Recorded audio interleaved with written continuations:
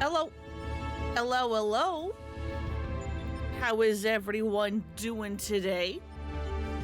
I hope y'all are good. We are back with more Omega raids. Hopefully this time I don't have a stroke in the middle of stream and just become completely unable to read aloud anymore. Because I don't know what the hell that was that happened last time. That was scary. Anyway, we are in the final tier of the Omega raids. We did the first fight where we had to go fight Chaos, because of course we did. And then Omega was like, hey, congratulations, you've exceeded my expectations. I still don't understand how the hell you do anything you do. I know you said that you would have to fight me next. No, you're not. You're fighting Midgardsormr in his prime, from my memories. Good luck. And Sid was like, hey, we need a break first. Time out, please. And now he's invisible. Don't worry about it. Don't worry about anything.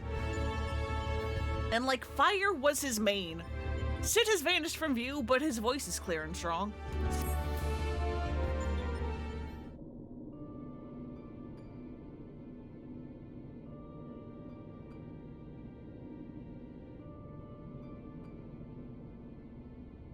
My apologies. 'Twas not my intention to undermine the gravity of the situation with this, diversion. I noticed the kettle was boiled and thought some tea would soothe my nerves. I poured myself a cup and was halfway through drinking it before I realized that my hand, not to mention the rest of me, had turned invisible. I understand the situation is unsettling, but I assure you I can still work unimpeded. Now, we had best discuss how to approach,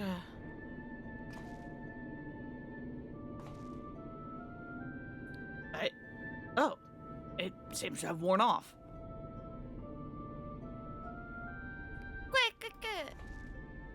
Now, you're not to blame. I did ask you to fill the kettle after all.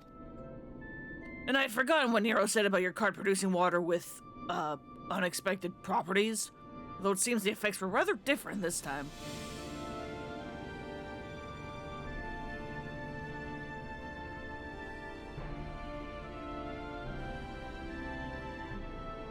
In any case, it was pleasant to have a distraction from our greater woes, however brief. We'll set the rest of the water aside for now and decide what to do with it later. Right, Fernlona, we need to talk about your forthcoming contest with Midgardsormr.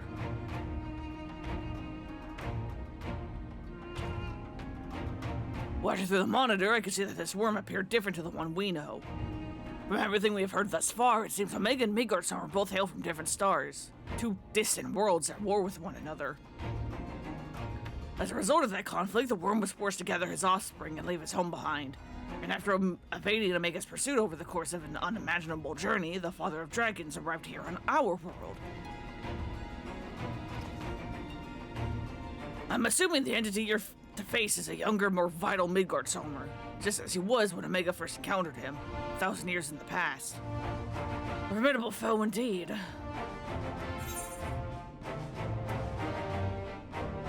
I fought him once at the Keeper of the Lake, but...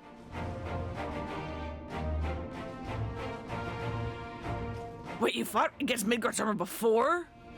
But, yes, I think I see your concern. It would be unwise to treat this as the same opponent, considering how different they may possibly be. And it certainly doesn't help matters that Omega's little surprise isn't registered as an official test subject. I can't even use the terminals to search the most basic information. With that in mind, Fernlona, I have a proposal. I wish to leave the completion of this supplemental stage entirely in your heroic hands.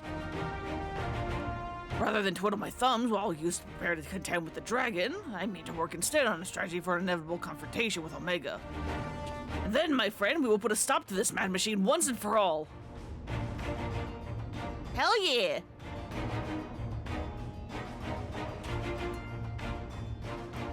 I'm glad we're in agreement. I'll ready my tools and while you ready yours. You've got a worm to slay. That we do.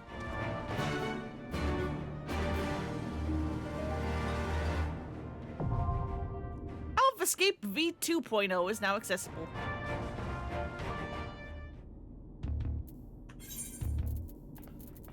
Where are we going?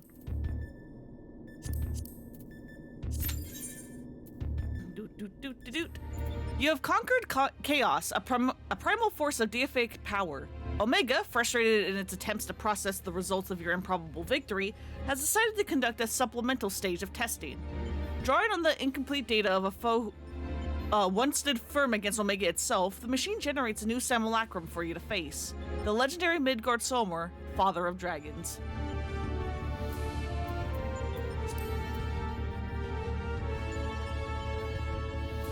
And we go fight it within the egg.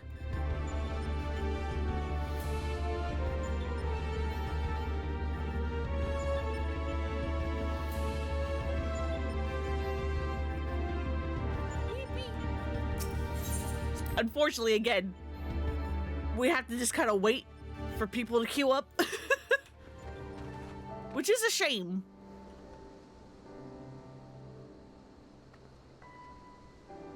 Yeah, there's even more of it coming out now. Goddamn Omega.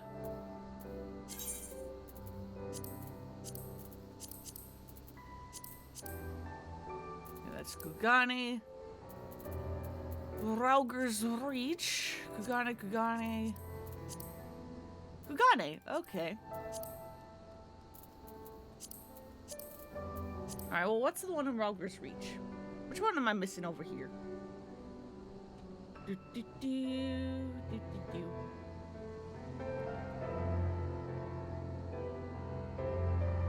47. Oh, good, it's a jump puzzle. Yippee.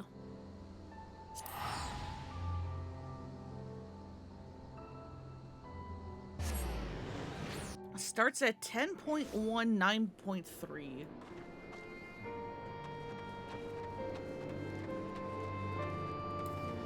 So where the hell is that?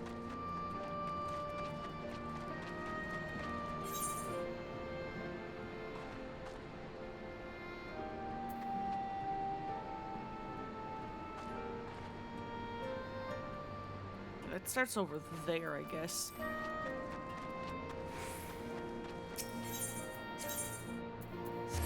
Like up this way? It's gonna be fun because I don't even know what jump puzzle I'm missing.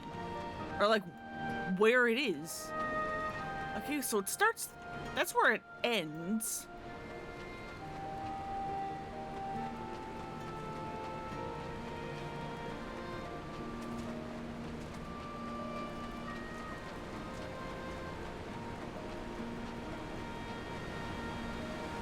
Aha! On the backside of this thing. Oh god. Oh no.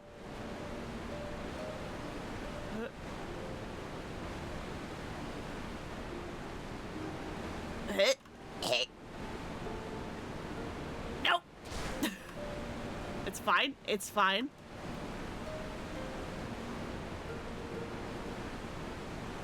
No. Nope, we're fine. It's okay.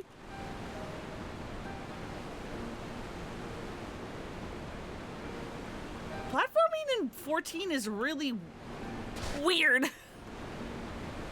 Cause like it's like weirdly stiff, but it's also like kind of consistent, and it kind of just works. Mostly. Mostly.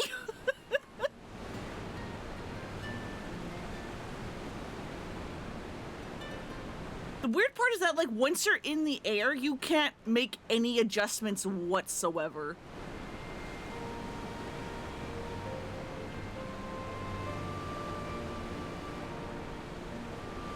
Okay. Okay.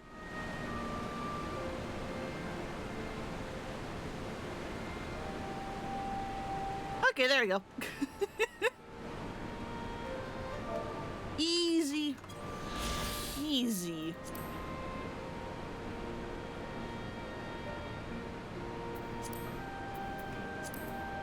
Alright, so I believe all that means the ones I am missing are all in Kugane.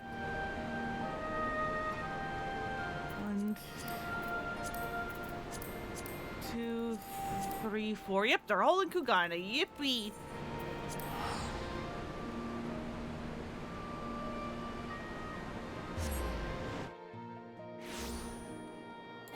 Okay, who am I missing? What am I missing?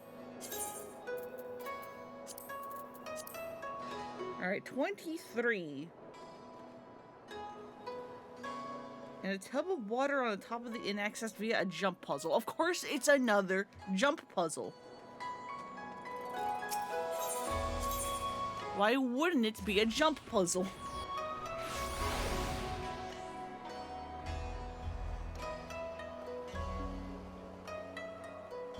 Yeah, you need to get up there, I presume.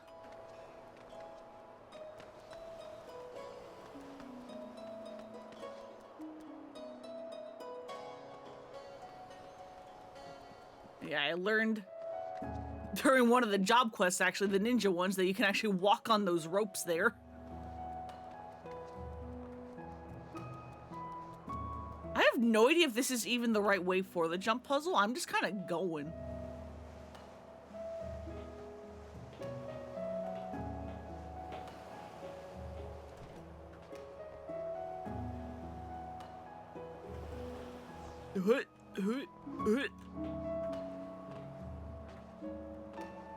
Come on. Come on, get up there. I know you can.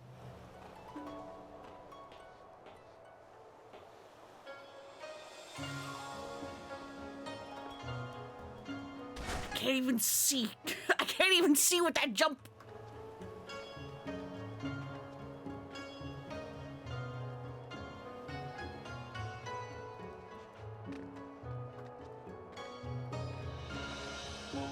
Again, at least it's mostly obvious how you get over here. Mostly indeed.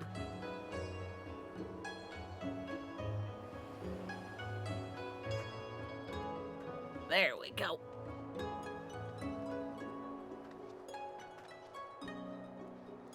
Oh, God. Wait. Nope. Nope. Too far. Hang on.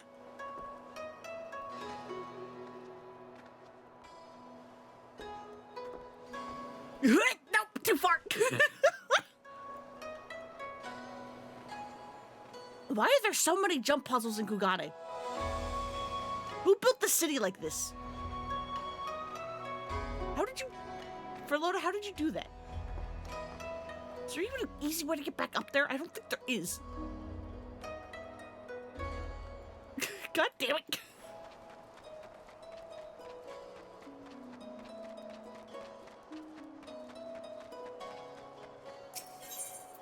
Send me back to the inn, please.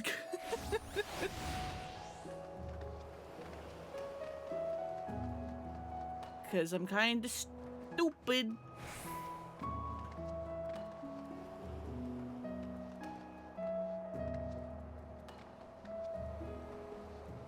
If you thought that Plain Celeste would make me better at platforming than anything, you'd be incredibly incorrect.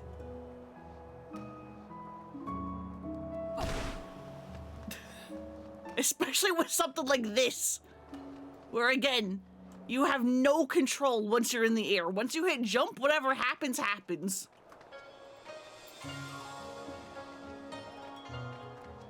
It sure is a something.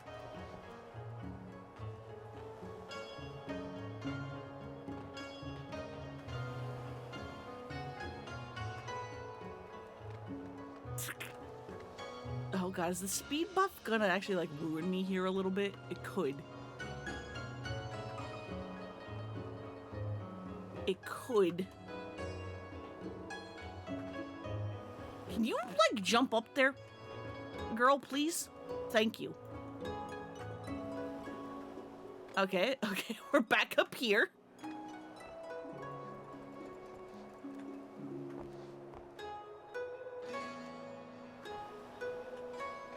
Kind of progress, kind of. Never mind. Duty calls.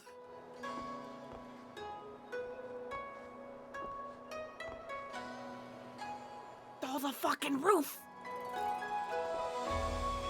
The fucking roof. How have I done this to myself?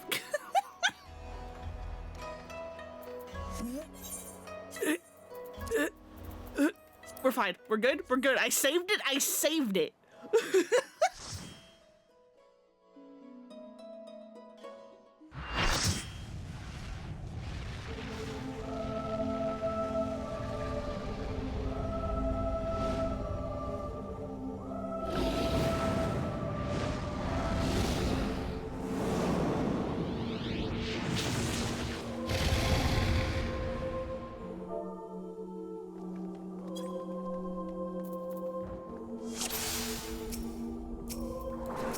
Let's go. I am Midgardsormr, father of dragons and paragon of worms.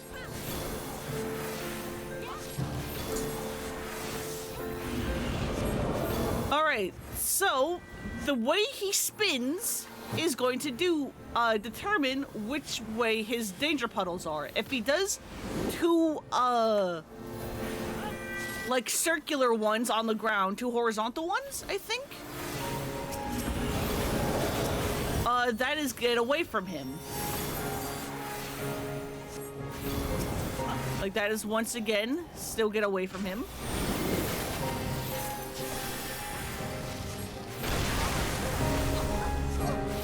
Ow!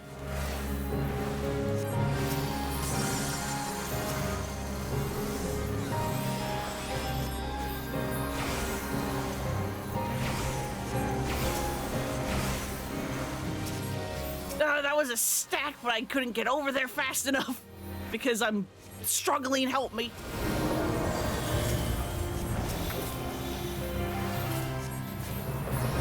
All right, this is get in.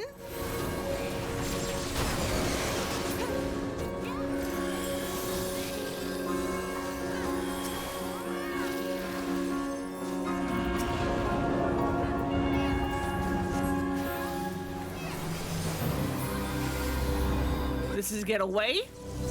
This is super get away.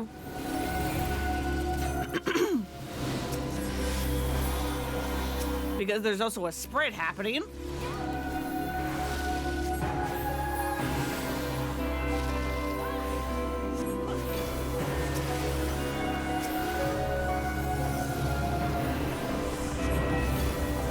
All right, when he starts with the horizontal flip, that means get to a corner. This dancer, I swear to God.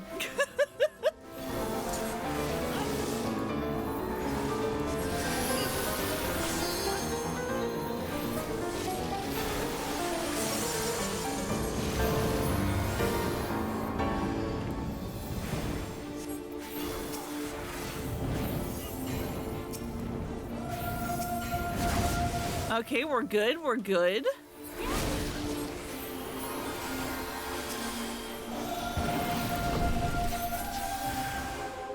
So these fireballs are going to explode into a bunch of flares. Oh, I didn't see Midgardsormr, that's my bad. That is 100% my bad. Anyway, a giant dragon is going to show up tied to a bunch of keys. We have to kill the keys.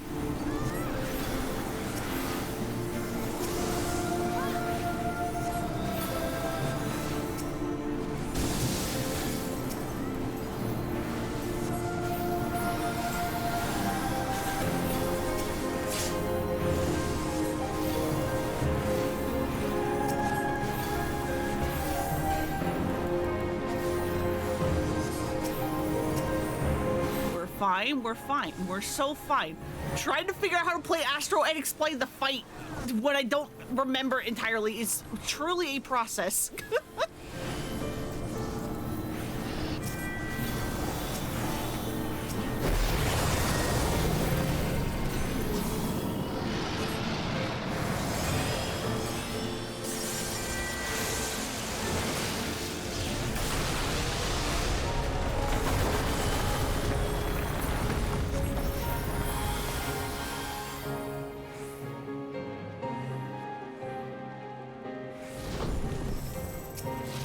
All right, anyway.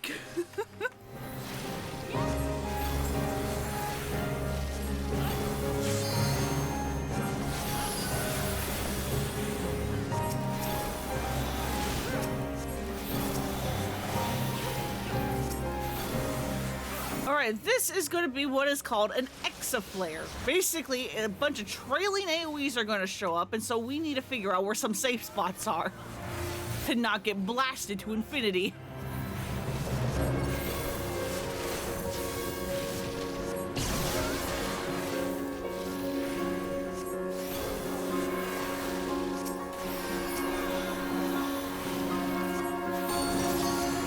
Northern Cross, I think, means he's going to make the floor ice. Alright, this is going to be either in or out.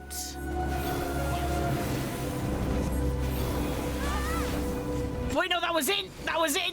I'm stupid, don't mind me. Everyone got that wrong except for the second tank.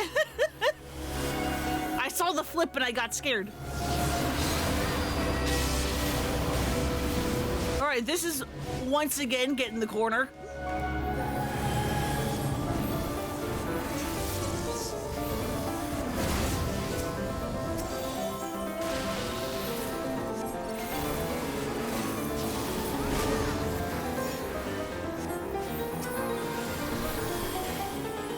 Alright, this is once again the traveling flares, but we also don't want to be on the side that Midgard Sommer is on, because otherwise that hurty.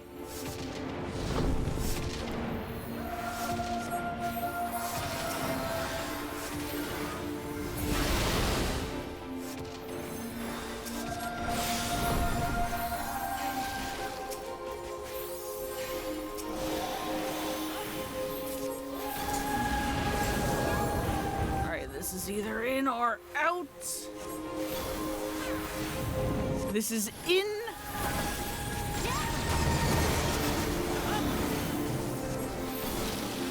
All right, yeah. The people marked are going to get big. Oh God.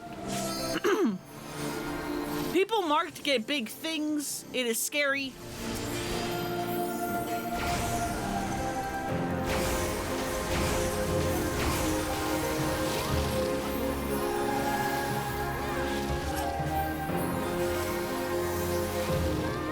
I am surprised I actually managed to heal that solo.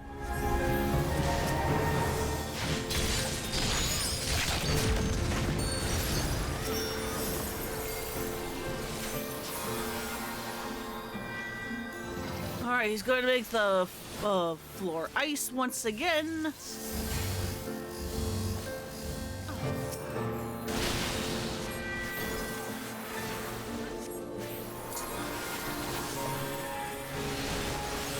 Simultaneously being the one fixing everything, but also the one causing all of the problems. Anyway, that's the fight. Oh, why didn't the picture show up? I pressed the button. Oh, well.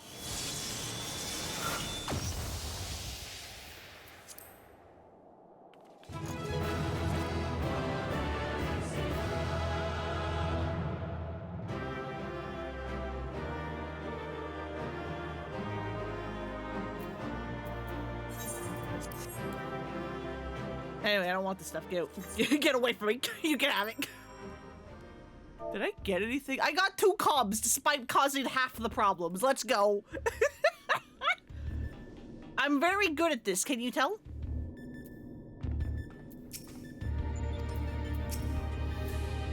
Another stunning victory for Lona. I felt the breath catch in my throat on more than one occasion. Yet, even as I watched the battle rage, I was struck by an idle thought. Did you notice the resemblance between Midgard Sommer and Shinryu? Unlike most primal, Shinryu's form had no basis in any system of belief.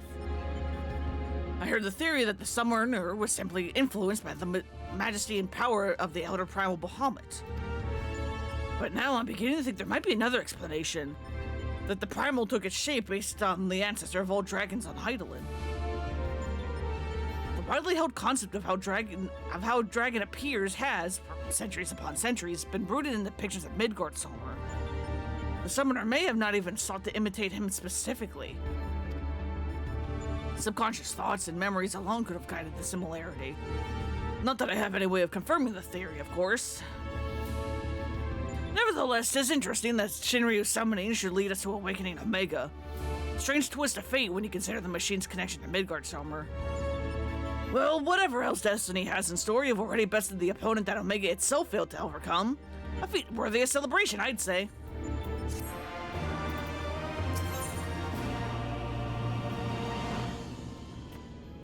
In the end, there is Omega. Sid is waiting for Omega to make its next move.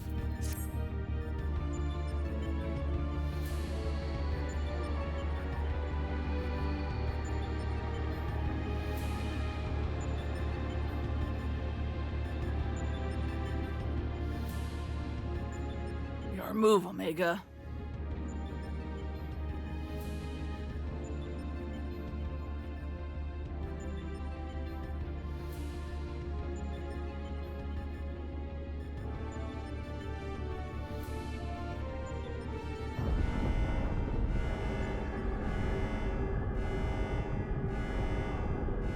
Omega?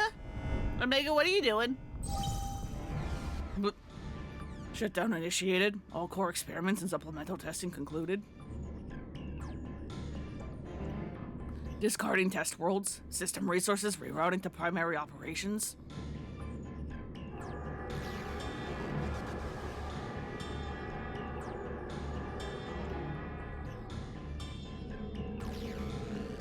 Uh-oh. When a digital world turns red, you know that's bad. No, the egg!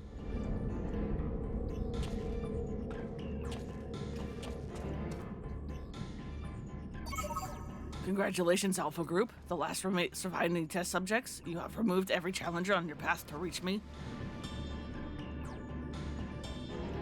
I, too, am eager to meet you in battle. The margin of error I observe between my simulations and your practical performance against Midgard Stormer necessitates direct and immediate analysis.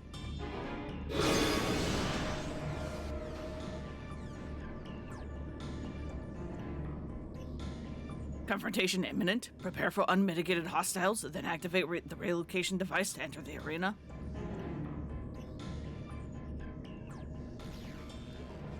This is it, then.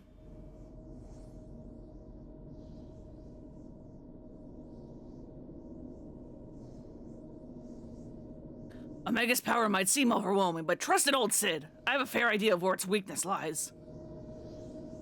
And I have been working on something to exploit that vulnerability. I just need a little bit more time to prepare. I trust you, Sid.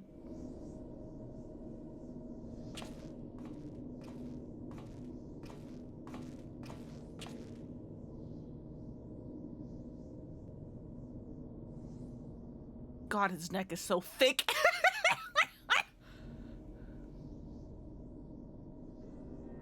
Inverse problem Nero has, where his head is too big for his neck.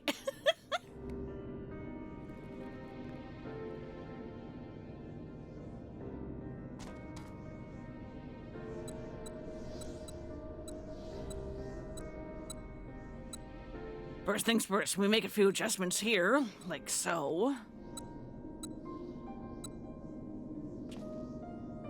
Alpha, do you have any of those tricks and tools left over? I want us to have as many options available as possible, so let's lay our cards on the table, as it were.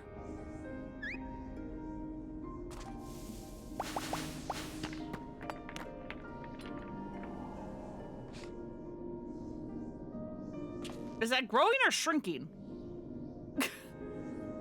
Or is it summoning like a JoJo stand? What do we have here? Some sort of gem, a couple of stones.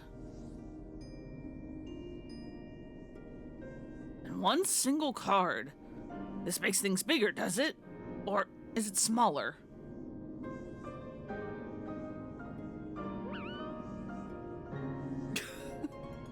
Right, it was foolish of me to even ask.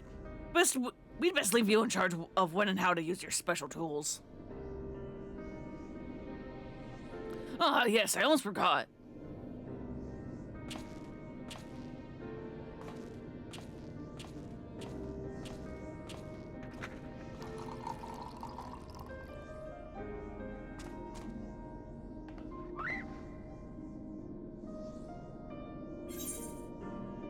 Should you find a wilderness? You can always claw things if you ran out of tricks. Don't worry, we'll win this, I promise. Verlona be the supporting mentor.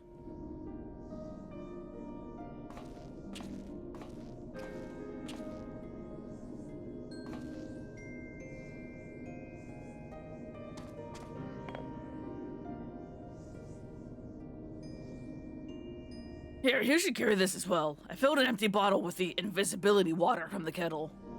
It might just prove useful in the right situation.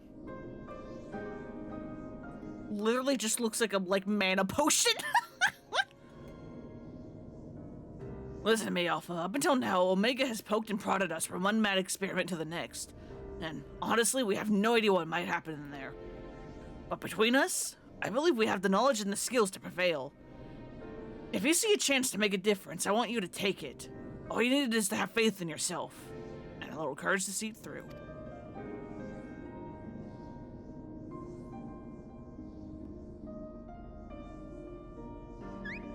Yeah! Baby believes!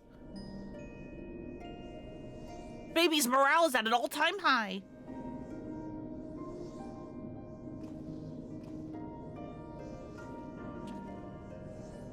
Right, Jesse should have had that device put together by now. Let's head outside, shall we?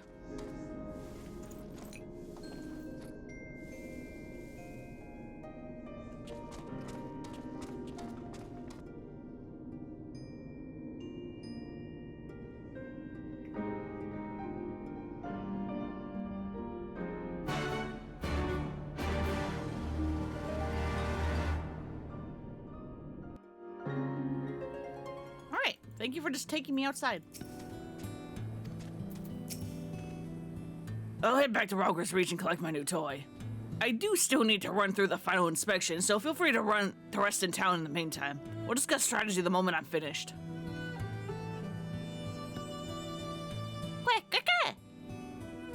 Alpha seems concerned for Sid's well-being. You have a feeling he wants you to follow him. Well, if you say so.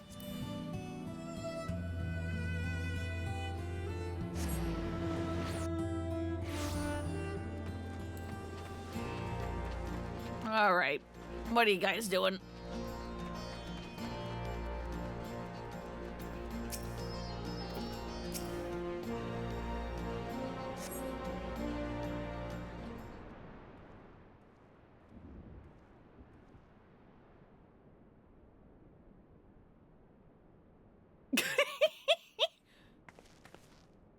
At least Alpha's trying to hide. Verlona's just fucking standing there.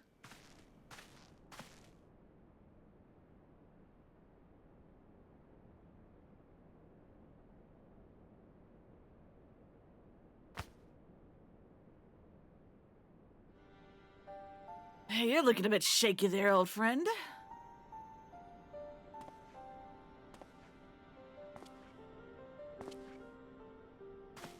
Nero, they let you out of bed, did they?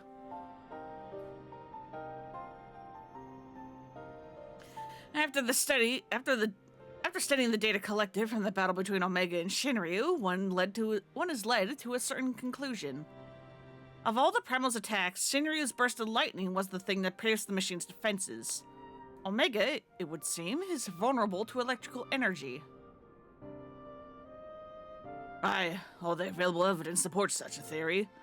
'Tis likely an intrinsic weakness that even Omega itself cannot fully compensate for. Yet be that as it may, I imagine can still shrug off most shocks generated by ordinary means. We'll need to hit it with a truly gargantuan blast of energy.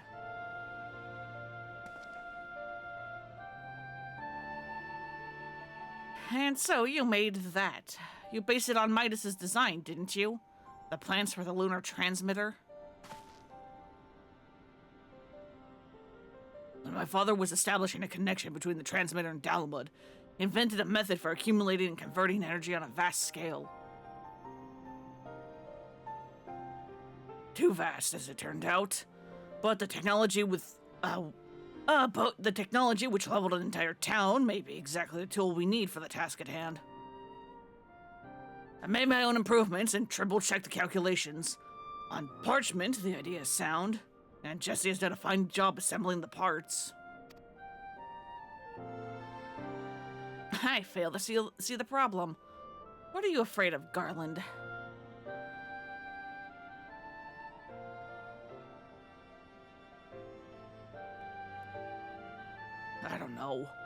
The device should give us the edge we need. Just... Whenever I look at it, I'm taken back to those dark days after the incident. I remember bodies melted by the Syrian heat. I remember the bereaved and feel the weight of their silent accusations. I remember the Empire's remorseless response. When we turned outwards in search of answers, but the inventions we created to ensure our future were used to instead destroy lives, to wage war. And that's why I fled. I came to Eorzea and swore to only employ technology for benevolent ends. But not as ever so straightforward. Every connection I have forged with the people of this realm reminds me of that fact. Often the act of living itself is a never-ending struggle against a world determined to oppose you.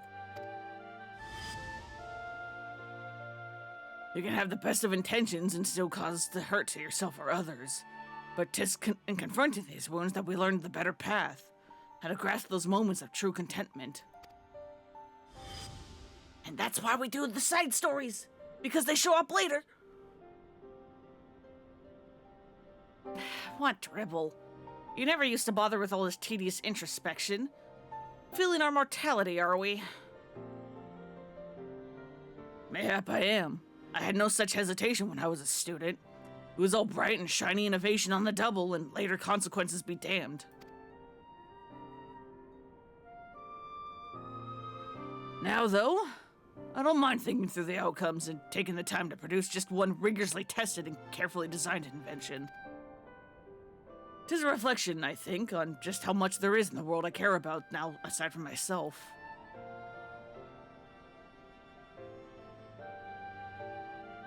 I don't understand you at all.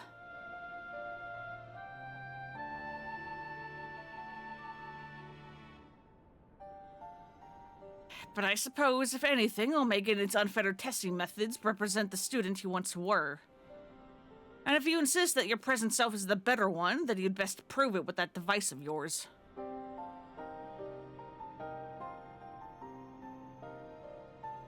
I suppose I must.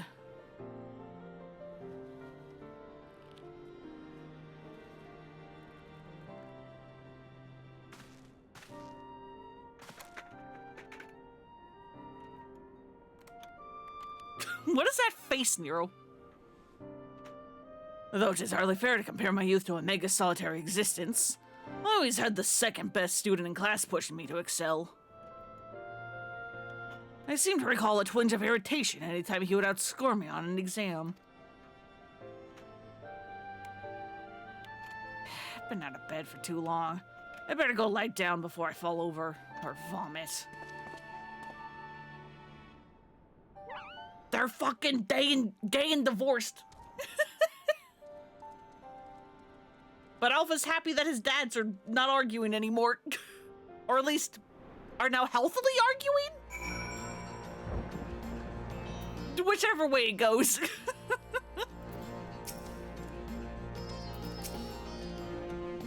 First Alpha, now you. Come to check my progress, have you? Well, I'm happy to report that everything is set and ready to go. Once you're finished with restocking and repairing or whatever it is your adventurers do, then we can head back to the Rift and confirm our strategy. And then back we go. Actually, wait, hang on. Jesse, do you have anything to say? The Chief seems to be on top of things. All that's left now is to bring your combined talents against Omega. I have complete confidence in you, Furlana. Hell yeah.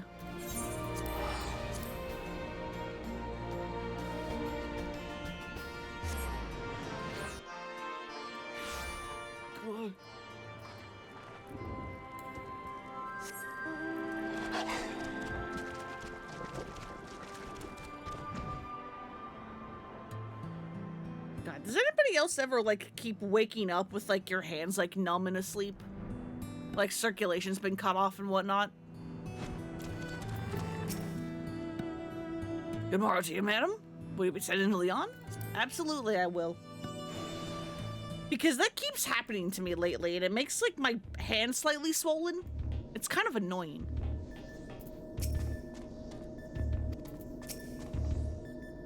Apologies for the delay, but I think you'll agree.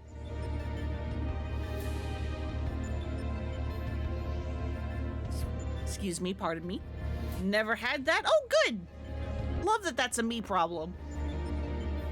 Apologies for the delay, but I think you'll agree that Ironworks' latest invention was worth the wait.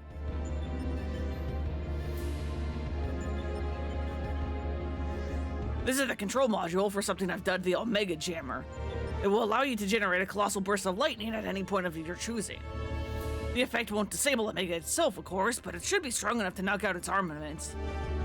I'll remain here and operate the main body of the device. I want to do everything in my power as an engineer to ensure that you emerge the victor.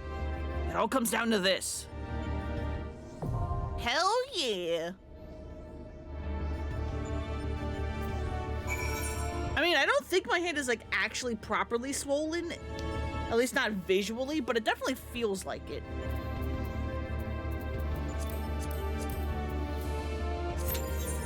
Alright. Your triumph over the recreated Midgardstormer has convinced Omega of your supremacy, and the Master of the Rift will now engage you directly in combat.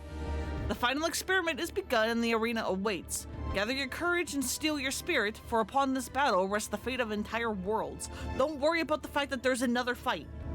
Don't worry about that.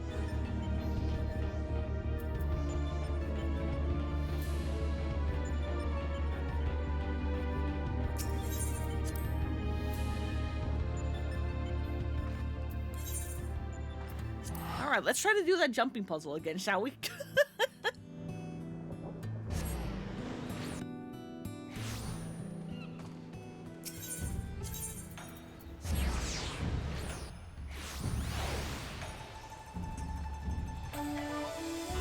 Maybe I'll have better luck now that it is, never fucking mind.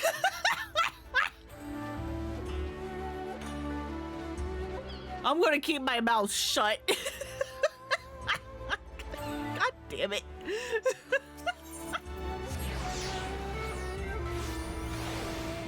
Oh, hello, sir. Didn't mean to pop in on you while you were changing. Maybe pick a spot that's not in the middle of a street?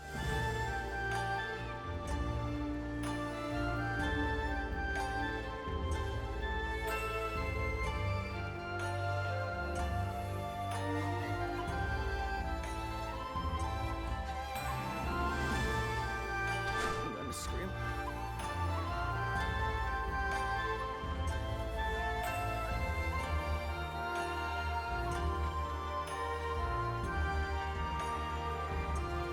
Why is this, like, one jump so difficult to make?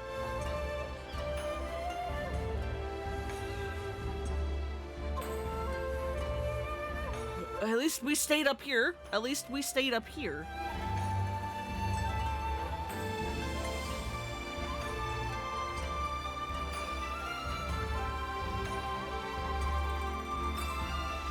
Okay, okay.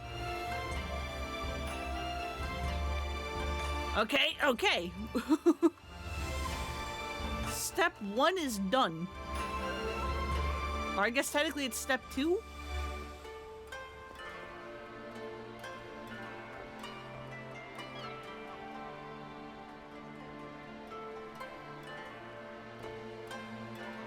Okay, we stay up here, that is fine.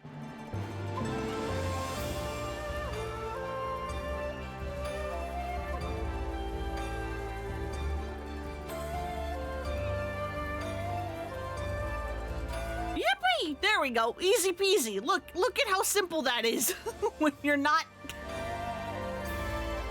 What emote do I need to do here? Yep, it's just sit.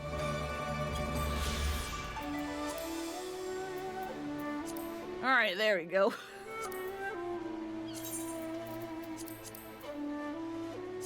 All right, which one is 24?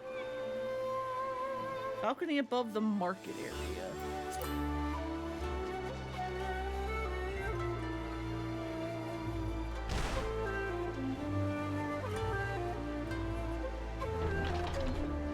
Balcony above the market area?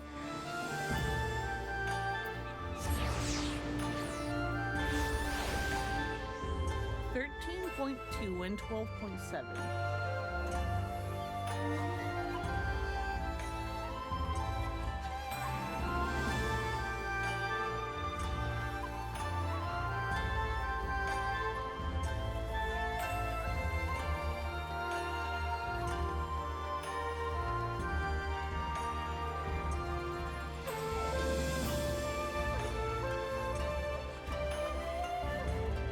Oh, there it is.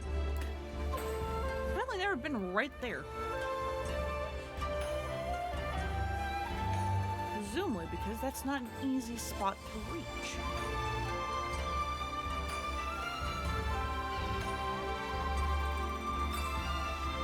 Man, how do you get right there?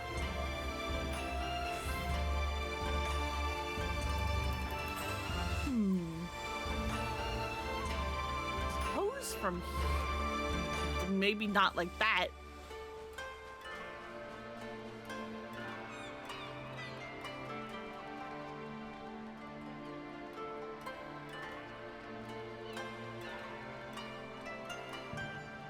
There we go. Are you a lookout? Yeah, you are. All right, good.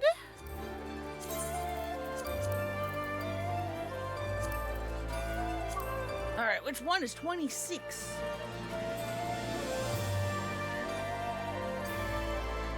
Okay, that's the big jump puzzle one. Never mind. What's 57? 53.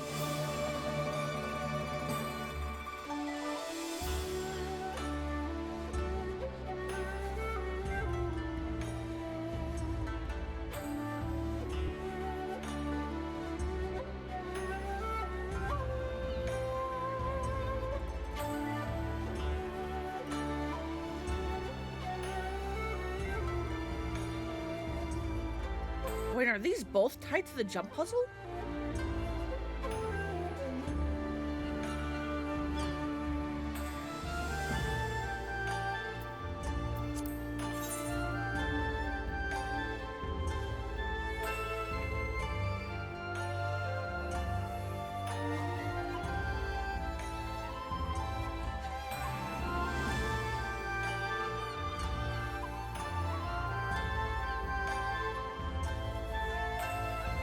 Oh my god, these are both tied to the jump puzzle. Okay, these are both tied to the big one.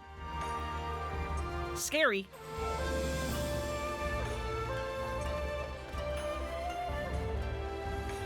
Yeah, apparently there's one at the top there, and then there's the one on the statue lamppost.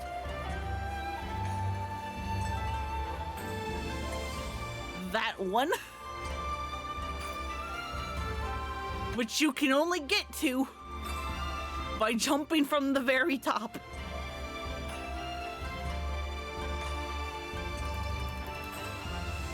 Which is kind of crazy.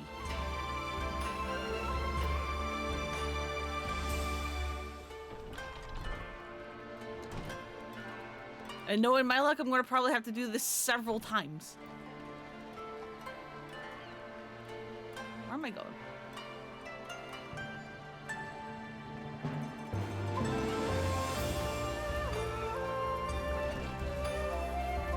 That's not the start. This is the start.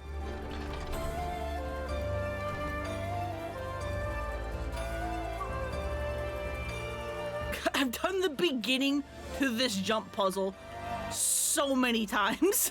I've just never finished it.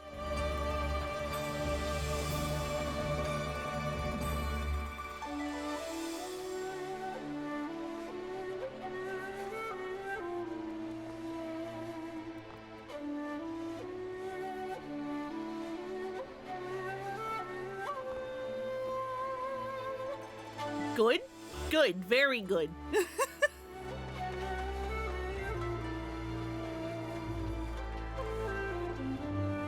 Can this spike cube pop so that I don't have to embarrass myself this much?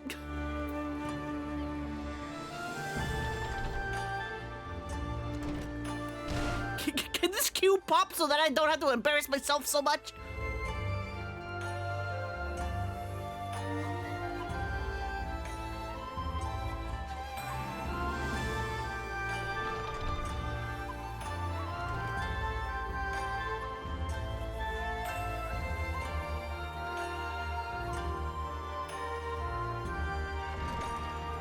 And then we go around.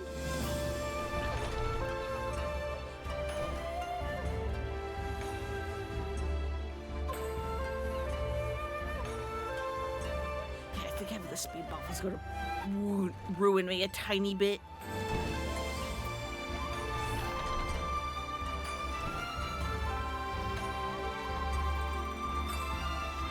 Never mind, I'm still not making this jump. It's the second jump. It's the second jump.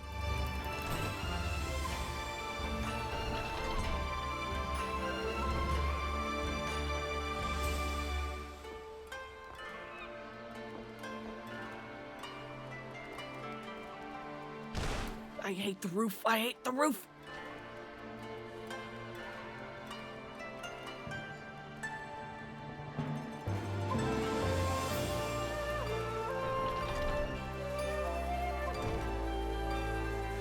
And then we get rid of the sprint so that it doesn't mess with my momentum.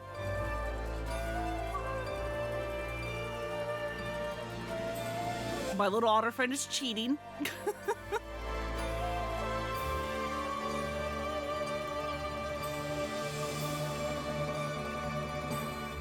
I guess school did start, so there's not going to be as many players, huh?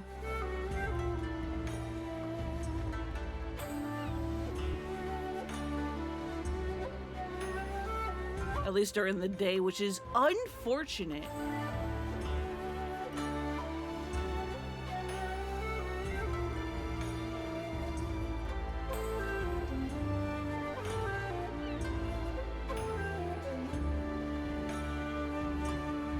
Will you get up there? Thank you.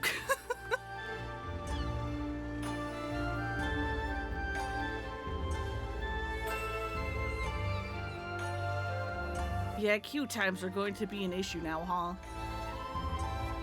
Even if I am trying to be, like, the most efficient class to do a thing.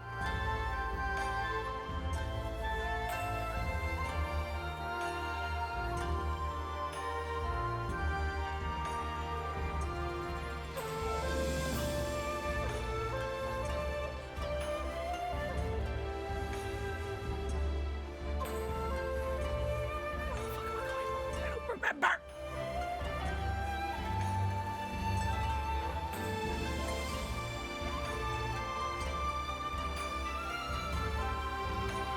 Oh wait, is that part not solid? Did I bypass that?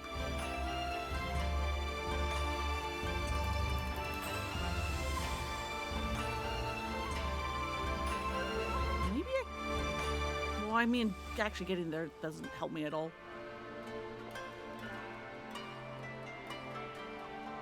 Love my little otter friend, like, teleporting ahead of me! Owie!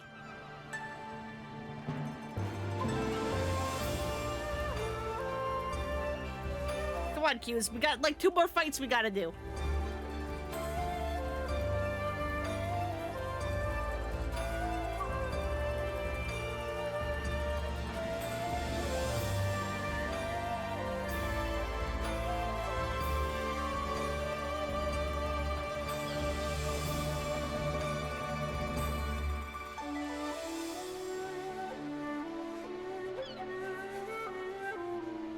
Oh boy. Can you solo Omega? What have I done? Can you solo this Omega fight? I generally do not remember.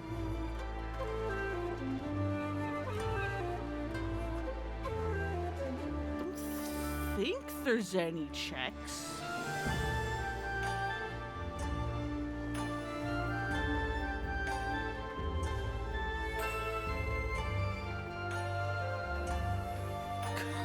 Don't know why I can't make that tiny jump. Or anything that mechanically requires 2 people.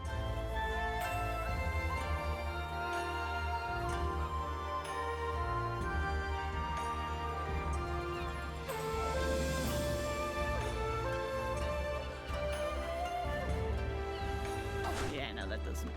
I can't save that from there.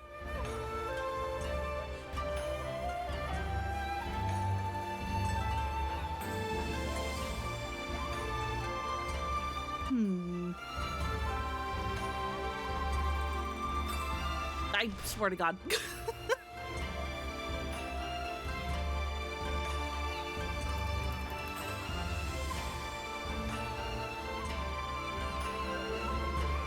Please.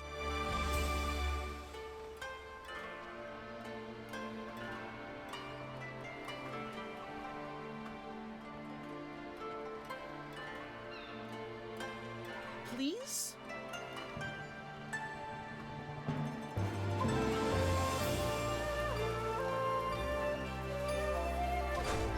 I hate this jump. I hate this jump. God, it started raining and for a split second, like Breath of the Wild brain like kicked in and I was just like, no! And then it's like, wait, no. Rain does nothing.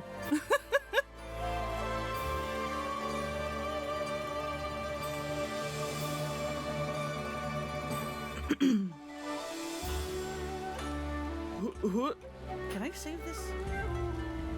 No, I cannot. Damn it.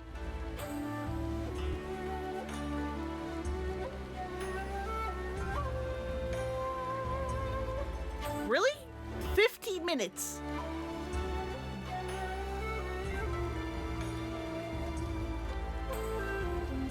Damn, summer vacation really is over, huh?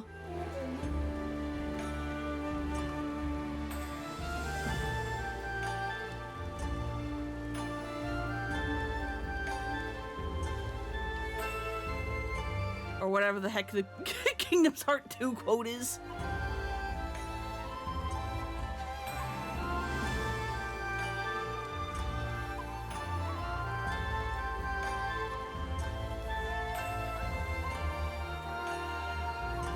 Why? Why? Why? Why is it that jump?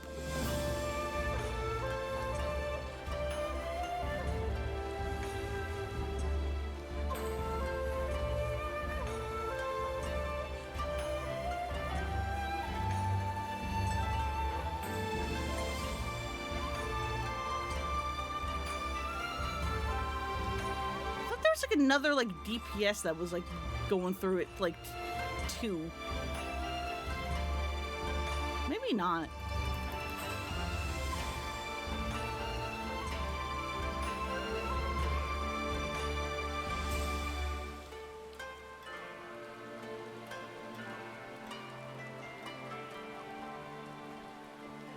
I am surprised that is recoverable.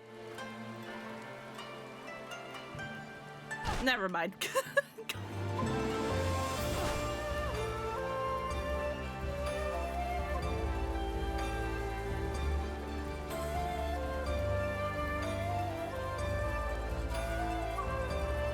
Okay, no, there is one damage check, I think, in Omega. Which may be a little difficult solo, at least if I'm still a healer. Can you, like, jump up here?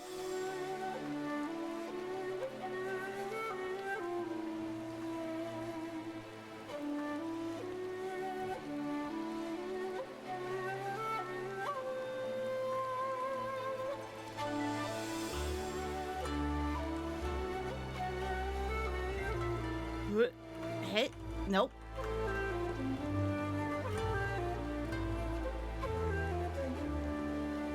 Maybe if I jump to the correct platform, this would be easier.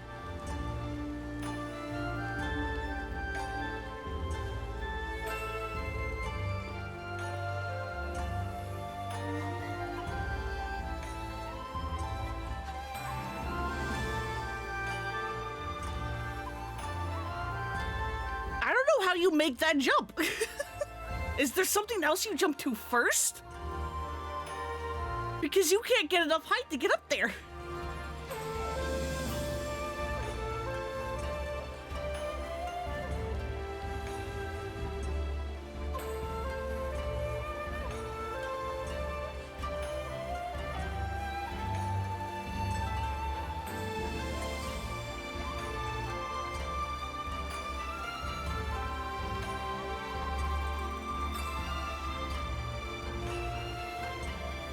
I will give it until 20 minutes and then I'm going to try to solo Omega.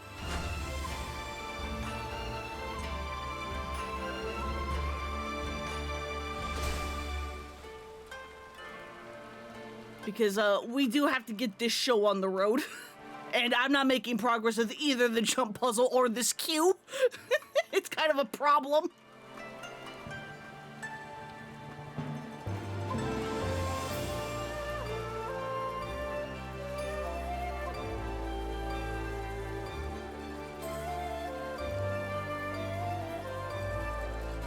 I hate this fucking jump puzzle so much. I hate it so much.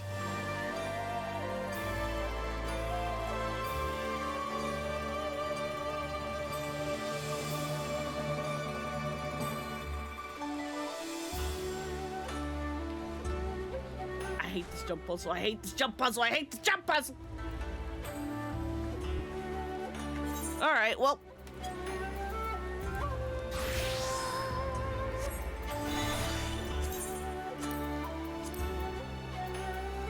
All right, what are we doing, V3? All right, can we solo Omega? Let's go. While also showing off the mechanics, that is the question.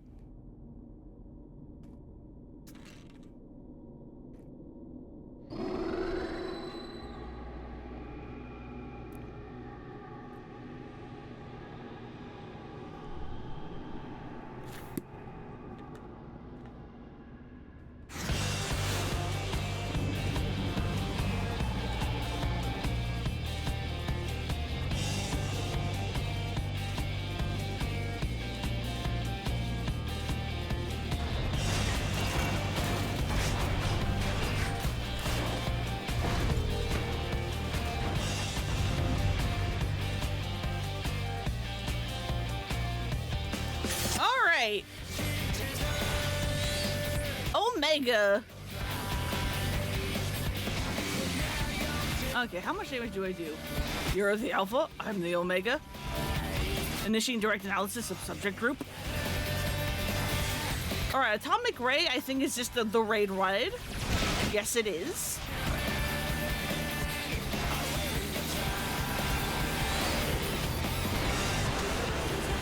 Mustard Bomb is another?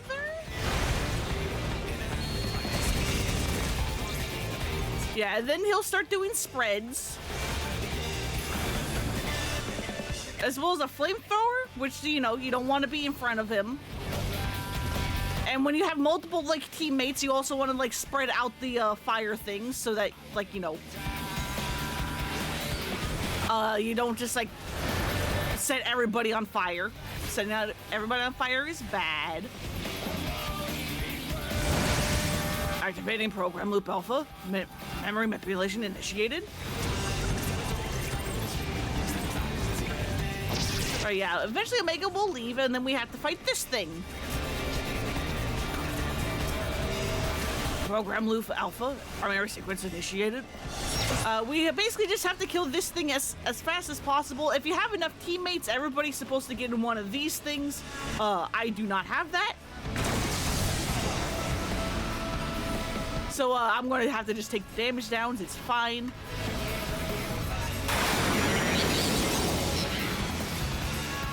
Critical error. Program loop alpha aborted. If you don't kill that thing fast enough, bad things happen. Target lock inhibitors disengaged. Firing delta cannon. And so basically you just need to spam the jammer. Which I don't know if I can do solo. We will see.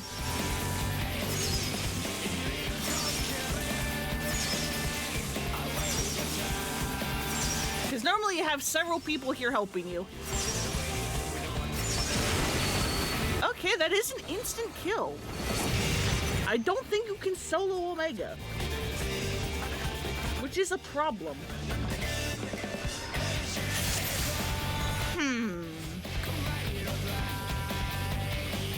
Yeah, that bypassed my health, which makes me think that's an instant kill.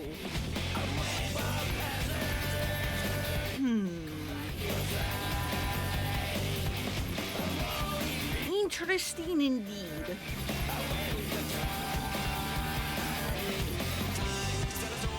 Can I call in cavalry? Hang on.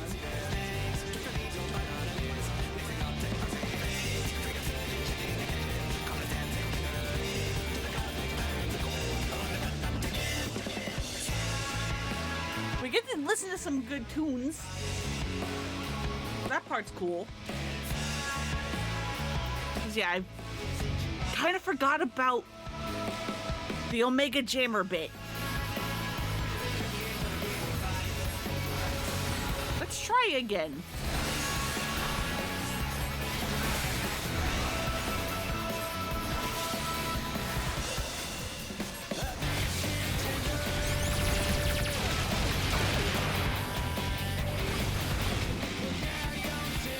Does my little, like, weird damage up also include the Omega Jammer? Hey, Starboard Wave Cannon, there we go. And then Larboard Raid Cannon. So yeah, that's Omega's, like, kind of bread and butter is Starboard and Larboard Wave Cannons.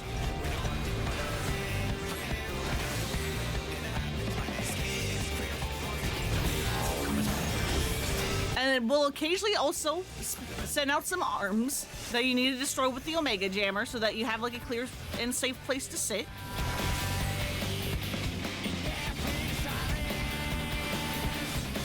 But yeah, Starboard, I believe, is right, and Larboard, I believe, is left. And if you're like, what the fuck is Larboard? That's why Larboard got changed to, port? I think?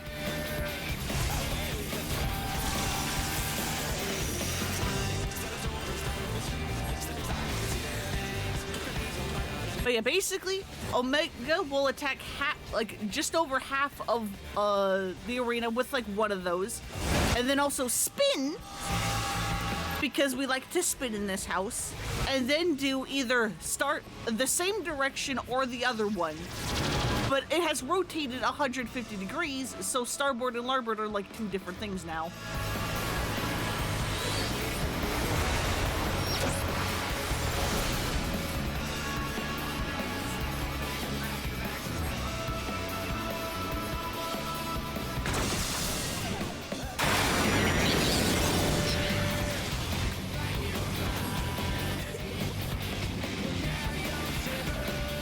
Alright, let's see. Does this work?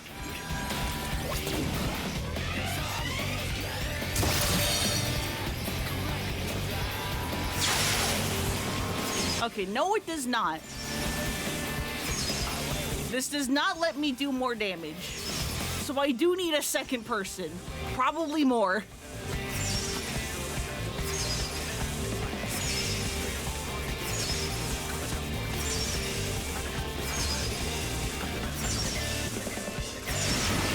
Because, yeah, I think we need a third person, actually.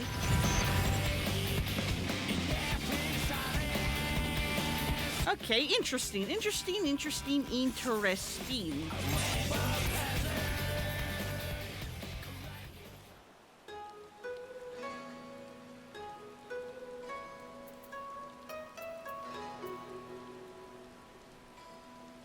Luckily, Omega's second phase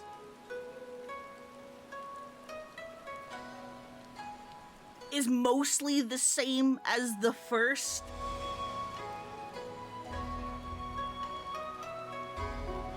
So, I'm going to have my sister come in as Cavalry, and we will see if we can kill, if that is enough to pass the check. And if it is not, we'll see if we can just, like, kill Omega ASAP.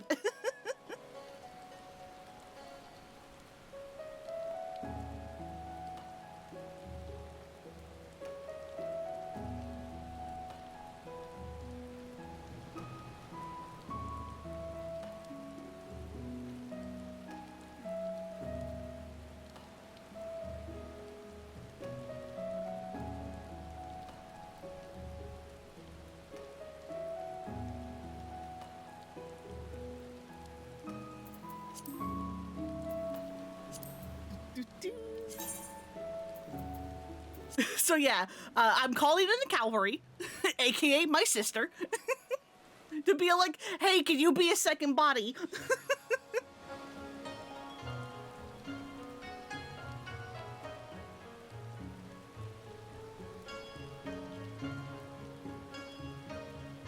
So that's what we're waiting for now. It's my sister to log on.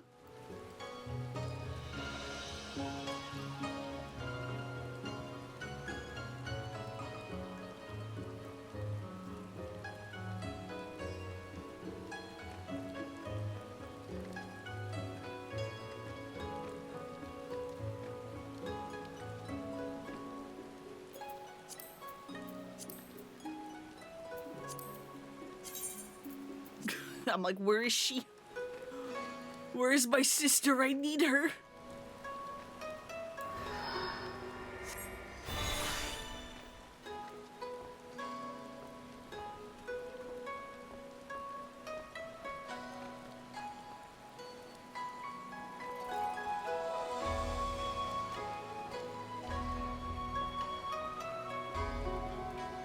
I hate. I hate this fucking chip puzzle.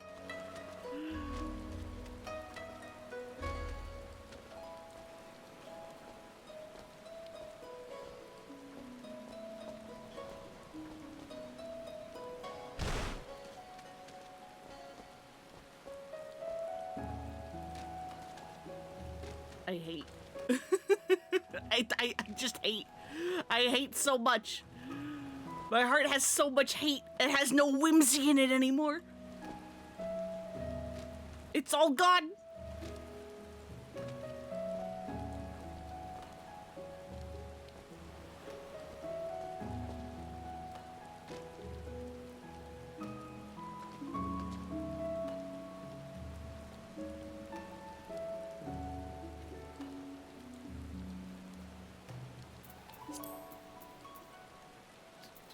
Please, are you here yet?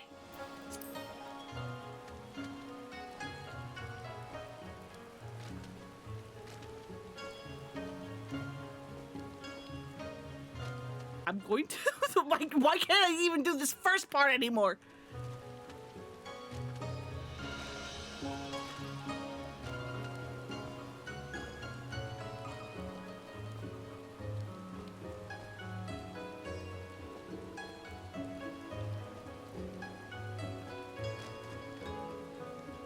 Holy shit, it's a miracle. I made that jump first try.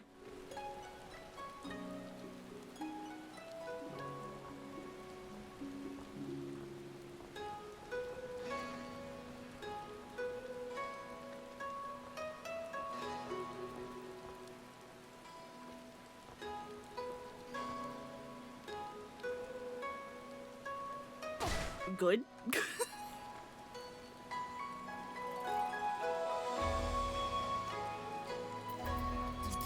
Are you online yet? There you are.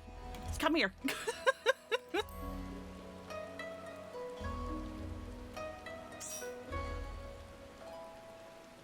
Okay, I'm gonna bring up the cat picture just in case.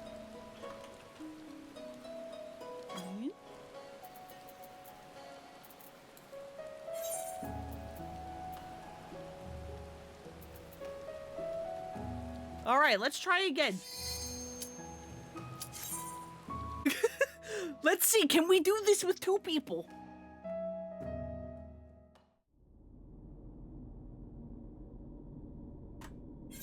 You know what? I'll skip this. We saw the intro. We saw the intro.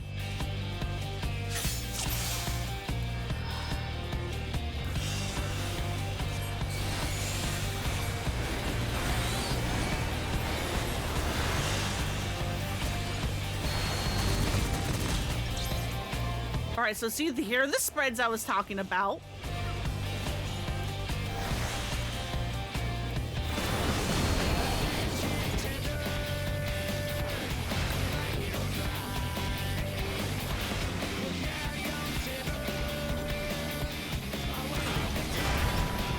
And then can we do the jammer part with 2 people?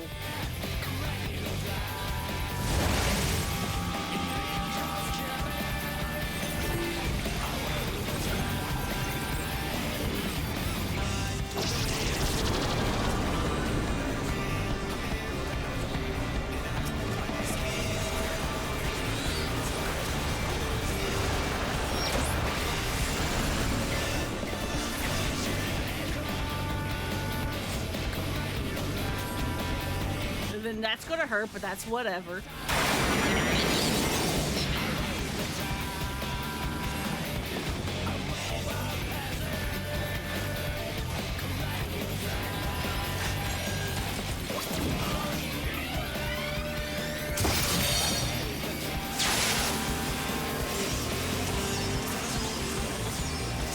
So let's see, is 2 people enough to do this? think it is. Although we're definitely getting closer. Because we actually see the second stage. But nope.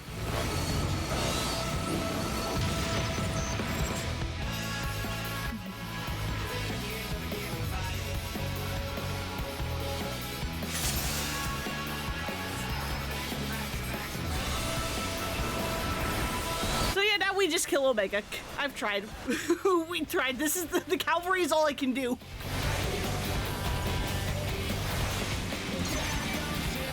All right, starboard is its right? Yeah. And now it's facing this way. And this is bad. That's fine.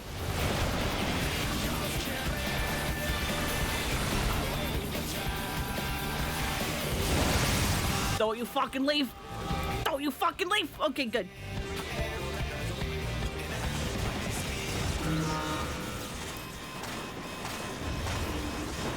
Anyway, that's Omega. There is supposed to be a proper second phase, but it basically just does the first phase, but with more mechanics and like more overlap. Don't worry about it. It spins a lot more.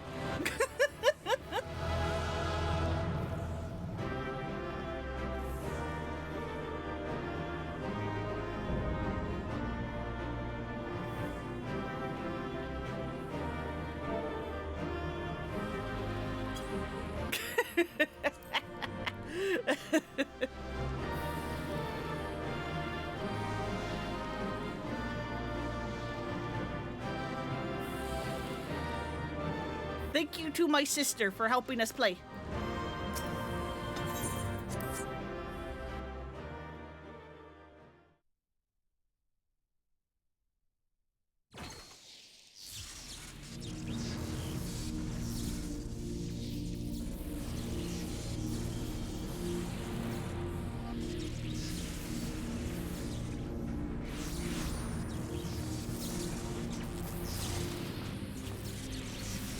Lona!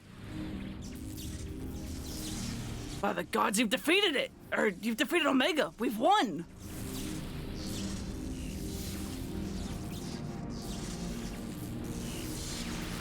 Analysis. Subjects displayed erratic levels of combat capability. Failure to exploit opportunities to inflict unavoidable damage. Noted tendency for isolated errors to compound and adversely affect performance. Conversely, subjects observed to launch attacks at sporadic intervals with unexpected force. Stated phenomenon increasingly prevalent once my structural integrity reached critical levels. Adrenaline-induced frenzy suspected. Furthermore, degree and manner of inconsistency varies from subject to subject. Unpredictability difficult to counter. I observed similar anomalies during my battle with Midgardsormr, but the phenomenon appears far more pronounced than weaker opponents.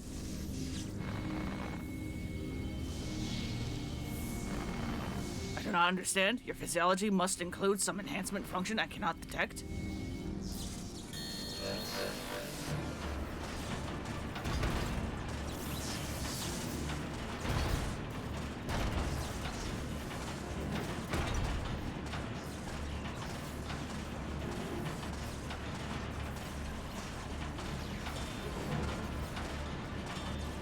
My programming demands I assimilate this capability.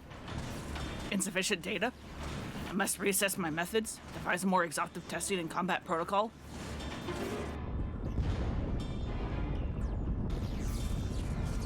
What in the rift?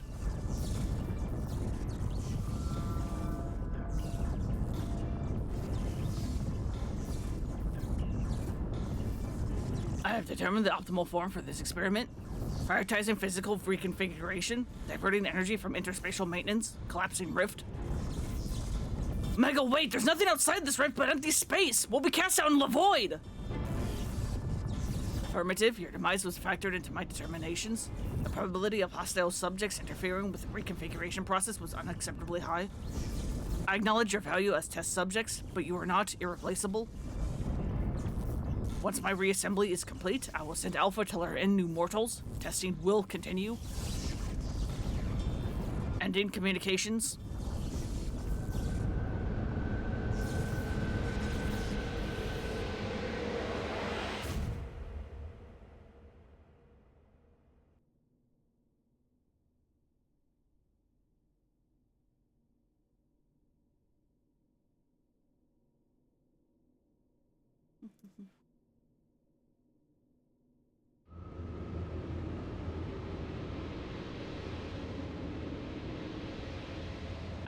Alpha's leaving! We're being run away! Run, Fernlona, run!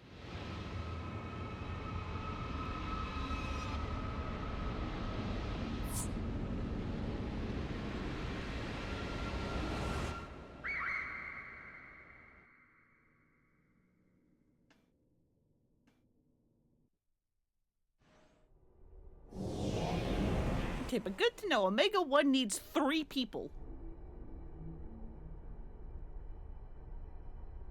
If you want to try to do the check.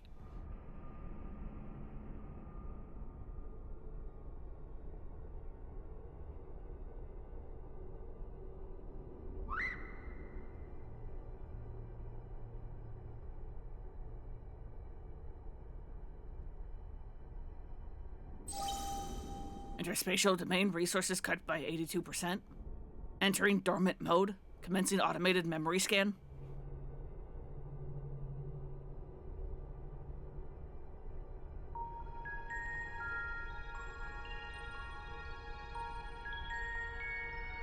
Data file. Target Midgard Sommer. Departure from planetary atmosphere confirmed. Presence of 7 distinct life forms detected in close vicinity of target. Irrelevant. Sir, indicates no change to existing directive. Commencing pursuit.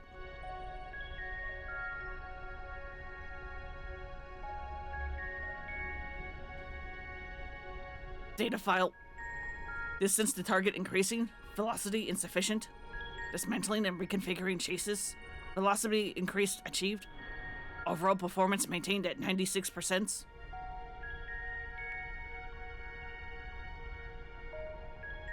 Data file. Asteroid belt cleared. Repairing damage and continuing pursuit. Performance at 72% and falling.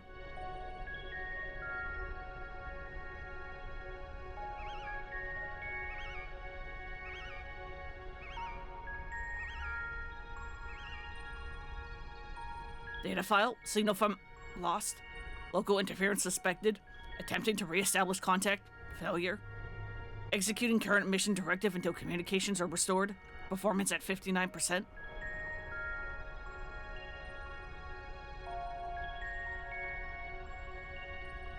Data file. Struck by electromagnetic pulse while navigating quadrant. Partial systems failure. Homing coordinates lost. Assessment. I'm an evolving weapon construct. Acquire adaptations through combat. Repeat until capabilities enable rediscovery of return route. Mission directive unchanged.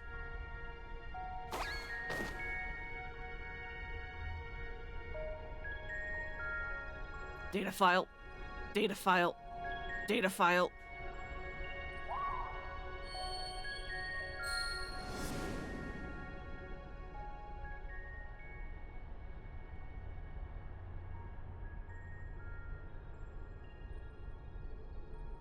Alpha, an abject failure.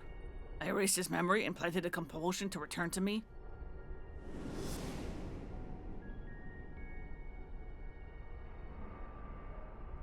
Come on, Alpha.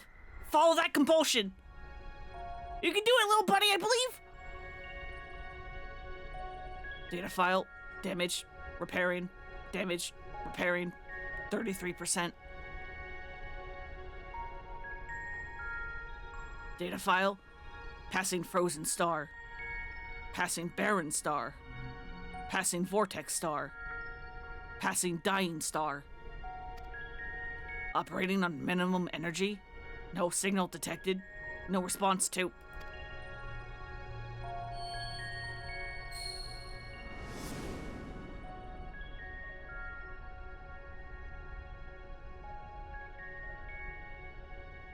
All you need is faith in yourself, and a little courage to see it through.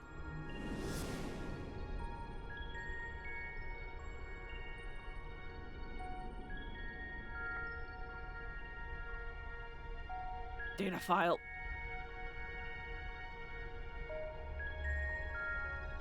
Target lost. Last known coordinates recorded on planet.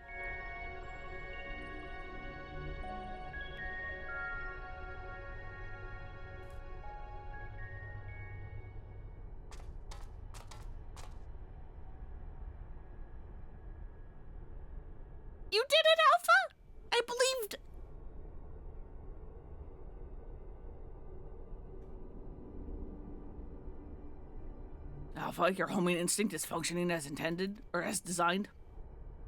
Evidence suggests that your fellow Alpha group subject members perished when the rip contracted. Unavoidable, but there is a multitude of their kind. The next experiment will go forward as planned.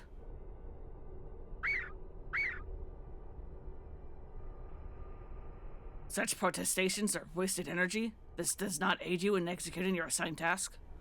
Just as I pursue my directives, so must you fulfill your role. Our purpose justifies our existence.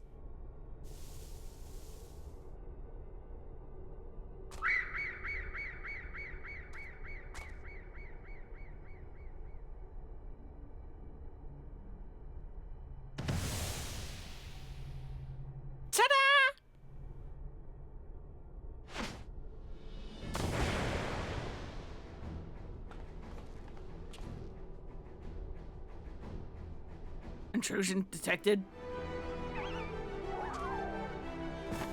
Thank you, Alpha, for that very long run. Or thanks, Alpha. That was some marathon.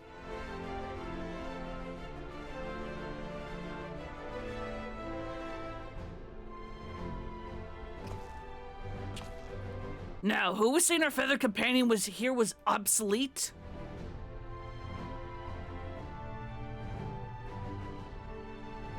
He put his tools to work even as the rip began to collapse, shrink us down and turn us invisible.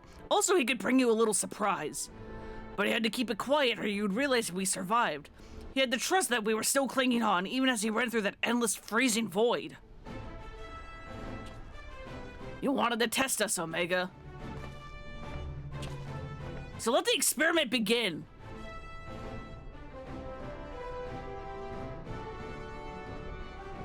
Illogical. Alpha has no reason to take such action. How do you continue to defy my projections? Bleep. Error. Error. Error. Insufficient data.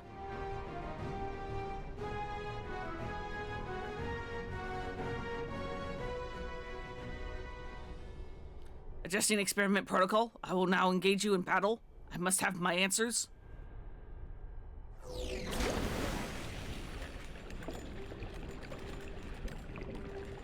Goo! Robot goo!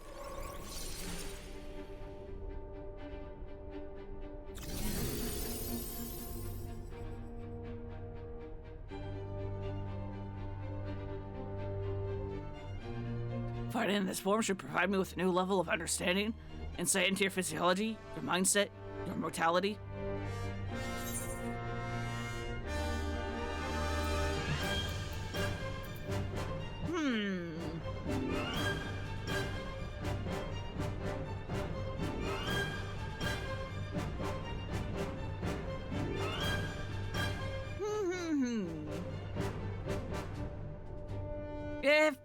Verlona probably wants to ask this, but she probably also knows that conflict is indeed the only way.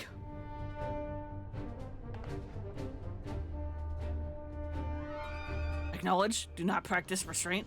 The more I learn from you, the stronger I will become. The closer the distant stars will grow.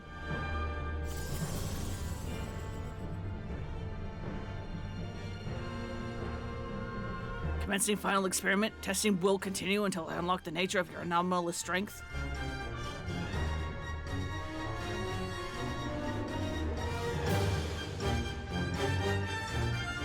Alright, is the queue for this going to be any better?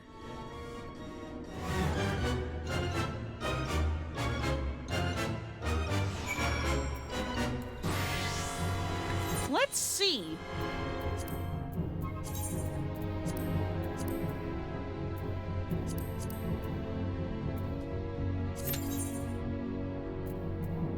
You say less than 5, but last time you said 5 minutes, it was over 20 and you still didn't pop. Omega rallies from defeat and reconfigures its form in a drastic effort to comprehend the incomprehensible. What manner of transformation has the machine undergone? It seems that only complete destruction will free Omega and Heidelin from its relentless drive to evolve. And there it is. Hey, bud.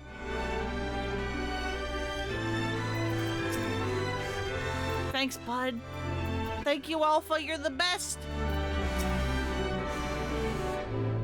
I should be fine with a little rest. I'll make sure he stays safe on the edge of the platform, so no holding back from Lona.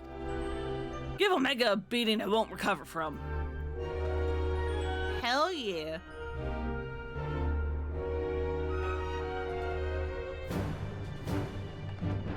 Scary. So yeah, I'm not gonna wait nearly as long for this queue. Especially because, again, we do need to get this show on the goddamn road. And I don't think this fight has any, like, scary checks like the jammer thing.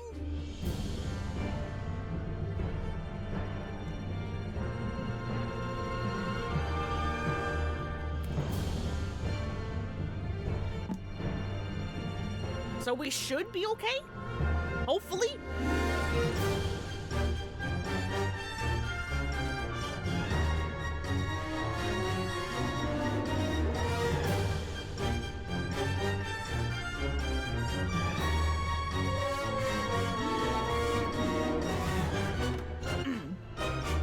But yeah, trying to figure out what to talk about is very difficult. I am not podcast material. Not in the slightest. You'd think being a streamer would help me, like, learn how to talk about things, but it really hasn't. Sometimes I don't think I'm good at this.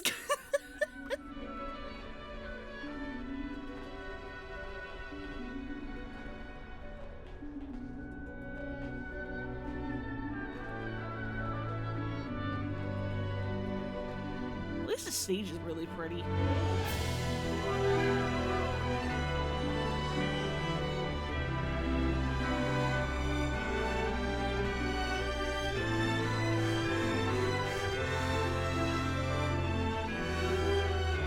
Also, this fucking shape has been ruined for me.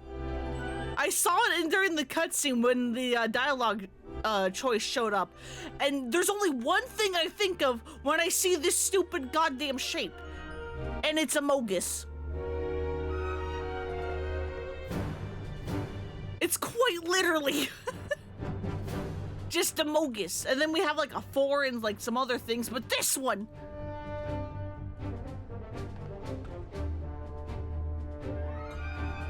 That's an Among Us. There's like no two ways about it. That's just what that shape is. And the best part is that it's completely unintentional. Because this raid series came out in like 2017? When the hell did this raid series come out? That's a good question.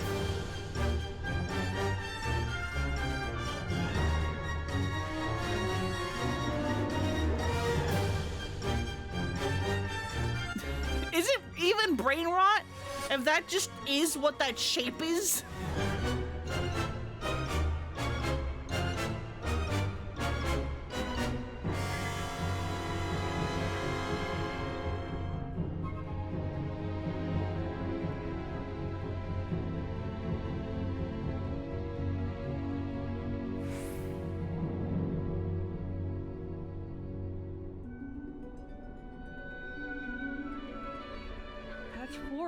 Okay, 2018. I don't think Among Us is that old. I don't think. Or if it was, it definitely wasn't popular yet.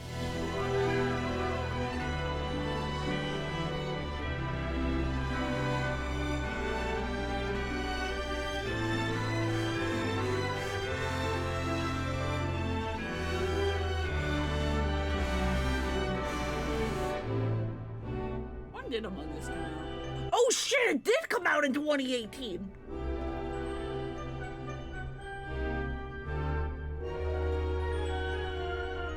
In June even, it actually predates. Oh shit. It does work out. What the fuck? I mean, yeah, it didn't get popular till 2020, but still.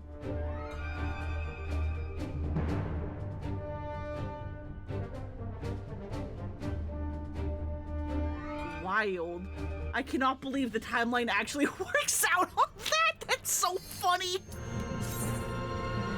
Hey, and the queue actually popped this time. Thank fucking God.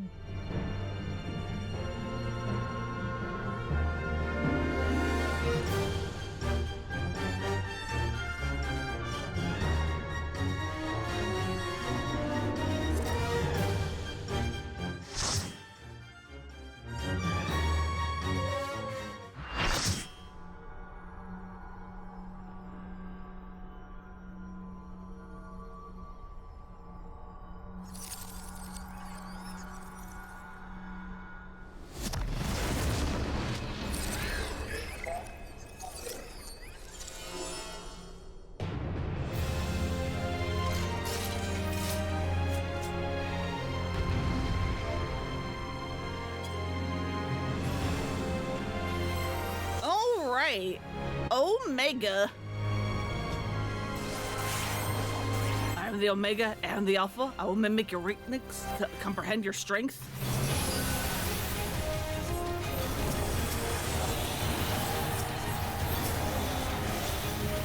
Alright, Solar Ray, I believe, is the raid wide. Nope, it's the Tank Buster. Never mind. Don't mind me. Recalculating threat level. A bunch of danger puddles are going to show up. Avoid them. As well as a stack in another danger puddle. Reconfiguring gender, assessing influence of physical structure on combat effectiveness. So yeah, whenever Omega changes genders, because hell yeah, we got a trans robot in here. When it changes into female form, there will be a knockback. So you want to make sure you are close to it and far away from an edge.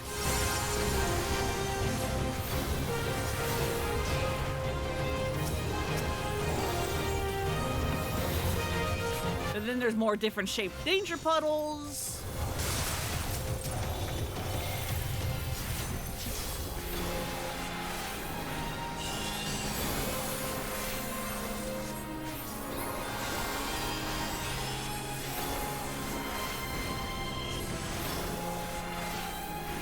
Generating additional weaponry, minimal variation in combat effectiveness projected.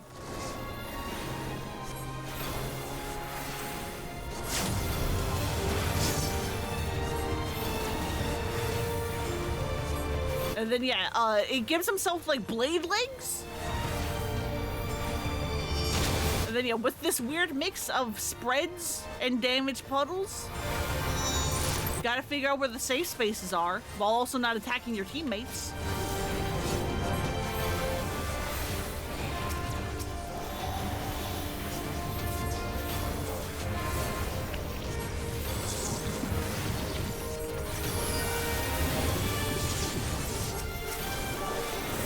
Alright, when it turns into a male, you want to get away from it because there'll be a giant damage puddle around it. Limits of single combatant capability reached. Progress the party combat analysis. So yeah, now there's going to be a fun thing where one person's going to get a spread and another person's going to get a stack as Omega splits itself. And so now we want to position yourself near the female one, but in a way that you don't get pushed into the male one.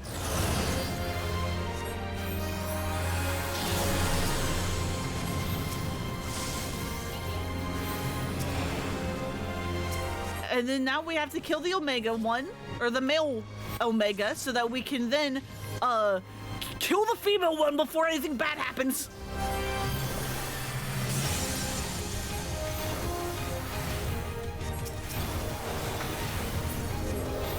Because that can kill. And then once again, they're going to split.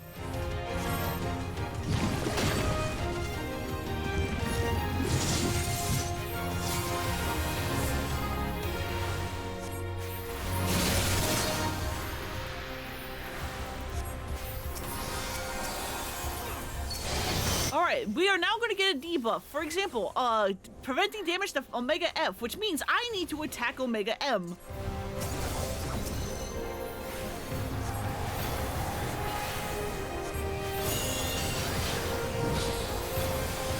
And this is going to kind of sort of be the gimmick for the rest of the fight, is that we can only attack one of them until they are both down.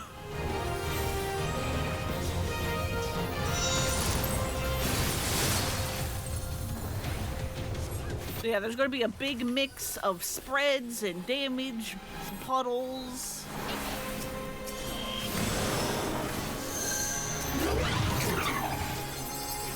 Activating optical unit.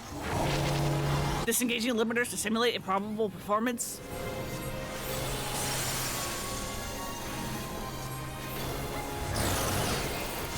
Evaluating the necessity of vocalization component. Tremble before my Cosmo memory. And hey, for anybody who's played Final Fantasy VII, doesn't that phrase sound familiar?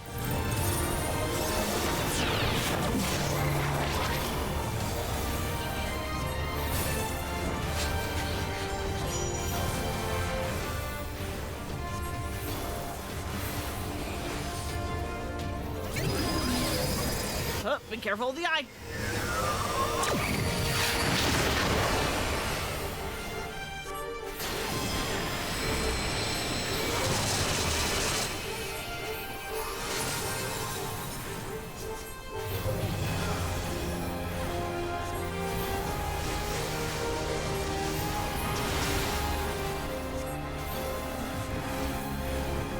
Yeah, another important thing when Omega has split itself is that you want the two halves to be far away from each other. If they're too close, they will buff each other, which is real bad. Why are you attacking the female one? Don't do that.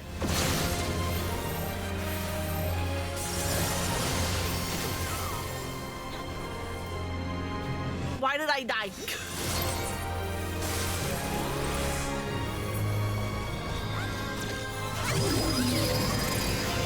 Reproducing vocalization, Cosmo memory.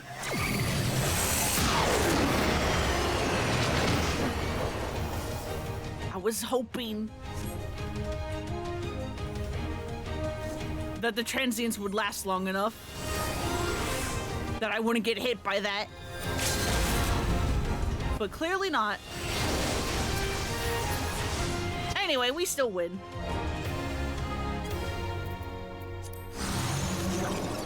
And that's the Omega Raids.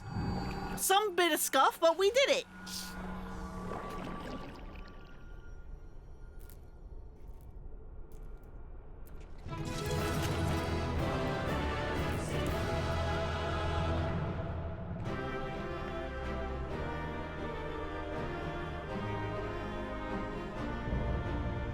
Interdimensional rift complete.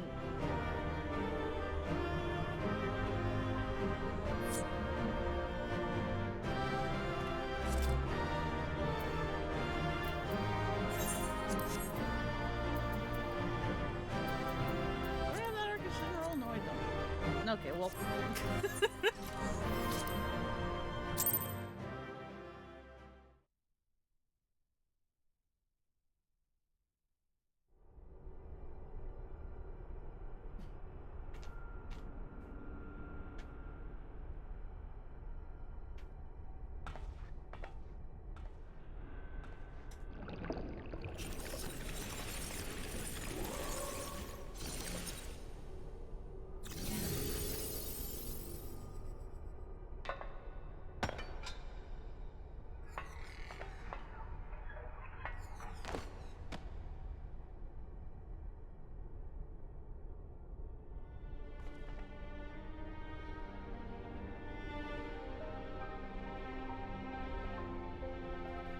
Failure. Defeated.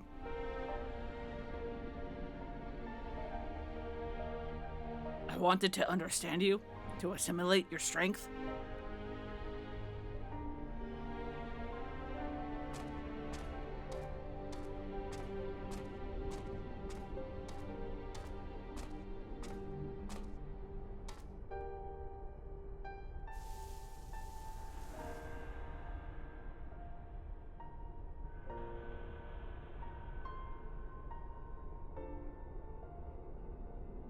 Alpha, your gesture serves no logical purpose.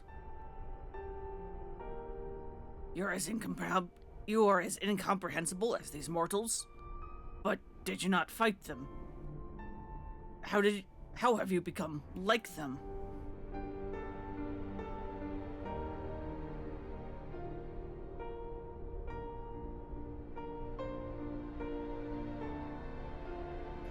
Omega, the anomaly you see in us, the answer you search for. It is our heart, our spirit, the intangible strength of one's soul. It's not a quantity that can be measured or acquired through any amount of analytical combat. Instead of fighting against us, you might have learned more by standing with us, just as Alpha did.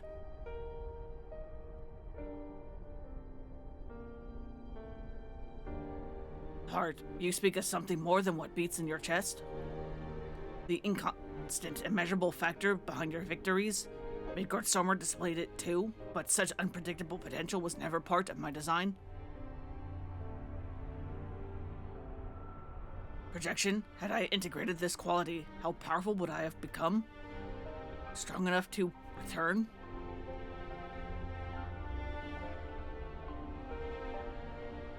Nay, Omega, I'm afraid it doesn't work like that. 'Twas a long, lonely path you traveled to arrive here.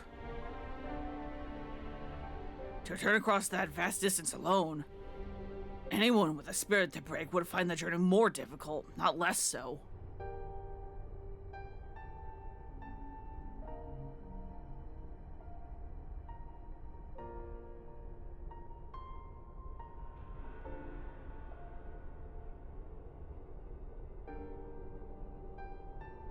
I see.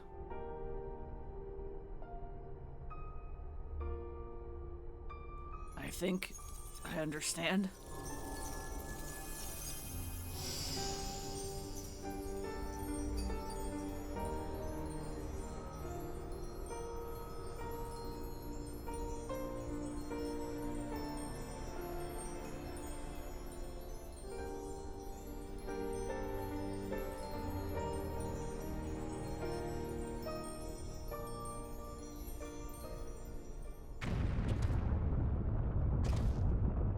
The rift, it's destabilizing. Gods, take me for a fool. I hadn't planned past defeating Omega.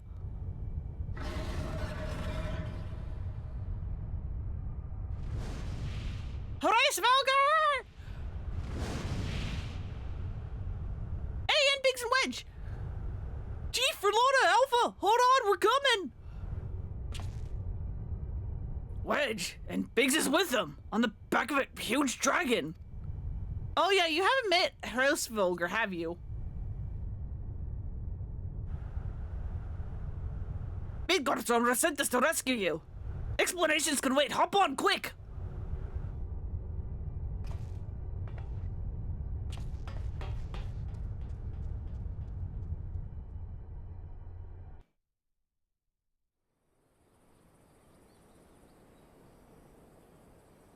And all the goop is gone. Look at that.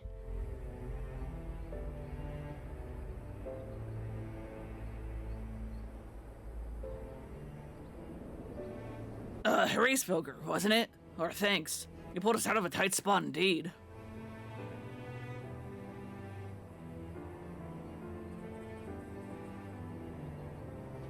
Spare me thy pleasantries, mortal.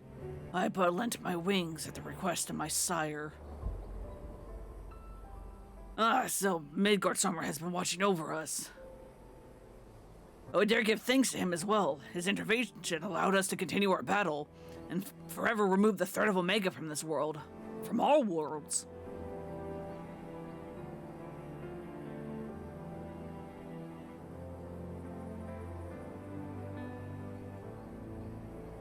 In all the long centuries of mine existence, this marketh the first occasion my father has asked of me a boon. A gift of gratitude, and mayhap of atonement, for those who would face the deadly foe he left behind. Will he remain in slumber? 'Tis likely, little one. But what is but a fleeting respite for my sire might last a lesser creature's last lifetime. But let not thy heart be troubled. Even in dream he doth keep his mind's eye upon the fate of the star. He is possessed of remarkable, devotion, mayhap is the closest word in the tongue of man. His love is as boundless as the sea is stars, across which he carried his unhatched brood. It did sustain him even in the arduous journey, exhausted in the fire in his mane. And when he at last arrived upon Heidelin, a sanctuary for his children, did he form with this land an irreplaceable bond.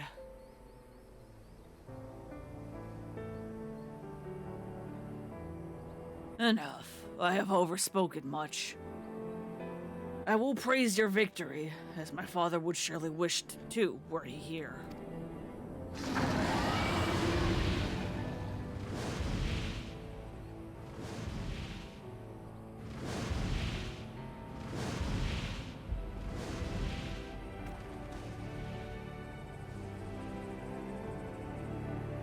Thanks, bud.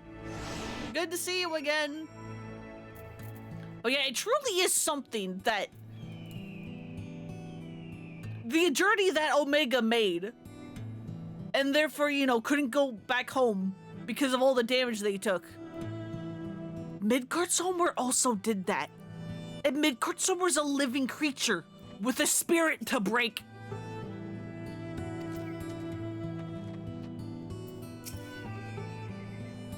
That guts open up again, but I'm glad we reached you in time. Did you see the yawn? It's just a big hole again. Yep, the goop is gone. Well, like it had been rescued by a giant worm to the list of things I didn't expect to happen today. It was fortunate that Hraesvelgr agreed to come for us. We had to defeat Omega at any cost, of course, but I much prefer being alive to celebrate the deed.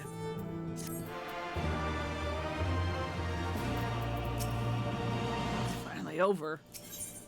To Que under distant skies, Biggs has a look of profound relief. I'm so glad we got you out of there. I don't know what we would have done if Hraesvelgr hadn't come along.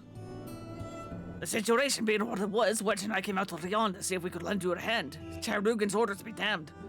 That's when we saw the aether bubbling like hot water in a pot.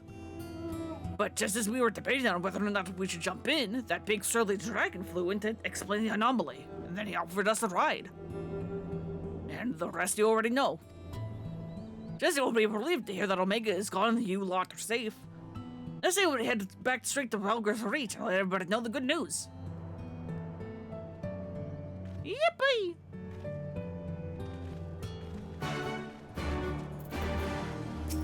You good there, Alpha? Alpha is staring quietly into a now empty yawn.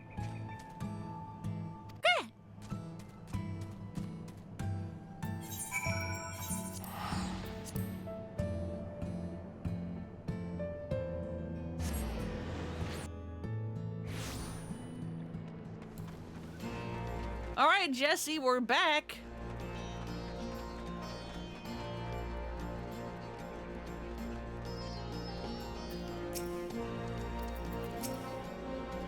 They say it's just a myth, but you've surely earned one this time from Lona. You know, a big fat company bonus. Am I even part of the company? Am I an honorary Ironworks member, finally? Poor Jesse, your nerves must be worn thin after all that. Goldon, you should be the one to tell her.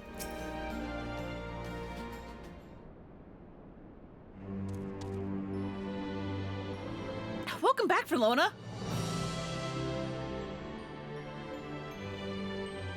I love this orchestral remix of the Chocobo theme. You truly are a force to be reckoned with. If there's ever another Omega, I'd wager it'll skip the experiments and go straight to generating a simulacrum of you. But please don't joke about that. Not that I'd want that to happen. And besides, I don't think anyone can truly mimic your unique strengths. You're a one-of-a-kind hero. So, does that mean we don't need to worry about Omega's monsters invading our world anymore?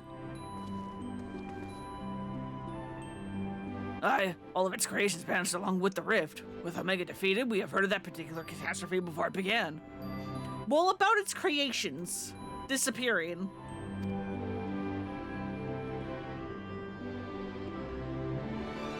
Barcelona struck the killing blow, of course, but we never would have made it to that point without everyone's hard work and support. Once again, I'm sincerely grateful to be surrounded by such wonderful colleagues.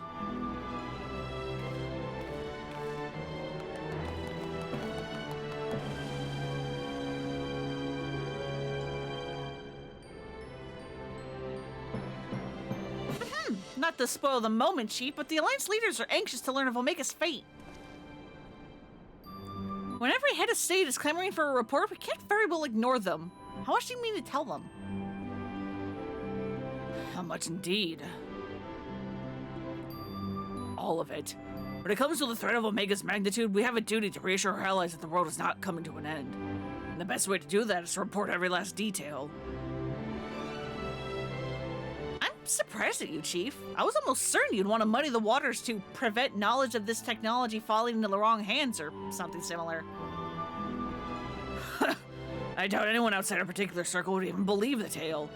Experiments taking place in a rift between dimensions, facing off against villains recreated from history and legend, battling godlike beings from other worlds?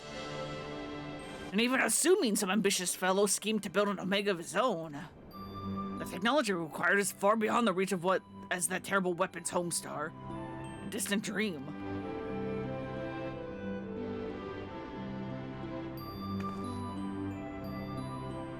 Right, you heard the Chief. We missed our chance on the front lines, but there's still plenty of work to be done. Round up everyone who's standing idle and get moving on those reports. And don't forget to contact our people still out in the field.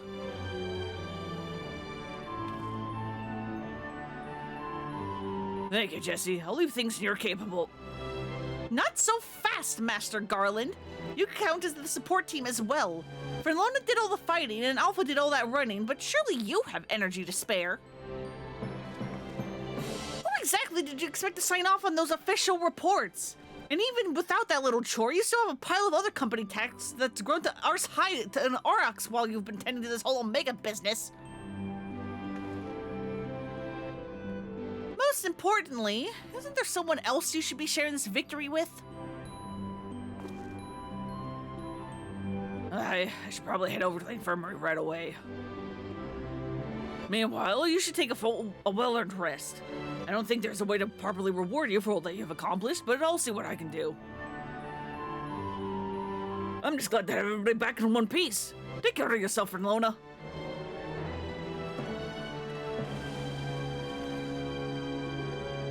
What are your plans now, Alpha? With Omega gone, you're in your own chocobo now. You can do whatever you want, anything at all. I'm starting to verge on Mickey Mouse a little bit with this voice. Just not quite as high-pitched. I want to go outside. Did you have someplace in mind? Come on, Wedge, get those lot-of-old legs moving or we'll leave without you. On my way!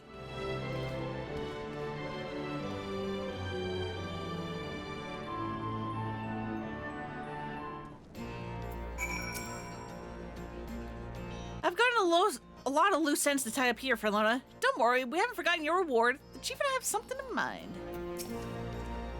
Okay. Alpha seems eager to see what Rogger's Reach has to offer. Shall we go for a walk? Someone's excited.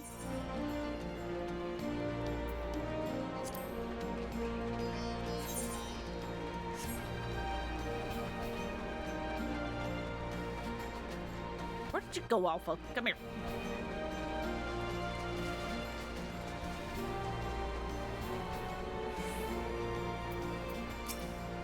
Alpha appears to be watching the inhabitants of Rogger's Reach with great interest. Okay.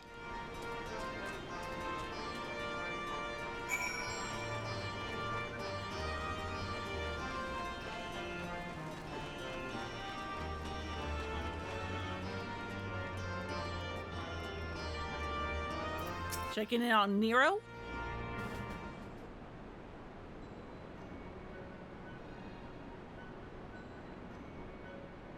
The infirmary seems to be better now that the war is over.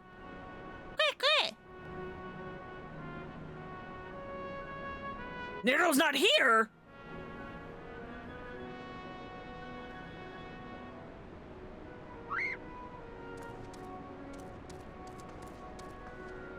Oh boy.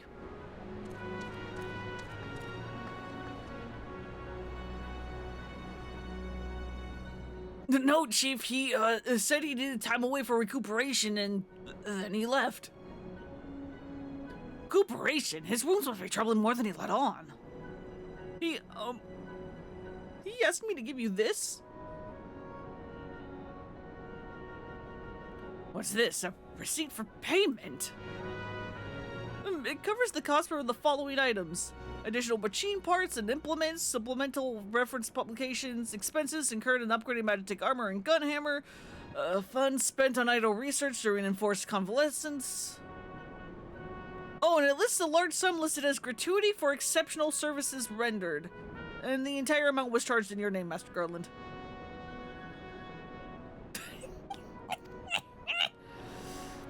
Find him! I want everyone searching for Nero right now! Everyone! Well, they're never going to change, are they?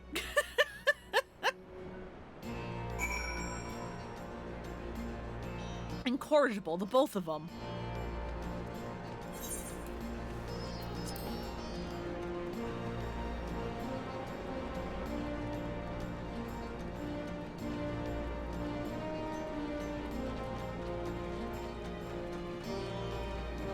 Oh yeah, the little prayer area. The graveyard.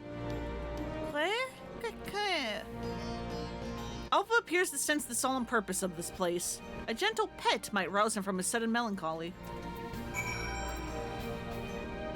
Yep, that's definitely how you pet something that's way shorter than you, Fernlona. You did it.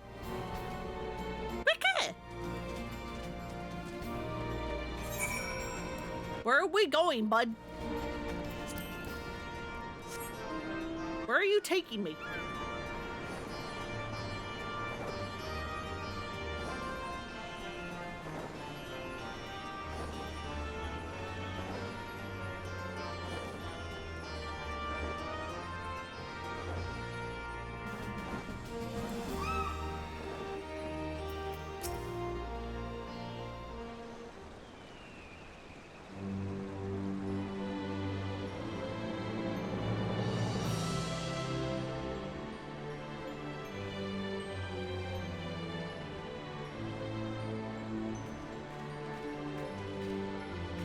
Oh, hello, what are you two up to? Just taking Alpha for a walk, letting him explore. Digging in the sights, are we? And by the looks of things, you're eager to venture out a little further afield. Well, if Fernlona has no problem with it, then neither do I. Just don't go too far, alright? Not good enough? Sorry, Alpha, but we're all a bit too busy to show you around the fringes right now. And I'm not too sure about sending you out there alone.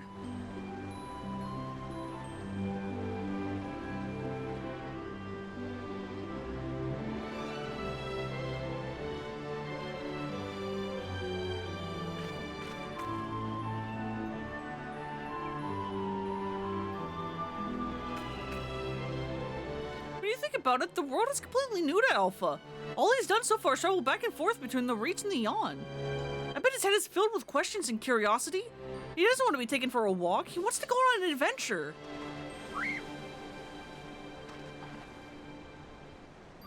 Alpha's not some helpless chick, Biggs. He's stronger than you or me, and I wish I was half as brave. He should be allowed to.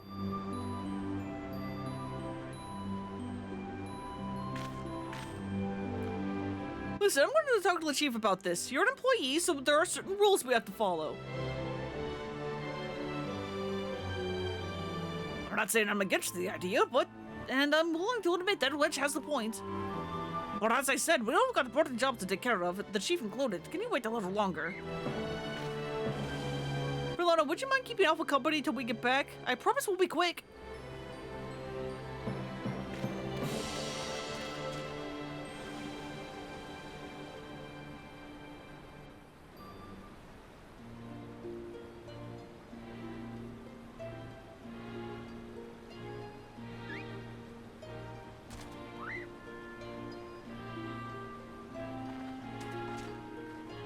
Hey, there they are. It's time for baby's first adventure. Sorry to keep you waiting. My desk was covered in paperwork, but I've managed to clear away the most pressing matters.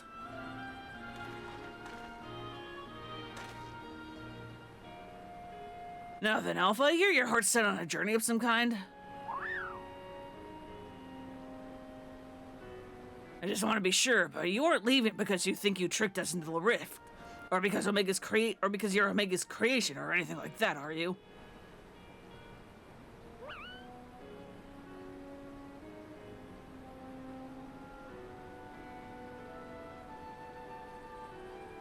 Because I would have stopped you if that was the case. Pure curiosity, on the other hand, is something I like to encourage.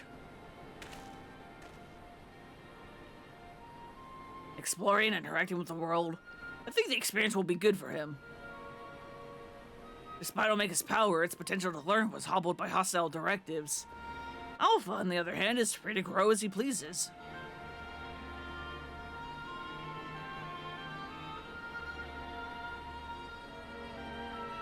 Very well, Alpha. As the chief engineer of Garland Ironworks, I hereby grant you unlimited leave to pursue personal research.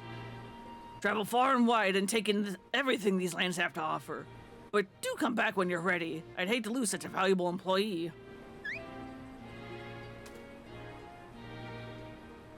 Alpha, I'll miss you so much. You be careful out there. If anyone seems suspicious or shady, you stay away from them, even if they offer you treats. And make sure you greet folks with a cheerful quip. They might not understand you, but at least they'll know you mean no harm. I'm sure you'll make new friends in no time. You just be yourself, you hear me?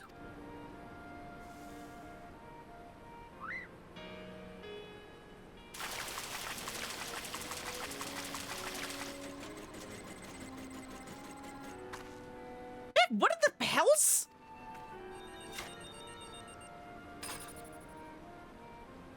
We forgot to shut it down. This is the model Omega that Wedge and I were working on.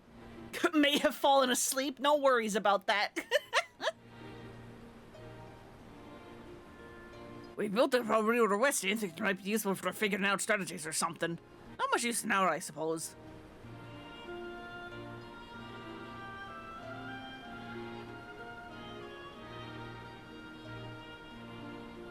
What? Do you want to keep it?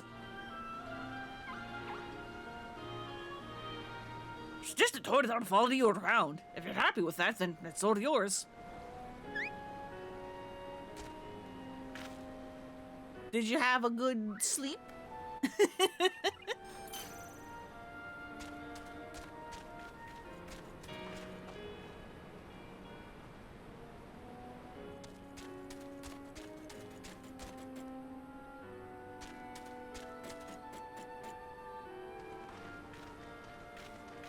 Fair journey to you, Alpha. Take care.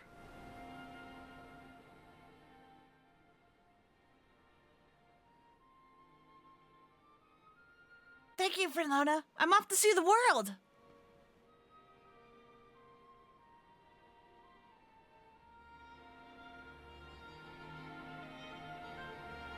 He has a soul! Or the beginnings of one, at least.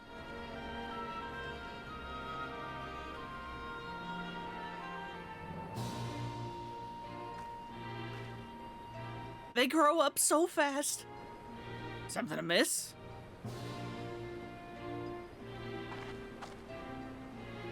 I heard Alpha at the end there.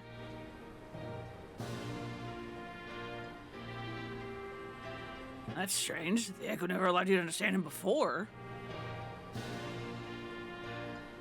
This is just a theory, mind you, but assuming the absence of a soul is what's preventing you from hearing Alpha's voice in the first place, then does not follow the reason that you hear it now is...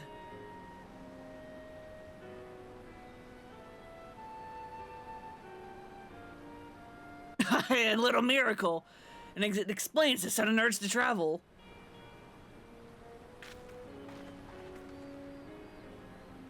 For a newborn soul, this world is brimming with unseen wonders.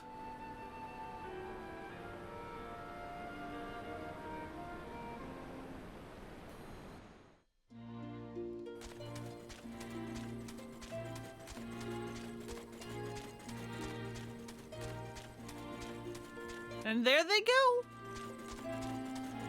Off to explore the world.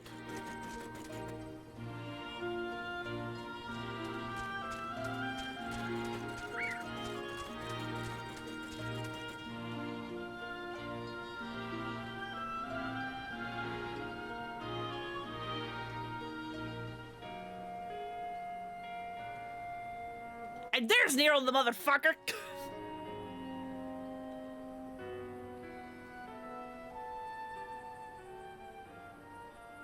And so your journey begins. I must envy you, Alpha. So many new things for you to discover.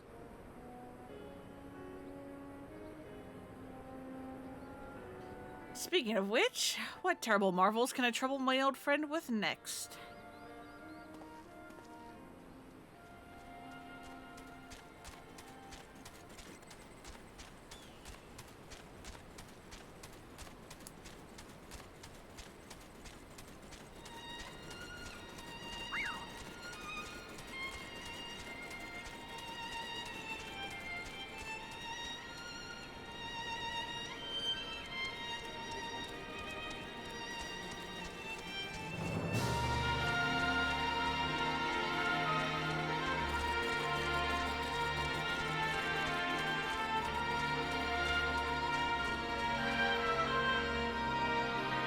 There they go.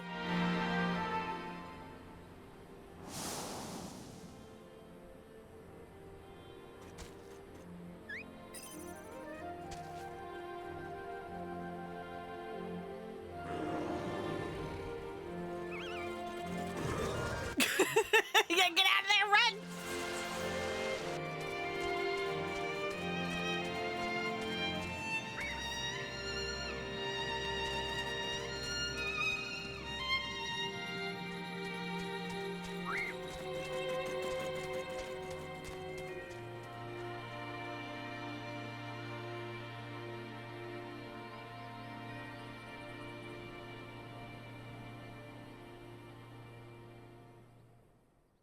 I love this quest line.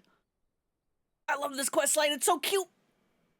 Alpha's so cute, and like Omega and like Midgard somewhere, and like the parallels are like so interesting. Anyway, we just have to wrap it up. You have the best adventures, little guy.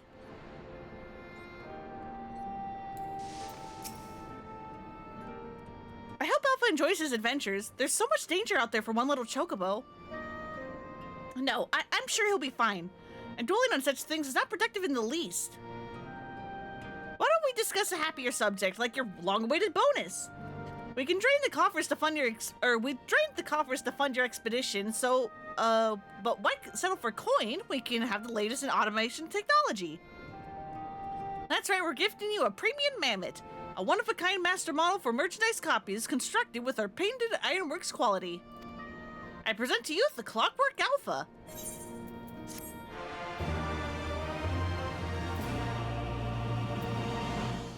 And whether you bring it on your travels, may remind you of the real Alpha, quaying along under some distant sky. Just the thought of it brings a smile to my face. That and the free advertising. And yippee!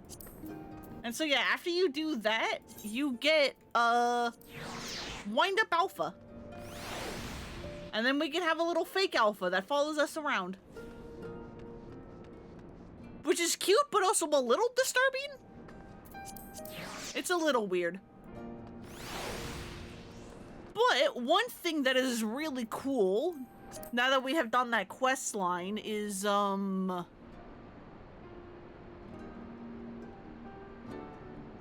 this where it is? There are certain locations in the overworld where if we are lucky, we will actually find Alpha and his little toy Omega.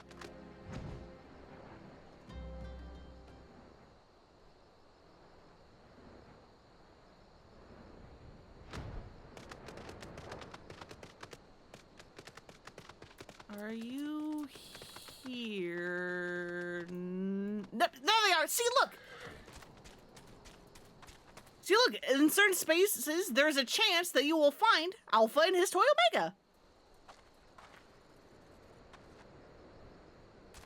Which is a real fun little detail. That you can actually find them exploring. Now that you've done the quest line. I mean, they disappear after a bit, but it's fun. It's neat. Sometimes they'll react to you being nearby if you walk up to them, other times they won't. But it's cool. Fun little detail.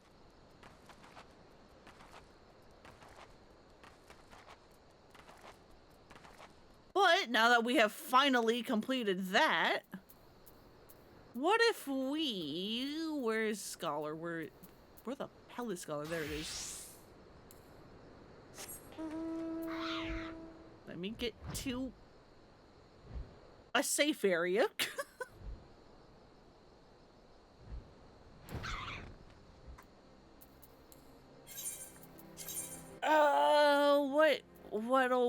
What?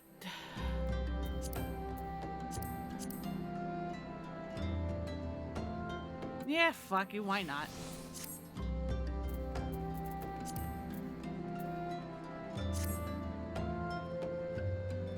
Let's do the Scholar job quest real fast. Yeah, healer. Where the hell is Scholar? There we are.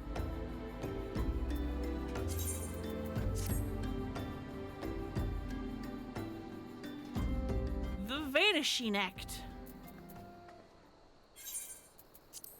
Alright, we need to go home. In that case, let's just hit the return. It's for free.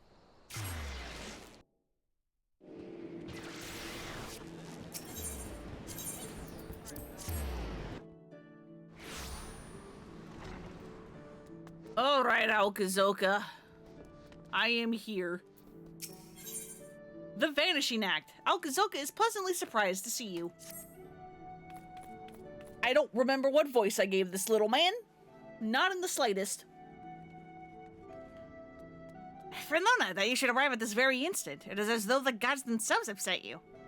Not a quarter bell ago, I received a missive from Surito Carito. An emergency has arisen at the Wanderer's Palace, and he has requested our immediate presence. While the exact nature of this trouble remains unclear, we can scarce ignore his call. He awaits us at his usual place. Come, my friend, we haven't a moment to waste. So yeah, let's go help out the, living sentient tonberries that, like, don't just have the word kill on repeat in their brain over and over and over.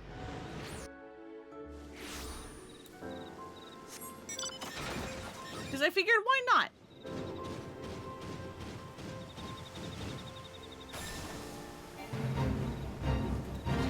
Who doesn't love the tonberries? Even if they are terrifying.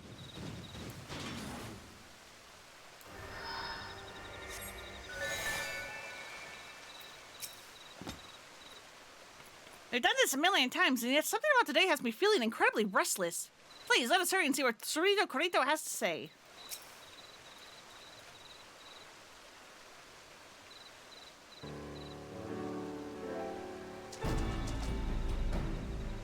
Alkazoka, Fernlona, thank you both for responding so swiftly to my summons. Forgive my briskness, but I believe it would be best if we got straight to business. I presume that both of you remember the invisible void stem we defeated not too long ago? We could scarce forget such a vile creature.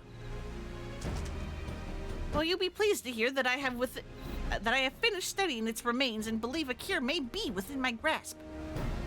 But mayhap cure is a slight exaggeration. What I speak of will only help the spread of the sickness and not reverse all the effects it has on our bodies. Surito Carito, you are far too modest of a man. Truly, what you speak of is incredible, a miracle even. Alas, it is not to be praised for the progress I have made that I asked you to be here today. You see, Satoto, one of my companions who has been assisting me in my experience, has mysteriously vanished. I am terribly worried While the rancor has subsided from most of our hearts, we still retain our Tonberry forms. Were we to wander too far from our home here, any number of organizations would be more than happy to have us hunted down. That is why I would ask you, my two most trusted associates, locate and escort Satoto back to the Wanderer's Palace before it is too late. Of course we'll do it. We can hardly ignore the pleas of one of Neem's foremost scholars. Berlona, I have an idea of where we can start. Let us check with the Grand Companies to see if a bounty has been placed on Satoto's head.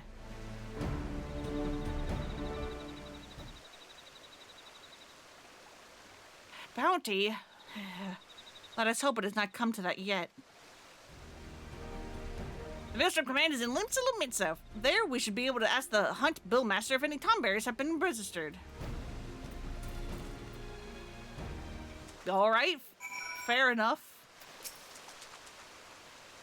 I fear for our friend's safety. Please, Merlana, do whatever it takes to escort Satoto back to the Wanderer's Palace before it is too late. We shall do our best.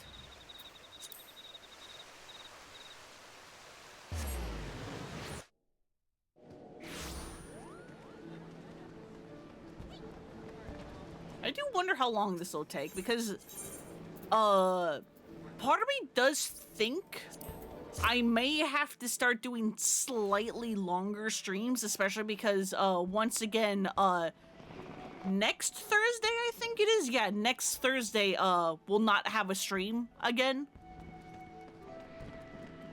After that, that should be the last no stream for a while.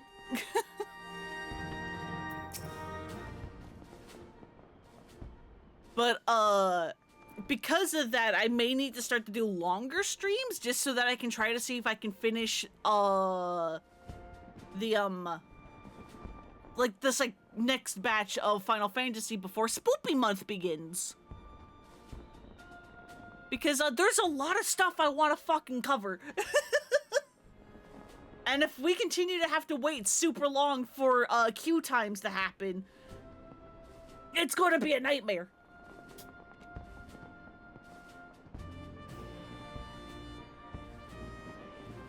Real soon, actually. Fuck. Exactly. Exactly. Good evening to you, sir. How may I be of service to you today? We're looking to slay a Tonberry. Yeah, I think especially because I, am streaming a third less of the time, I think I'm going to primarily focus on doing, RE9. And, I think it's this month. It might be next month, but I think a new Silent Hill game also comes out, like Townfall. I'm thinking of doing those two. Like, have those two be my focus, and then if there's enough time, maybe try to shove in something else.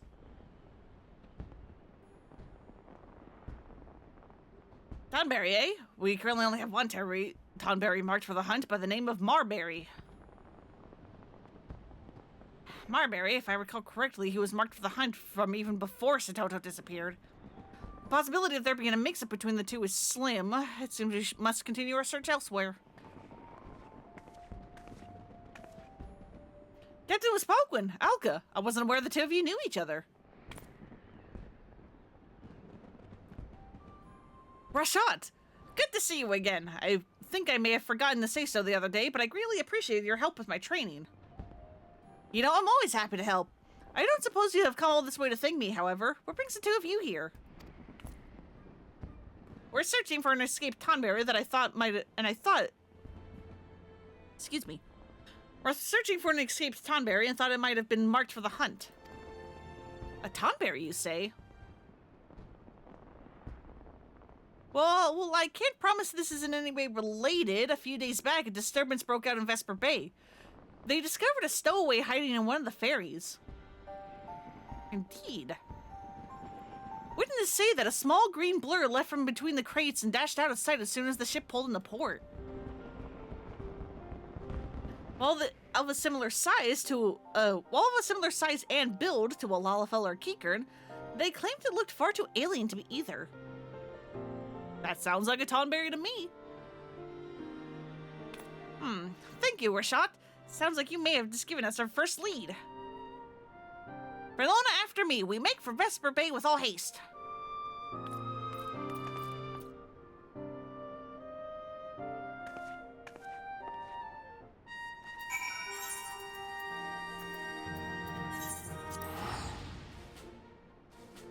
Oh yeah, but how did RE2 remake treat you? Because I missed all those streams, unfortunately.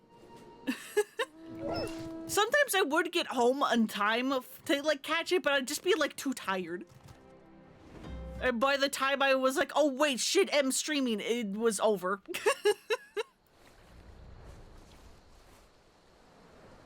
I wonder if I could bring headphones and watch your streams on my lunch break. Like off my phone. Maybe that's a thing I can do.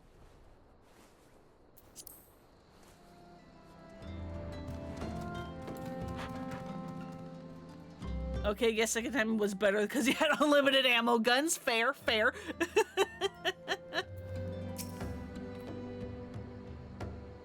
Oh, good. For a moment, I thought I had lost you. Let us begin by questioning this man here. He appears to be one of the men from the ferry Resha told us about.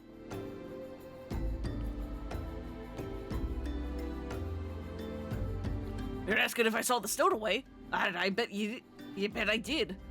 Now, it wasn't just any stowaway that boarded our ship. Nay, I suspect it was one of them fellas. A gob without his mask.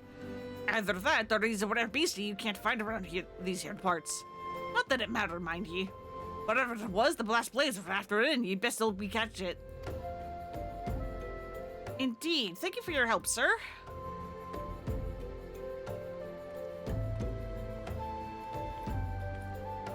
If an organization that large has yet to find the stowaway, we've little chance of succeeding in such an endeavor ourselves. Rather than blindly rushing about, our time would be better spent gathering what information we can regarding this incident. I should go and speak with my acquaintances in Oda. In the meantime, I ask that you return to Sorrito Carito and inform him of all we learned. There's always Voss, so there's no need to danger lurk or anything. True, but it's still fun to pop in and say hi.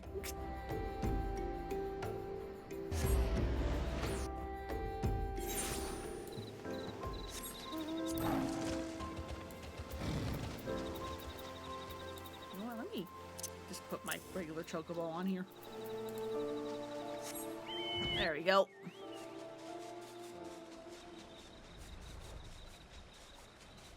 Because, like, I miss you guys. I don't see you guys like that often because, like, I stream at really awkward times now. And so, like, most of you can't... I mean, the folks in the UK can, like, pop in fairly easily, but, like, all the American folks can't really watch my streams anymore because I work weekends. And I can only stream while they're working. It sucks. I miss you.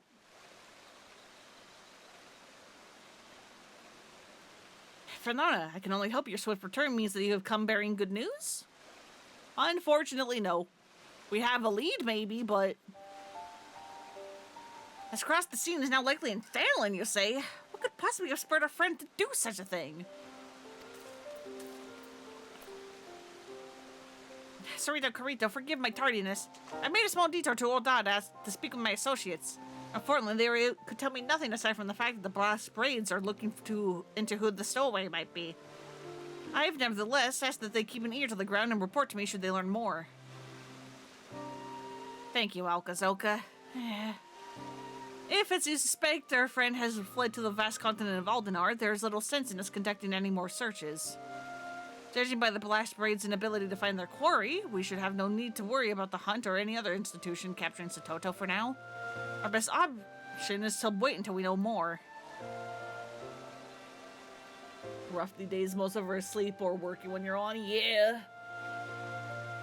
Once again, requesting that we reform Pangea. It's not going to completely get rid of time zones, but surely it'll make things better, right? Right?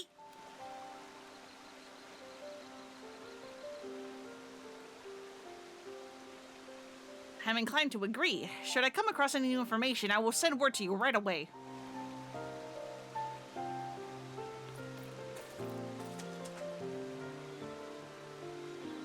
There's a good chance this search will turn into something more of a long-term effort. For Lona, I suggest you rest while you can. Absolutely not. We're going into the next quest immediately. No rest for the wicked.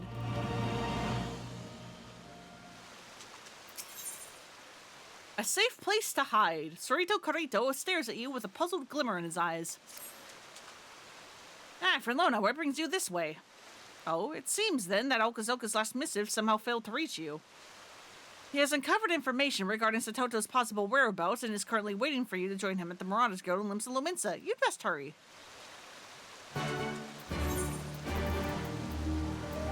Alright, back we go.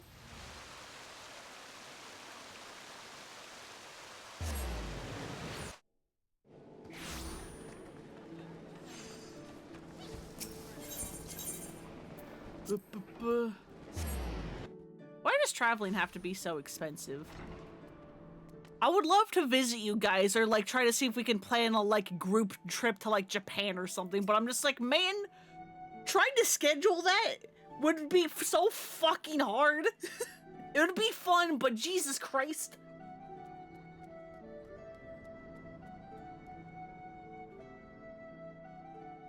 Welcome, my friend. My contacts have but recently got wind of a rumor that the Blast Braids are once again on the move. It seems they have spotted a creature matching the description of the Vesper base stowaway. Luckily for us, their quarry has fled into the Black Shroud, an area that is out of their jurisdiction. Whilst there's still much we do not know, we at least now have an idea of where to begin. Let us immediately depart for Camp Tranquil.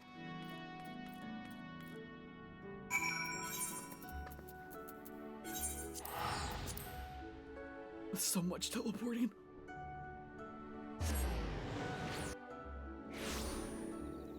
Alright, where are you? There you are. As you may already know, the only way to reach the Black Shroud from Thanalan is to pass through this area. That means whoever, or whatever, the brass blades were pursuing enter the forests from here. If our hunch is correct and Satoto is in there, we'd best hurry. A Tonberry who has seen little of the outside world would likely not last more than a few days on their own. To cover more ground in less time, I suggest we split up. I shall take the north while you scout the south. Once we're done, let us meet back here.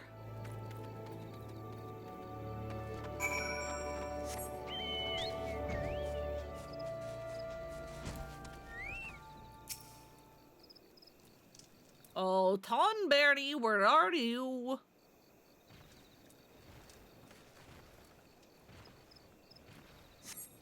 Try as you might, you do not catch that sight of Satoto or anything resembling the missing Tonberry. Damn it.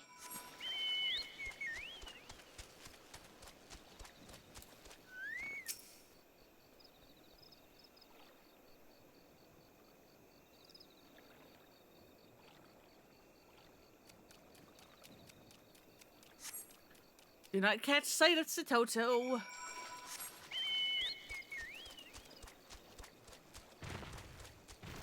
Where are you, you little bugger?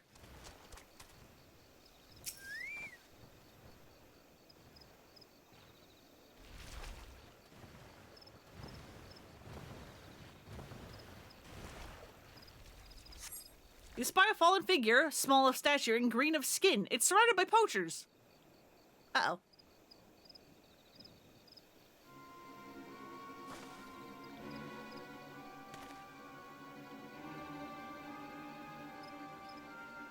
Looks like we've struck gold. If we skin and sell this thing, we're guaranteed a fortune. Seven hells, don't go celebrating just yet. We've got to kill it first. The hide's so thick it broke my bloody knife.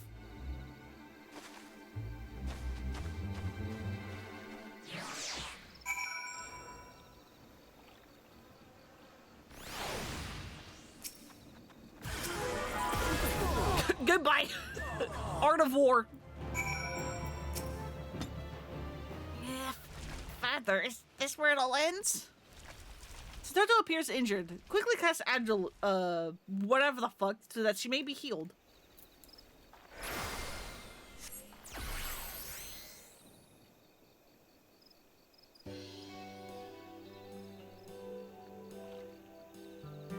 I like your pointy little hat. Thank you, madam. You saved my life. That spell, you need me in magics. Are you perchance Perlona, the adventurer in possession of a soul crystal? Sarito Corito often speaks of you.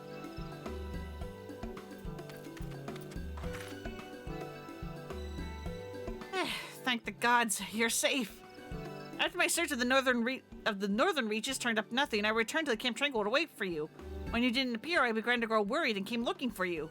Good thing I did too, bloody poachers. Oh, but how rude of me. I nearly forgot to introduce myself. Hello, Satoto. I am Elkazoka, Royal Marine and Marauder. My friend, Fernlona Wisfalquin, and I have been searching for you. My lady, if I may be so bold as to say, your radiance, it is blinding. Fernlona, isn't she beautiful? It's a Tonberry? She's a Tonberry. I like her hat. How did you know? It's obvious, isn't it? Her glowing skin, her comely face. She's clearly a lovely young woman. Now, Satoto, what prompted you to leave the Bronze Lake so abruptly? Yeah, it's a fantastic hat. It's funny because it's like, oh yeah, clearly this is like, you know, like a witch Tonberry. Still got the knife, though. Knife is essential. As you were likely already aware, Cerrito Corrito saved us. While on the outside we remained as Tonberries, he has purged our hearts of the rancor.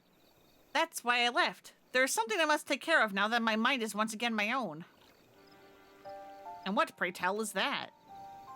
Over 1,500 years ago, back when Neem was still at its peak, my father was a scholar and a Royal Marine. He was dispatched upon a secret, in an incredibly dangerous mission to infiltrate Amdapor. The day he left was the last time I ever saw him. I suspect the reason he never returned was because he was discovered and apprehended by Amdapori. And so you came here to the place the ancient nation once stood. You do realize that regardless of whether or not he has survived, your father, I know. I'm under no illusions that he might still be alive. Even if he somehow escaped Andapor, unlike those of us sealed away in the tower, the passage of time would have eventually robbed him of his life. I'm only looking to find something that reminds me of him. A keepsake, if you will.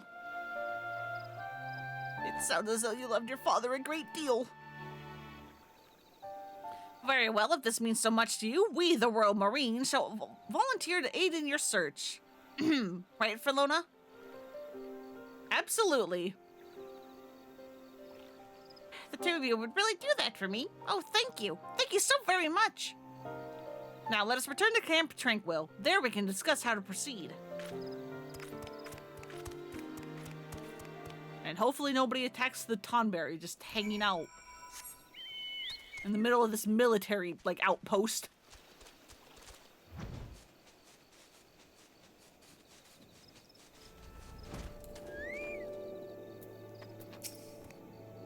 With the two of you by my side, I'm absolutely certain nothing can go wrong. Before we begin searching for a memento of Satoto's father in earnest, I must go to Bronze Lake to inform Cerrito Corrito that we found his dear comrade and that she is safe.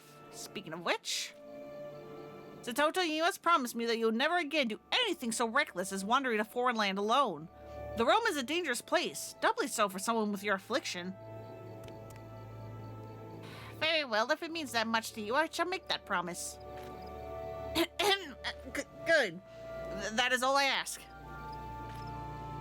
Fernlona, I ask that you look after Satoto and see that she gets some rest that she might recuperate from her ordeal. We shall make for that lost city upon her full recovery.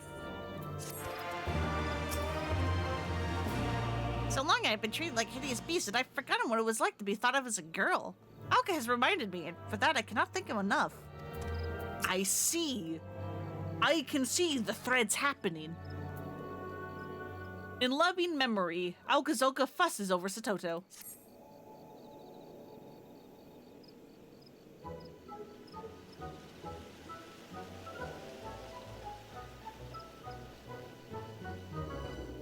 Satoto, you appear to be doing much better. Even your complexion has returned to normal.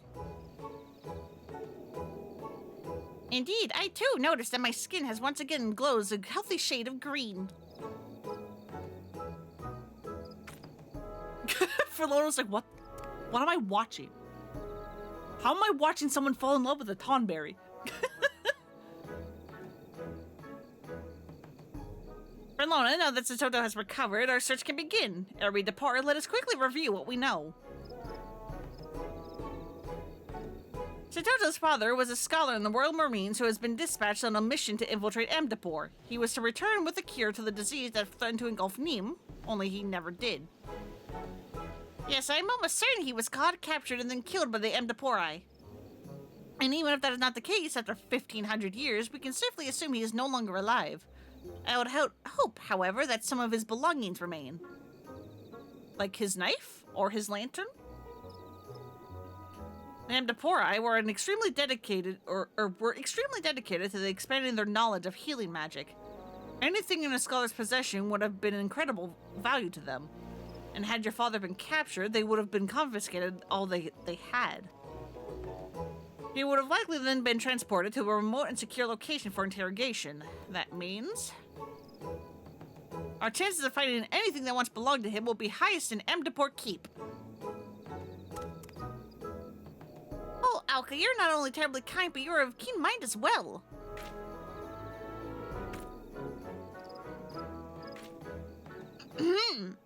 Thank you. Now, in the final years of the War of Magi, Emdapor was demolished by the Maki, and it was overrun by a myriad of void scent beasts that linger to this day. As we forge forward, you must be sure to keep your wits about you. Emdapor Keep is fraught with dangers both known and unknown.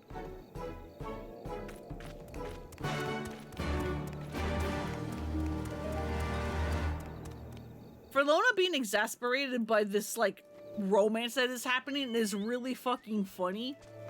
Because I headcanon that for all of her intelligence and being, like, pretty good at, like, handling, like, people, because, you know, she's an experienced adventurer, and so she knows how to both, like, handle, like, you know, like rowdy Karen, like, clients, and also, like, you know, shy newbie adventurers and how to encourage them and all that. She is fucking hopeless when it comes to recognizing love. So many people have crushes and are otherwise in love with her, and she, like, does not see it in the slightest. She's just like, I'm so glad we're friends.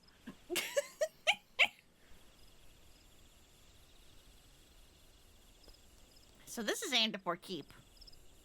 Erstwhile home to the mages we fought for so long and hard against. And then eventually she does kind of learn how to recognize when people are in love with her. But because she is the warrior of light by that point and has, you know, savior of the realm like several times over, she just thinks it's hero worship. She doesn't think it's like real, like, love and crushes and stuff. She's just like, oh yeah, no, yeah, they have a crush on me, but it's because I'm like the hero. It's because I like saved everyone.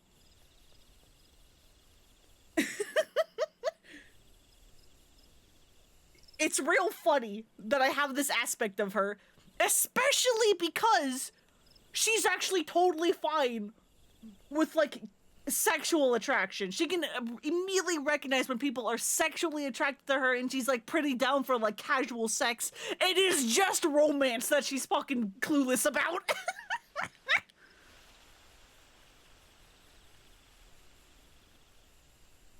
We finally made it. Lona, if you're ready, please lead the way. Granted, after becoming Warrior of the Light, she kind of stops having casual sex because she very quickly realizes that people just want to claim that they had sex with the Warrior of the Light. What'd you say? The presence chamber. From here on, we must tread with caution. We know not of what dangers lurk in the shadows. Whatever happens, I will not leave this place without something to remember my father by. Anyway, Spooky Castle.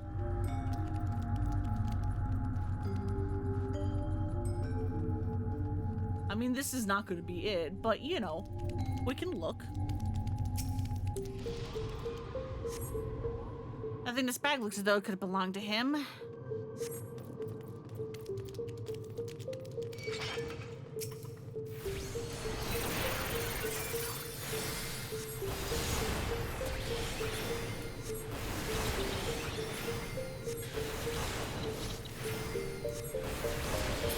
Right, no more bugs.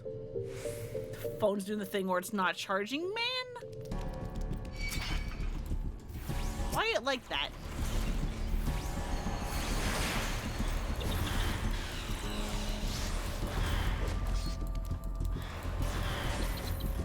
Go, Sitoto, go, stab!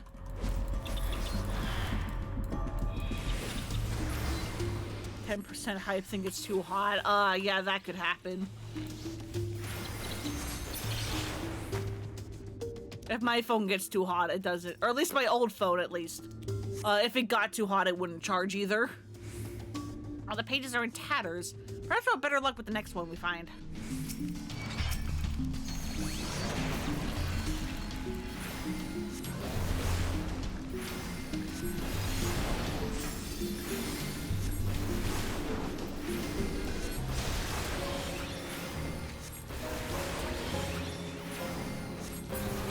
Alright, that's you done. And then there's you.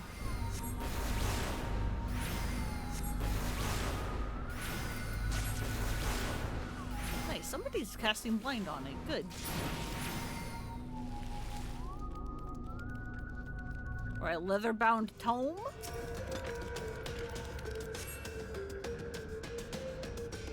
The interrogation of the Nemean spy we apprehended is scheduled to soon take place at the Moot Hall. The healing powers his people wield are not unlike those of white magic. Regardless of what it takes, we must find a way to determine the mysterious source of his power.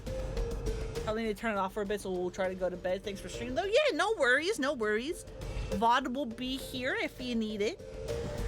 Go get the good sleeps, and hopefully it cools down enough that your phone can function.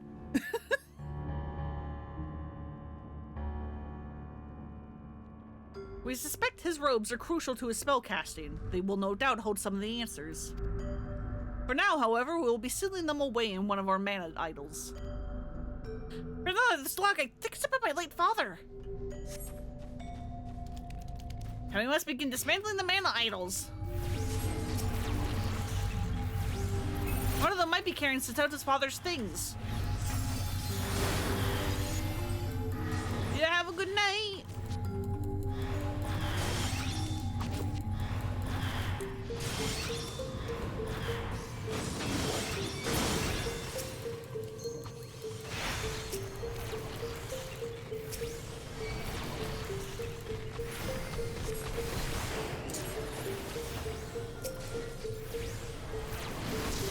How about no?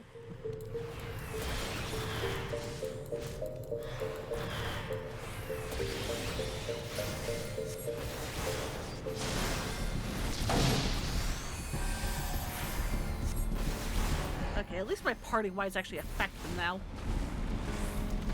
Even if they're not actually in the party with me. That part's nice. Alright, mana idols.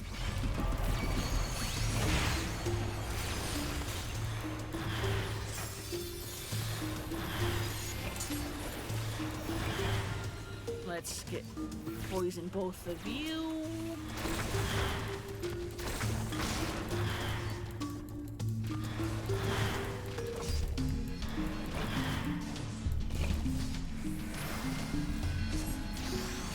And we'll do that. There we go. Nothing in those two. Unfortunate.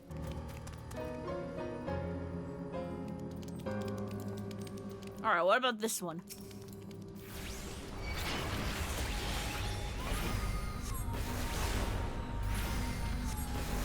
Come on.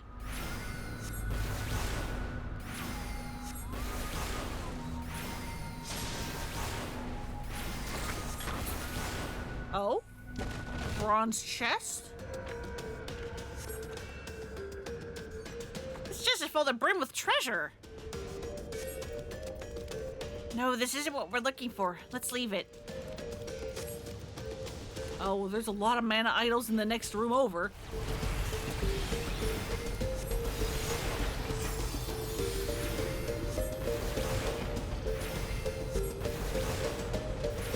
So, I mean, it's probably not going to be in this one if I had to take a guess. Yep, nope. Nothing there. Oh, good. There's also a big old demon. Mana Snatcher. Why are there so many broken mana? Oh, great God, that beast over there! He spotted us. We have no choice but to face him.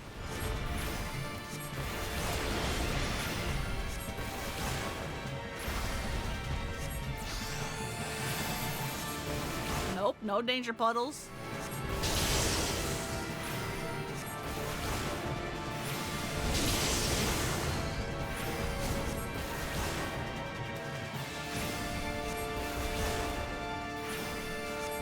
stand over here?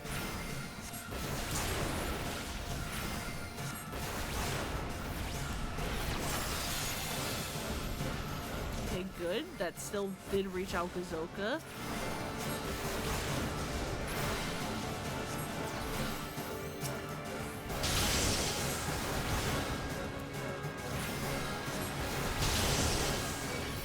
Wow, these things do not like me, huh?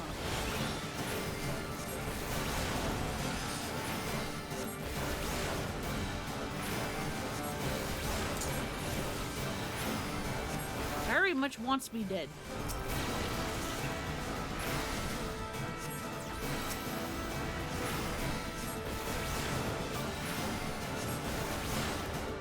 Can you stop putting things where I'm at? There we go. Is that a coffer? That thing must have been feeding on the mana idols. Dr. Ferlona, perhaps this is it.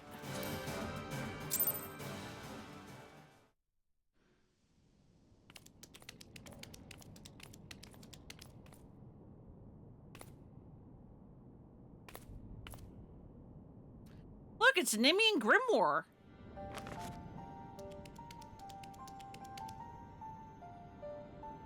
You're awfully close with your big hat, ma'am. I recognize this. It's my father's, and these are his robes. They're from the day he left. All of it has been so perfectly preserved. It's almost as though he's been wearing them but yesterday. Oh? What's this?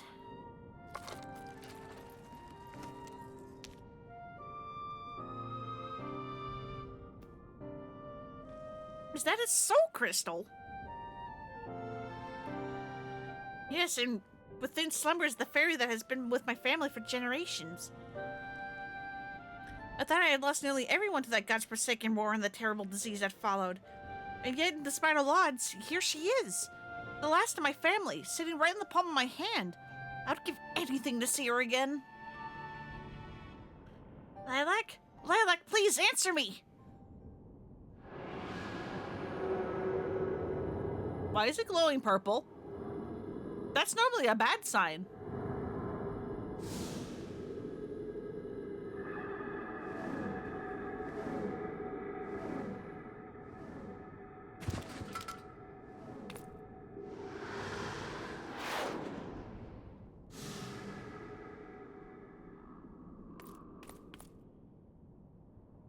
Satoto, what happened? Wake up! Pelona, something's wrong. She's not responding. We must get her back to Camp Tranquil immediately.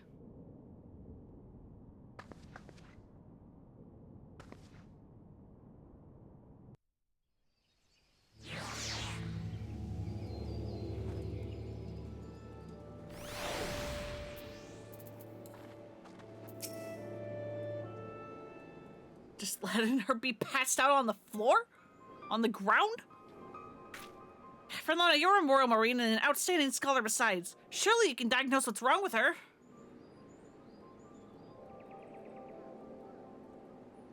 Satoto has no external injuries, and both her breathing and pulse are stable. Despite this, she appears to have slipped into a coma from which she will not wake anytime soon.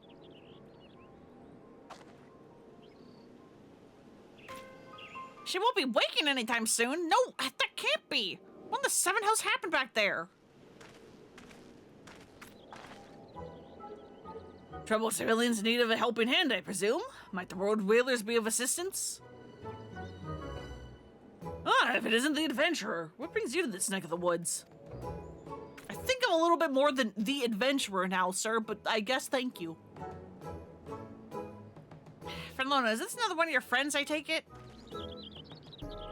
Yeah, kinda.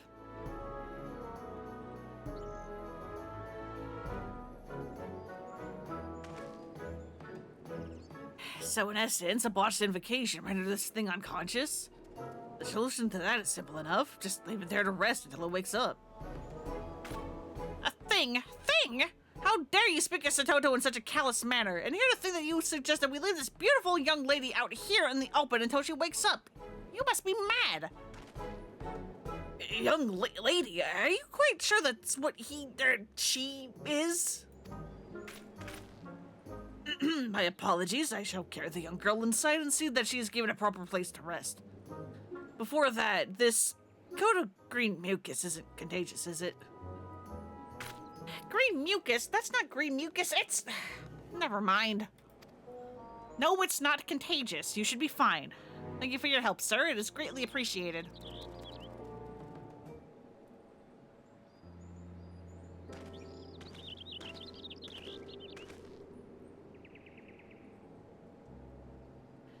At least for now, we can rest easy knowing that Satoto is safe, or as safe as she can be given the circumstances. All should be in order. I'll see to it that your friend has been given a comfortable bed to rest in until she recovers. Thank you, sir.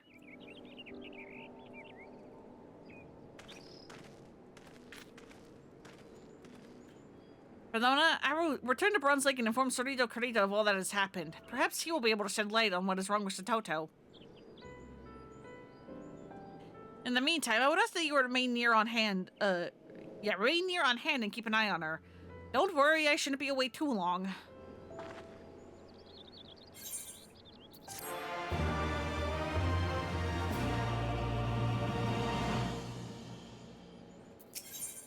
The chase!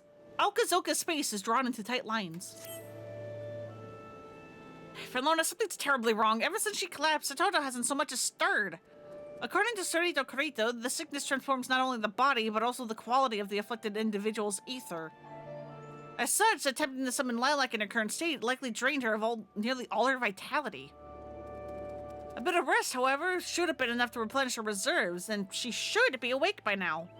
But the fact that she is not means something else is amiss. Please, go and have word with Sorito Carito, scholar to scholar. Perhaps if you were to combine your wits, you might learn of what is wrong. I shall remain here and look after Satoto. You got it.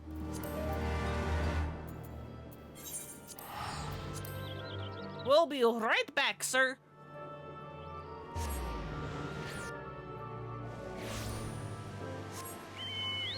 Oh, hey, it's thunderstorming.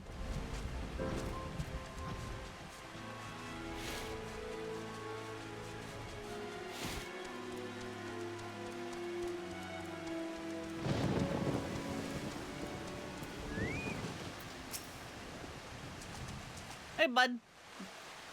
Do you have any idea what's wrong with her? So, Satoto still slumbers on. Normally, when scholars summon their fairies, they do so by exchanging a portion of aether circulating throughout their body and willing it to take shape. By releasing that form, they can then dismiss it, and the aether will flow back into their bodies. This is what should have happened when to Satoto when she fell unconscious. I cannot understand why she remains asleep unless... What if she only managed a partial summoning? There's a possibility that all of Satoto's aether fled from her body upon calling to Lilac, causing her to then fall unconscious before the fairy could fully manifest. This would mean that the unbound phantom is out there somewhere, aimlessly roaming the land and preventing her from regaining consciousness. You and Alka must hurry and dispatch of it before it wanders too far. It may be the only way to wake her. Alright, so we have been apparently waiting for several days and given that thing a very big head start. This is probably fine.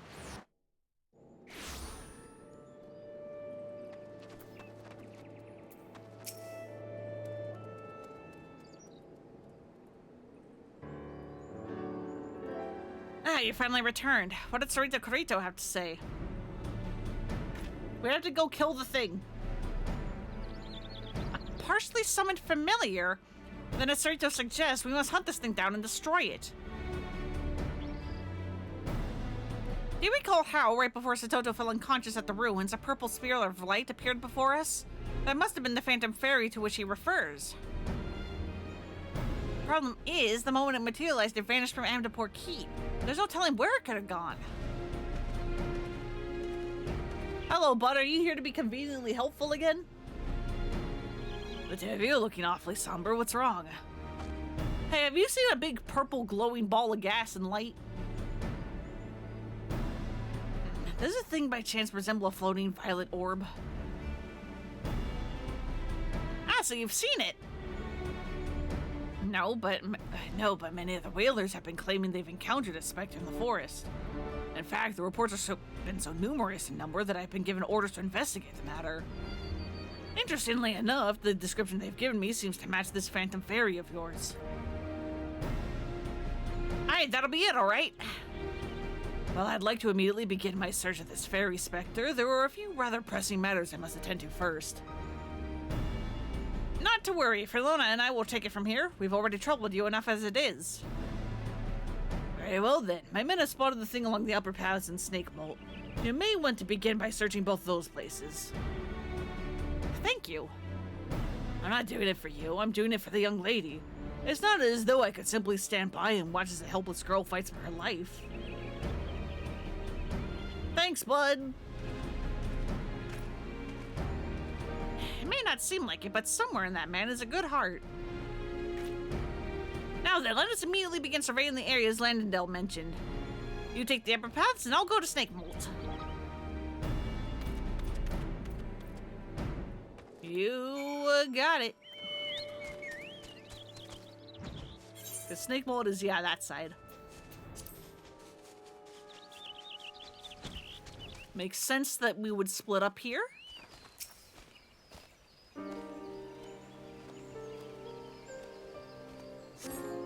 Nothing out of the ordinary.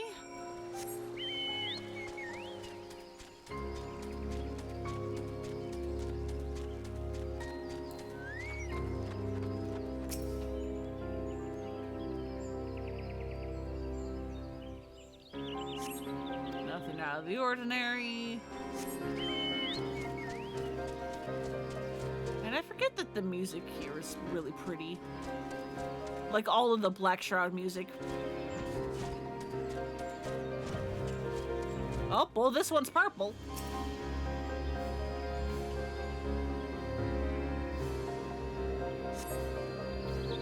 Out of the corner of your eye, you see an eerie glowing presence floating out toward you. It releases a hideous scream, and you find yourself under attack! The fuck?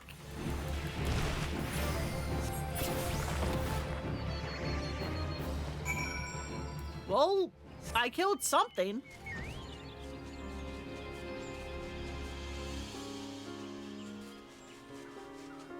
Don't think it was the fairy, but I didn't kill something purple.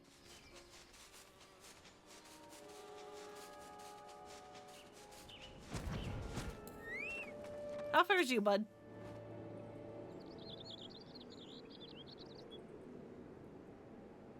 It's about time you came, my friend. I was beginning to grow concerned that one of the beasts in the forest had gotten the better of you. I myself encountered a fair few woodland creatures during my search. One of them, which was a purple sphere of light. Alas, it turned out to be a simple will-o'-the-wisp, and by the expression on your face, I assume your investigation went no better. Nope, I killed a big thingy. Where in the seven hells did that thing fly off to? Oh, there you are, just moments ago when my men was attacked by your fairy. What? According to him, it disappeared in the lost city of Amdapur. We won't be able to give chase just yet, however. Entry into that area is heavily restricted due to the darkness which permeates it. We'll need to receive permission from the Order of the Twin Adder. I shall go and request that right now. In the meantime, I ask that you wait here. Landonell, with all due respect, why is it that you're so intent on helping us? To put it bluntly, the ferry is our responsibility, not yours. I told you before, green skin or not, I cannot stand to see the young girls suffer. After all, the duty of the strong is to protect the weak. Now, if the two of you are planning on joining me on this fight against the Phantom Fairy, I suggest you begin making preparations. Taking this thing down is going to be no easy task. Well, we have backup now, that's nice. Or rather, we're the backup? Either way.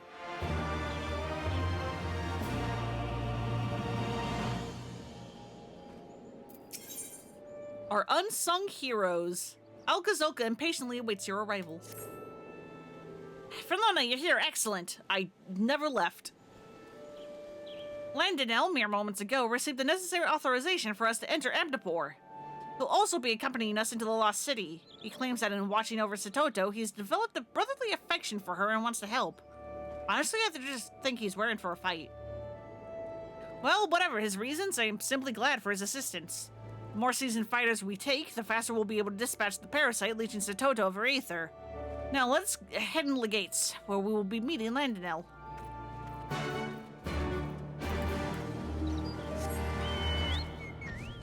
Yippee!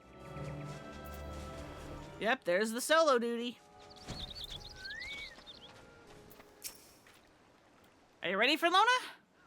Good. The moment Landinel joins us, we'll enter the Lost City.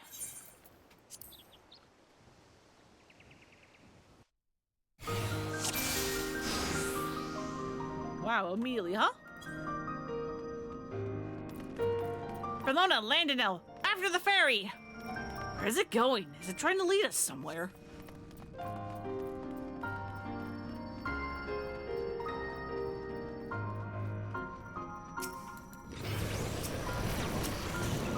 Keepers of ancient Amber, no doubt. Let us quickly finish them off.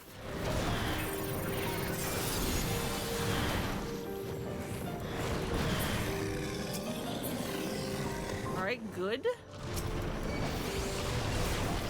Get this light spear out of here. All right, good.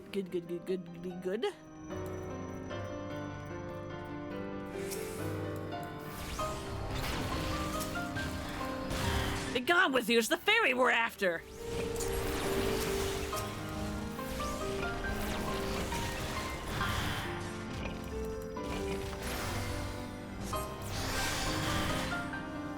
Oh god, that was a lot.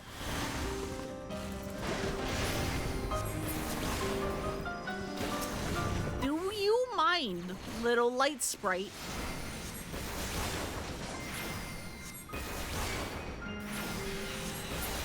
Be gone?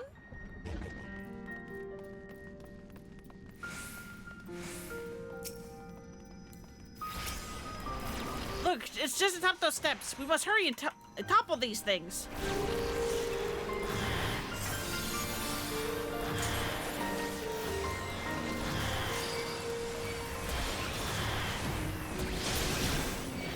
Ow. Don't double ray me, that's rude.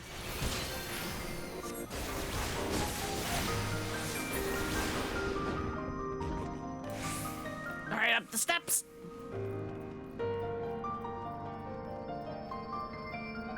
Is it waiting for us?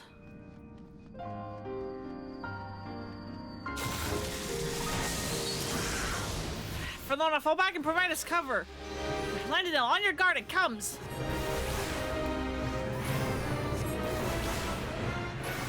Fallen Kuribu, this thing was the final boss to this dungeon. It is awake again, yippee!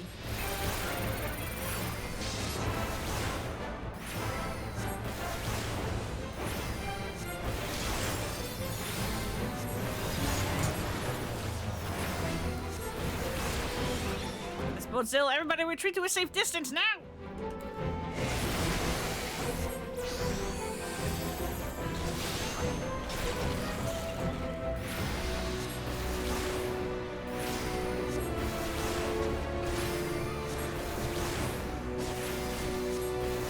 Let's see, we got a proximity marker. This seems fairly straightforward. I don't, trust it. Alright, we got a spread.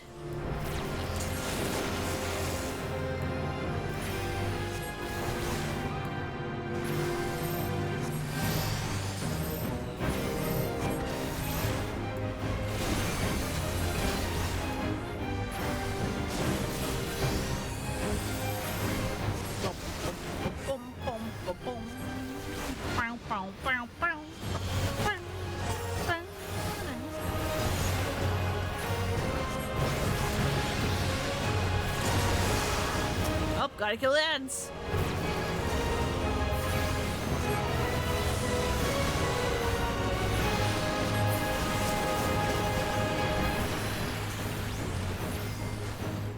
No. No. Stop.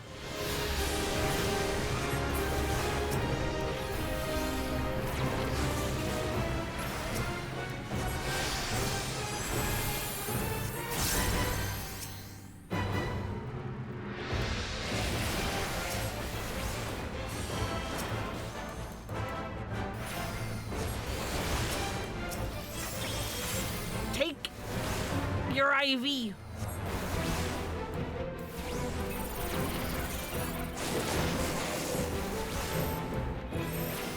Tends to attack. Hurry once more, we must disarm it. Alright, never mind. That actually was just it. Very simple.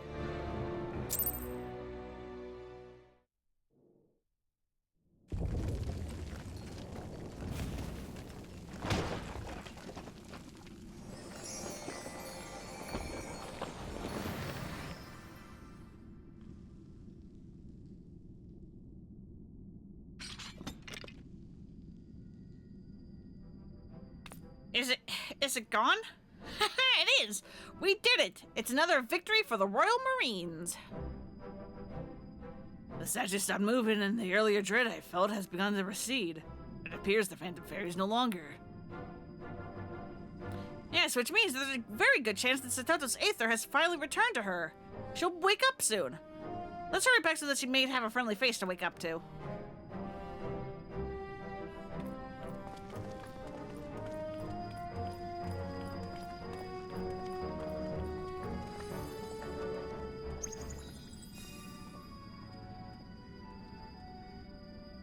Do you notice something? What's up? What's up, Lily?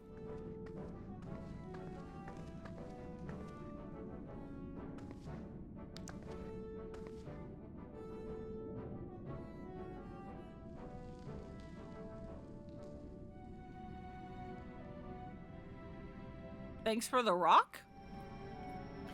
Frelona, what in God's name are you doing? Come, we must return to Camp Tranquil at post haste. We're coming, hang on.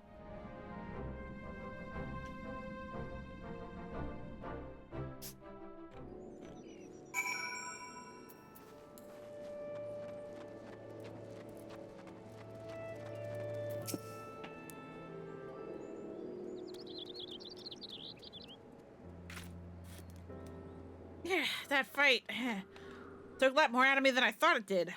Where's Satoto? And Landon now, for that matter.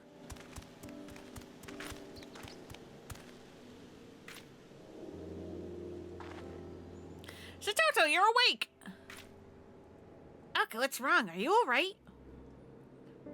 Do you not remember? You attempted to summon Lilac and fell unconscious. You've been asleep this entire time. Well, at least until we defeated the fairy you had called forth. I had no idea. I'm so sorry. It was never my intention to place any of you in harm's way.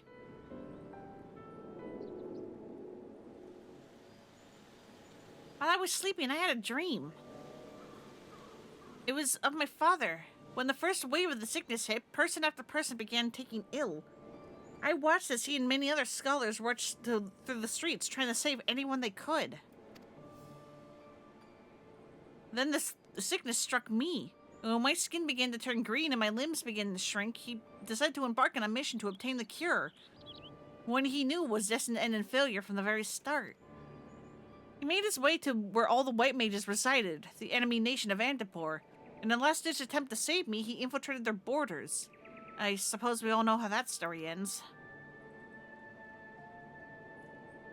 Even if he no longer cared for me, loathed me even, for what I would become, it wouldn't matter.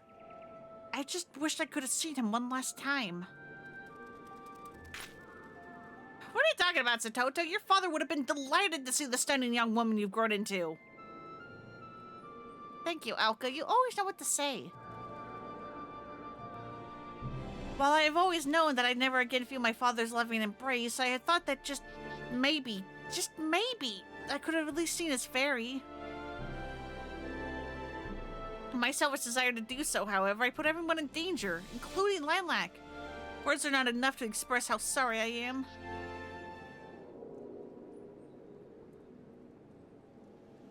That reminds me, Satoto, do you have any idea why Lilac was so drawn to the lost city? You need to worry about it, friend. There's likely little rhyme or reason to the actions of a frenzied spirit. Maybe, but the way she was moving seemed deliberate. Almost as though she was trying to show us something. Do you have any ideas for Lona? I don't know, but I found this cool rock.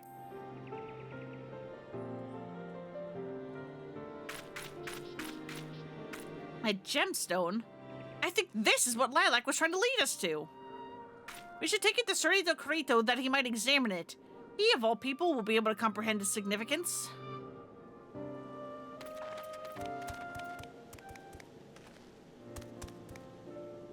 Oh, I nearly forgot. Landon sir, thank you for taking care of me while I was unwell. Think nothing of it. This world may be full of self-serving men and women, but don't forget that not all of us are like that. Should you run into someone or something that threatens to hurt you, be sure to come and find me. Once I run them through with my lance, they should bother you no longer. Thank you, sir. I'll be sure to do just that.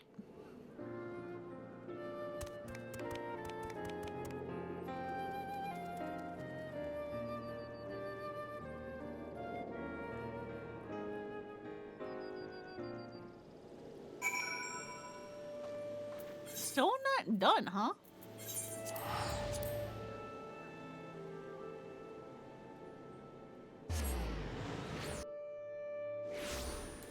Interesting.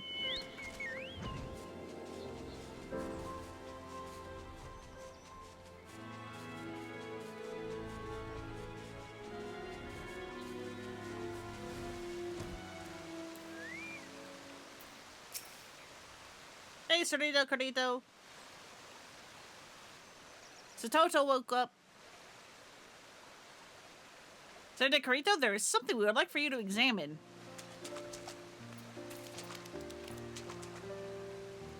Should we maybe send him word that Satoto woke up first? Okay. Pelona discovered this gemstone in the lost city of Amdapor. It seemed as though to be of great import to the fairy Satoto summoned. Indeed.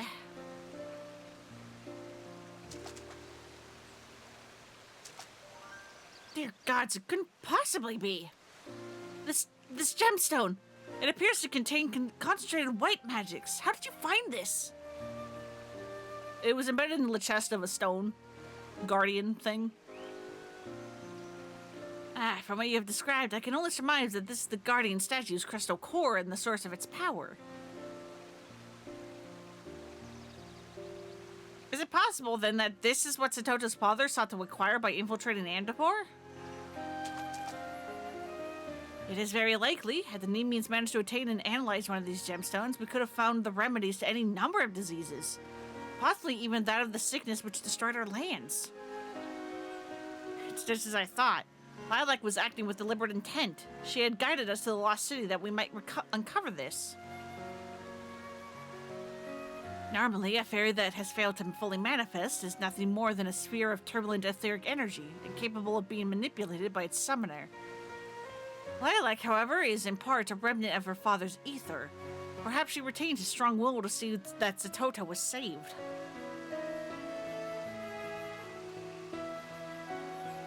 Lilac, father, thank you. Thank you for everything.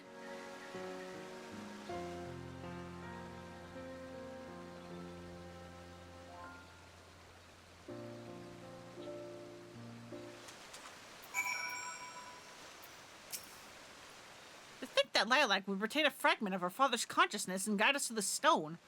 Satoto must have meant the world to him.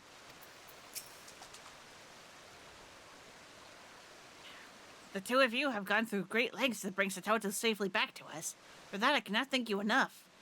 This gemstone you brought back from Amdapor at Lilac's behest will no doubt pave the way for new generations of scholars.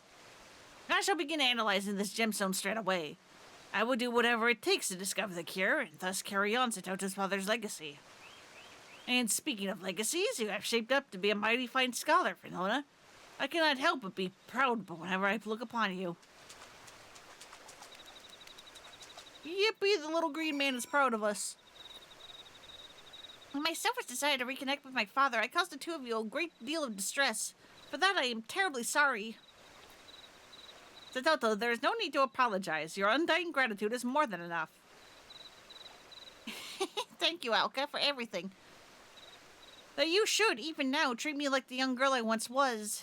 It is perhaps what I've come to like about you most. My apologies, Satoto. I didn't quite catch that. Do you think you could... Satoto, are you right? You're going red. Mayhap you need to lay down and rest? I'm perfectly fine. Although, Alka, the next time the Royal Marines are out training, would it be alright if I joined you? Of course, you'll be a fine addition to our ranks, my lady. You're the daughter of one of Neem's very own Royal Marines, after all.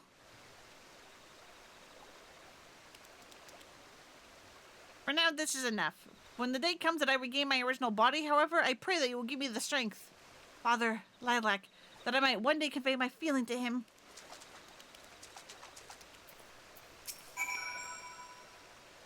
Your girlfriend's got a crush on you. What a relief it is that Satoto's back to normal. While incredibly trying, I cannot help but be glad for a little misadventure. Not only will it aid Cerrito Corrito's efforts to discover a cure, but the Royal Marines will have become all the stronger for it. We even earned ourselves a new member. I don't know how this. I know I don't say it enough, but thank you, Lona, for always being there. You're an excellent scholar and an even better friend. Now let us leave this place. It is past time when we returned home to continue our training. To victory, come hells or high water.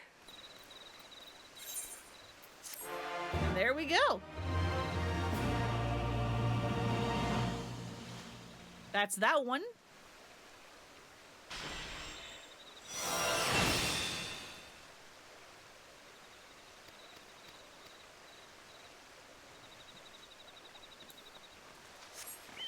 So, let's go do Dark Knight, shall we?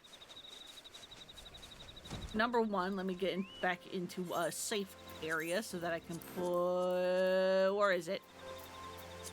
That back on.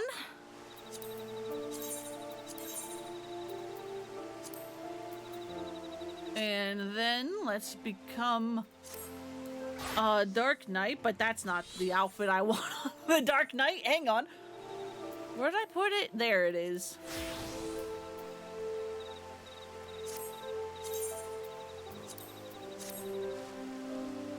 So let's go do Dark Knight's one. Because Dark Knight 1 is actually really cool. Where the fuck is Dark Knight? There it is. Where are we going? How do I start this?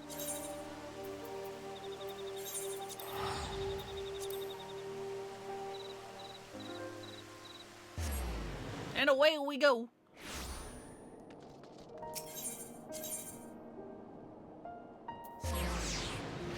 Are you upper or lower, Forgotten Knight? That is the question.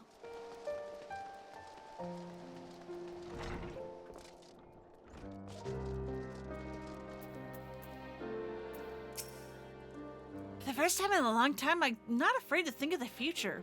And when I do, I find myself excited, perhaps? I don't expect it'll be easy, but that's alright. I got Sid. In memories, we walked. Sidurgu is grim-looking and dark as ever. Ah, Finlona.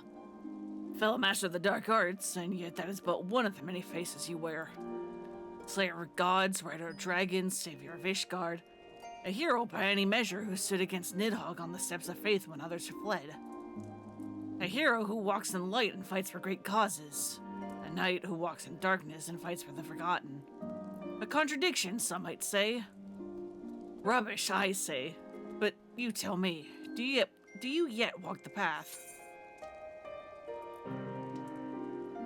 So long as innocents suffer, I will not forsake the abyss. I thought not, then let us speak as comrades. Ishgard has seen much change in recent days, and many proclaim it to be the dawning of a new era in peace of prosperity. Enlightened age. Yet, as we both know, the brighter the light, the deeper the shadows. As Dark Knights, we must remain vigilant for injustice, and be ever ready to defend the weak and the downtrodden, now more than ever. It has been a while since we have patrolled the streets of our fair city, felt the cobbles beneath our boots, and so forth. A tour from the top might be in order. Why don't we start at the last vigil? Okay.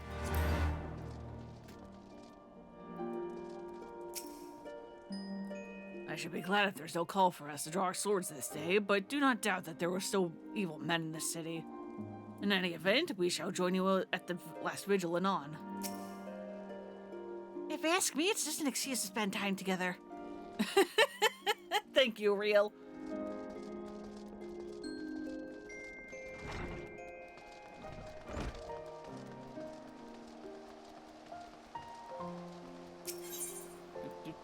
absolute last vigil.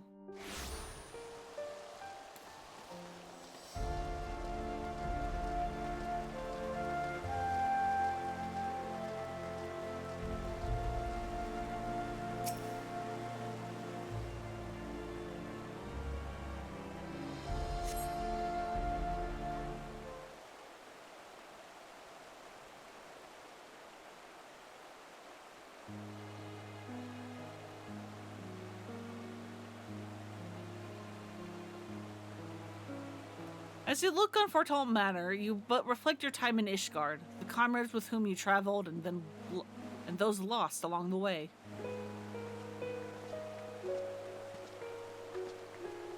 You seem distracted. Ah, right, you were a ward of House Fortune. Once upon a time. No, I suppose not. Hello? Huh? Damnedest thing, but I swear I heard something in your pack break. Ha! Bloody hell, is that your soul crystal? What happened to the other half?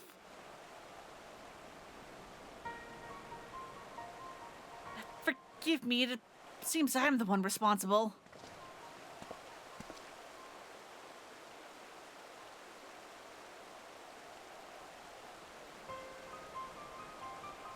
I do not know you, boy. Name yourself. Mist, my lord. I'm no lord and you're no mist. But don't think I want to know a bastard of the broom by sight. I have a power which I can use to help those in need. Alas, this power requires a tremendous quantity of ether. I thought to draw upon the natural sources nearby, but in doing so, I stole a portion of that contained within your crystal. Forgive me. Please forgive me. I will return it to you, I promise, but I must first ask that you allow me to use a portion.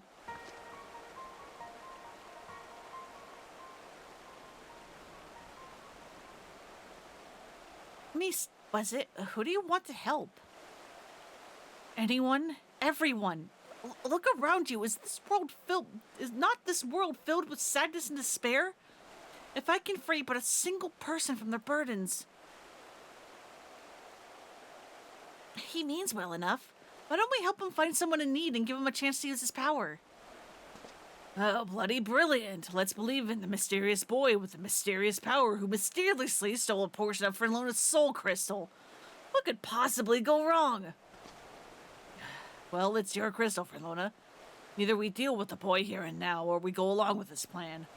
And since you're now reaching for your sword, I gather it's the latter? You got it. Congratulations, boy, you get your wish. We're not like to find any poor unfortunate souls here, so I suggest we head to the Foundation. And if we find no one suitable there, you are to return what you stole at once, understood? Yes, my lord. Thank you for placing your trust in me.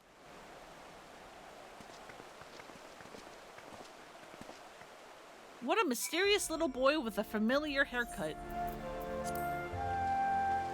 A unique haircut that only one other character has used.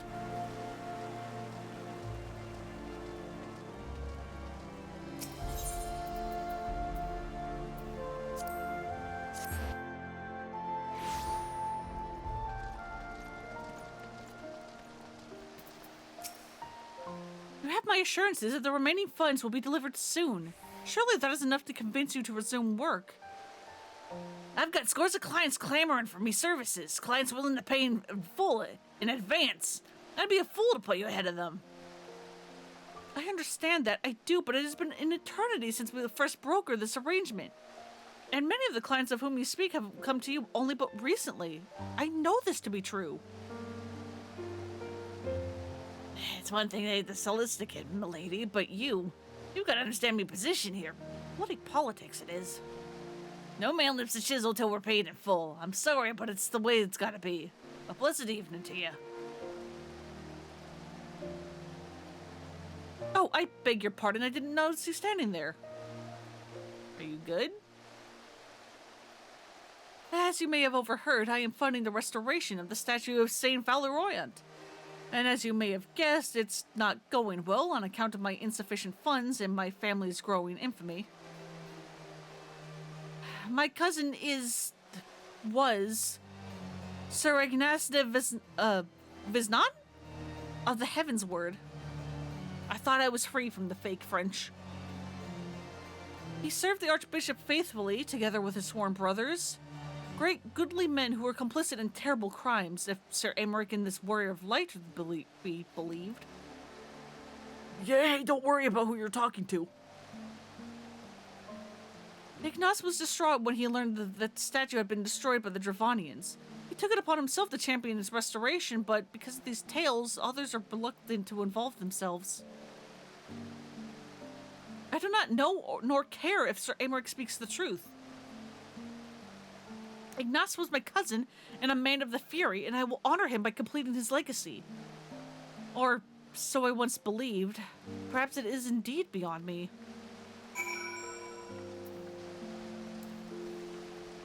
Well, miss, is this kind of what you're talking about? Is this what you want?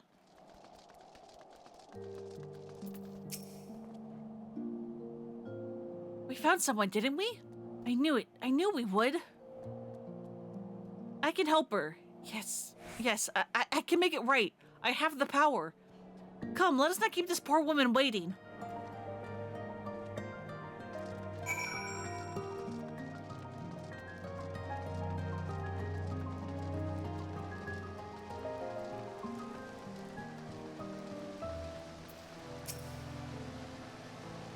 Is this she, the one you would have me help?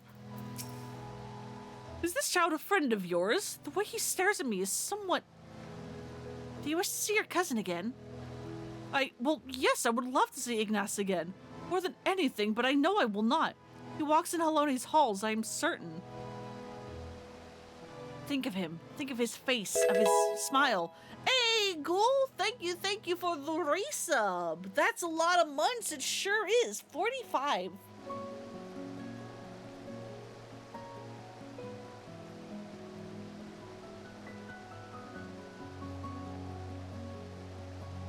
Think of him. Think of his face, of his smile, of his laugh.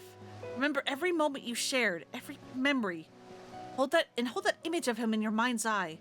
And then go to a quiet place you shared no one will come. Wait for me there. I really don't understand what this is all about, but since you seem so earnest, I will trust in you and do as you ask. There is a garden to the south of the tribunal with which we were both fond. I pray you'll explain all to me when this is finished.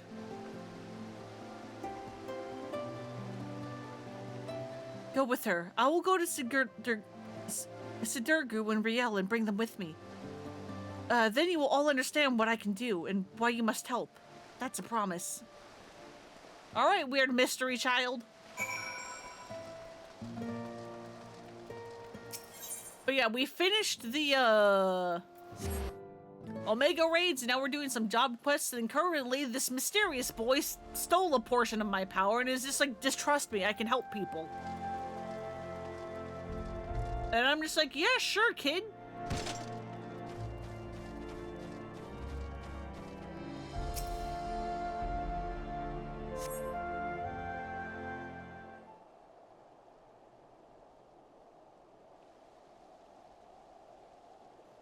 Ah, your friend has arrived, and he has brought companions, I see.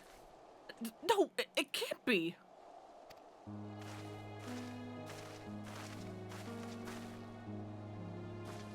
Ignace, is it really you? Oh, praise Haloni, you're alive! You're alive! My dear cousin, how it warms my heart to see you in good health. I pray you will forgive me for my lengthy absence. Oh, don't be foolish. There's only joy to see you returned. Come, we must go to your father and mother at once. How they will weep at the sight of you. I cannot. Better for them to mourn me as the son who gave his life in service to his archbishop in his home. I have heard that you get labor to see the statue of Saint Valerant restored. Know that I am grateful beyond measure. I am undeserving of your praise, cousin. For all my efforts, the statue remains in shattered ruin.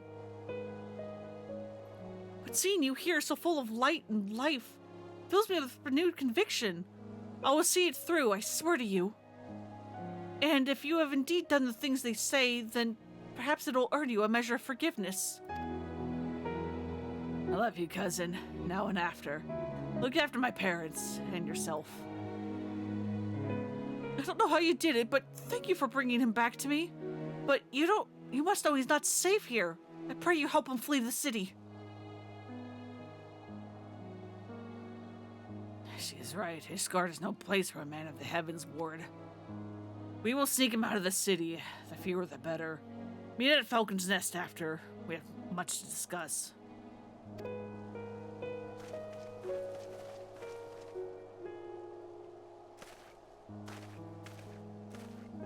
Weird little thief. I will never forget this kindness. Thank you from the bottom of my heart.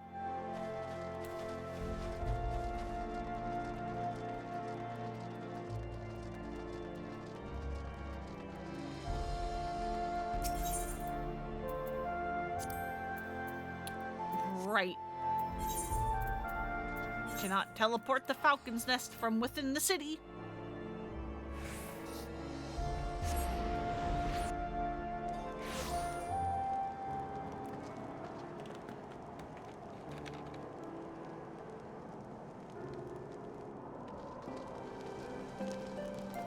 Alright, kid, where the hell are you?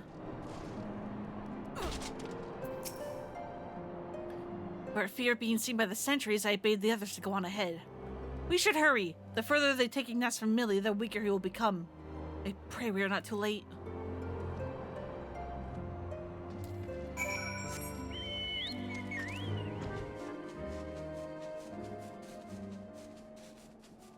He's not going to be there when we show up, is he? Yep. I don't understand what happened to him. God damn it, I should have known. In the depth of the abyss, a flame lingers. Forgive me, I should have known the magic would not sustain itself much longer. That which you see before you is Ignace, what remains of him. I can give the memories form, I can breathe them full life and return them to their loved ones, but as the memory fades, so too does the magic. Aether, formless and free. That which I took to make Ignace and Millie whole.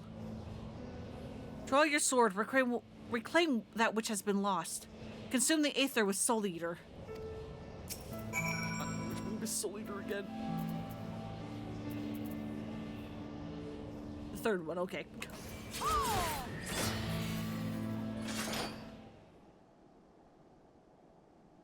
You think I know the names of my skills? Absolutely not. I just know them by the hotkey I put them on.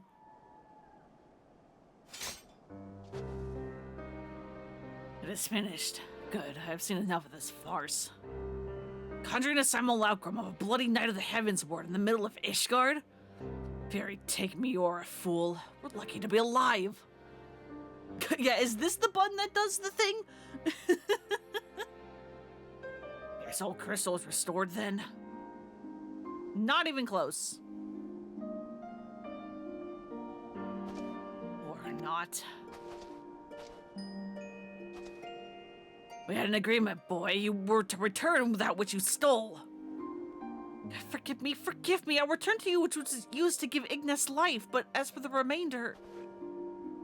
4 more times. It is within my power to do this 4 more times. 4 more times and you shall be made whole. You have my word. For a boy with such an incredible power, you were remarkably helpless. Not only did you rob Lona of her Aether, you imposed upon her to find your people in need.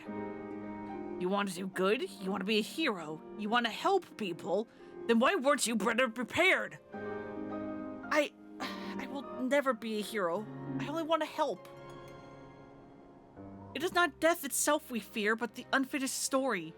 The promise of what could have been. It is enough to break a heart. And a woman. The shattered pieces of a life will never come together again. But if a glimpse of their loved ones grants them the peace they deserve, then I must... It is your decision, Lona. You are the victim. He's got my Aether. I'm not about to let him out of my sight. Perhaps some good can come of this. Perhaps. Perchance. Thank you, thank you. Together we will make them whole. We're not going anywhere, Mist. Even Sid. He may look and act like a chunk of Lazarus, but he means well. Fine, fine. I'm only trying to put the fear of the gods into the little shite, but by all means, go ahead and undermine my authority. Anyway, I'd rather not freeze to death out here in the snow. Let's return to the Falcon's Nest and discuss what to do next.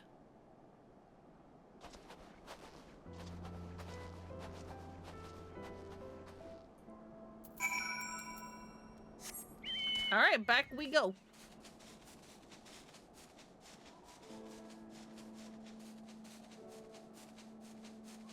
It is so funny that for how much I've played this game, I don't know the names of any of the skills. I mean, okay, there's a couple I know the names of, but most... Yeah. I never learned. I didn't have to. I knew you would understand. How could you not? For the most part, I'm glad to have to go along with Sid's act, but every now and then I have to remind him to not be so grim and dark. Just what I needed, another child to look after. Am I a Dark Knight or a nursemaid? I don't even know anymore. But times, they are ever-changing, and perhaps we Dark Knights must change with them. Long-held truths are become lies, and villains heroes. Though I should be glad if I never have to deal with another hero again. Hi, hello, I'm standing right here. No offense, of course, but you are the exception that proves the rule. The righteous are all too uncompromising. Woe betide the men who offend their delicate sensibilities. If anything, I say you're too accommodating, but it is your ether and soul crystal at stake. 4 times, he swears, but we shall hold him to it, together. In the meantime, you may as well get some rest or attend to other matters. These two can keep company. Maybe I'll find else somewhere to take a nap or to a tavern and have a drink. I'm not going anywhere. We're going right into the next one. What do you mean?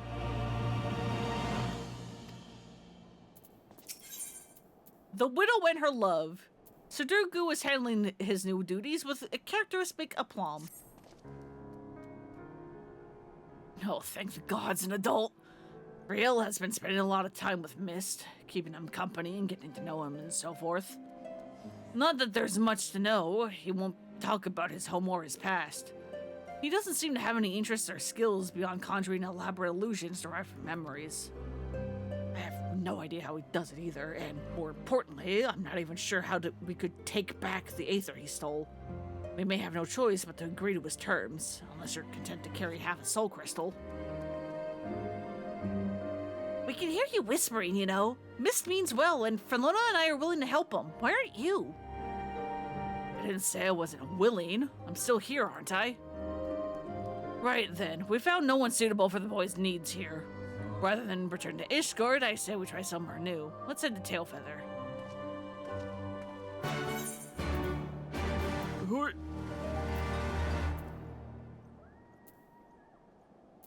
There's Tailfeather. Did not want me to go to Tailfeather at all.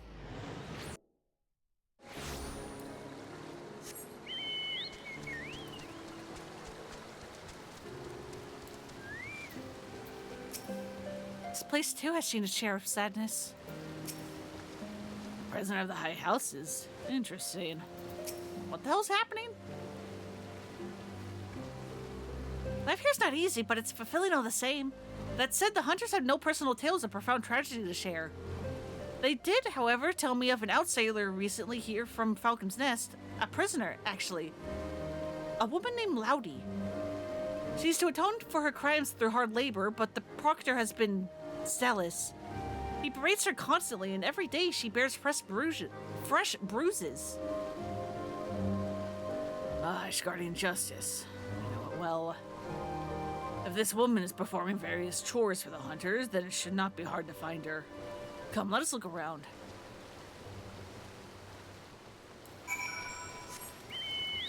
Oh, ma'am, where are you? Do you have any sorrows that need tending to?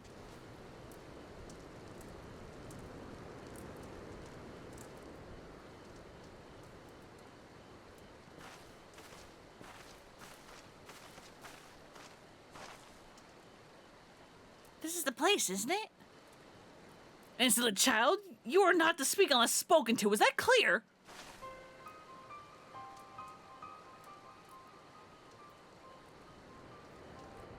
Oh, her. Yes, my lord. Forgive my impudence.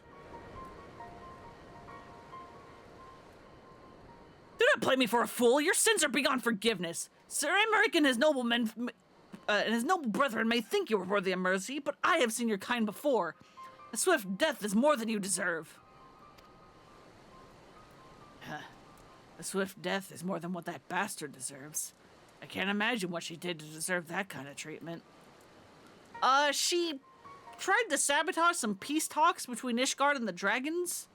She poisoned me, personally. You know her, Finlona. Which, speaking of, between watching Nanamo get poisoned in front of her and then also getting poisoned herself, I forget if I mentioned this, but, Finlona is now super paranoid about taking food from others. And basically, especially drinks. And, essentially, if she doesn't see it get prepared, or if she ever, like, loses sight of it for, like, an extended period of time, she doesn't trust the drink anymore. There have been too many druggings and poisonings.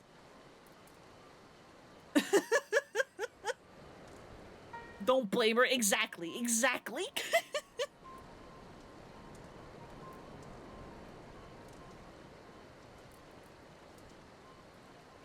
7 Hells, she's the one that led that protest at Falcon's Nest? The one that nearly put an end to the peace conference? And she poisoned you! Well, that explains a lot. Though if you, of all people, can find in your heart to forgive her, or at least forsake bloody revenge, then it's hard to look at this and call it justice. Her crimes were born of desperation and despair for the husband she lost. Perhaps if the two of them were to meet again... Don't be foolish. She knows he's dead. You'll only cause her pain. Pain is all that's left to her, don't you see? How they cry in the dark, how they mourn their dead, how it festers and spreads and corrupts them thoroughly. We have seen it. We have made it. Fine, do what you will. Conjure her husband. But do not come crying to me when she curses you for her kindness. I'll not give the hunters cause to turn their bows at us either. Real, take Mist into the woods and hide. Finlona and I will free the girl.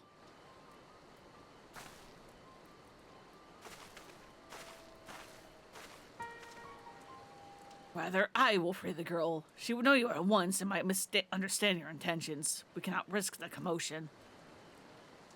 As for your report, no one is truly outside Haloni's grace, don't you think? Confront the proctor. Make him see the error of his ways. If he's a good man, then he may yet repent of his wicked ways. If he refuses, then that is his choice to make, and he will have to accept the consequences of his actions. Doubly so if he bears steel, yes? The fucking music kicking in at the prospect of beating this civilian up. The very sight of you fills me with murderous rage. See to your duties. I must needs cleanse myself of these impure thoughts through communion with nature. Perhaps a spot of fishing is in order.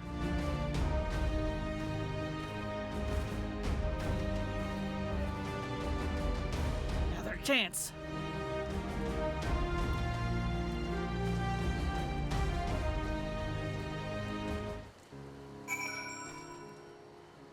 Where the hell are you? Ah, you're up north. Hey, how convenient for me that you have decided to choose the most secluded spot, of which there is no one else around. Would you like to fear God, my good sir? Who are you? Why do you disturb me? Concerned adventurer who objects to my treatment of a criminal? If only you knew her sins. She should have been thrown into witch drop. Alas, the Lord Speaker in his boundless wisdom and mercy demanded that we spare the woman's life. But rest assured that I will see that her every waking moment is filled with misery and scorn. You presume to judge me, a man of the church? I will not be cowed by your threats.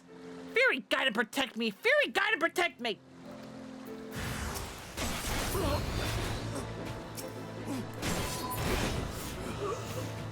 Are you proud of yourself, sir? You're like super dead.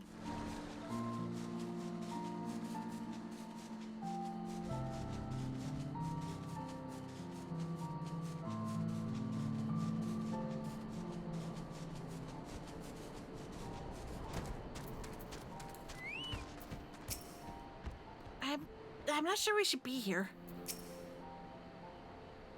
It's begun. We can about watch and see what happens. Love coming in to see Forlona just turn someone into mist in one hit. Hey, hey, Splitter, welcome, welcome. What's up? Look, we have brought them together. We have made her whole. How she smiles, how her eyes sparkle, how beautiful this happiness. Haven't seen you in a bit. How's it going? I mentioned this earlier when Em was here, but I do miss you guys a lot. I know it sucks that I can only stream while you guys are working now. Because I work weekends when you guys are free.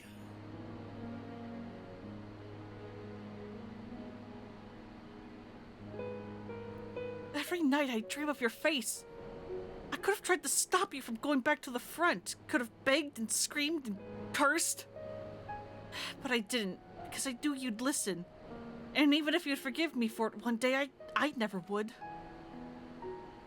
The arrow may have missed my heart, but I've been dead for a long time. All of this is just waiting. That's what I'd tell you, Stacy, Stace, if I could. And then you'd say, feels like I haven't been here in ages, and work is just gonna get worse from here now. Yeah, which is funny because at the zoo, things are actually starting to slow down a little bit because school has started as of yesterday. So, like, we don't really have the summer crowds anymore. Although in, like, a month or two, I imagine the field trips are going to start picking up.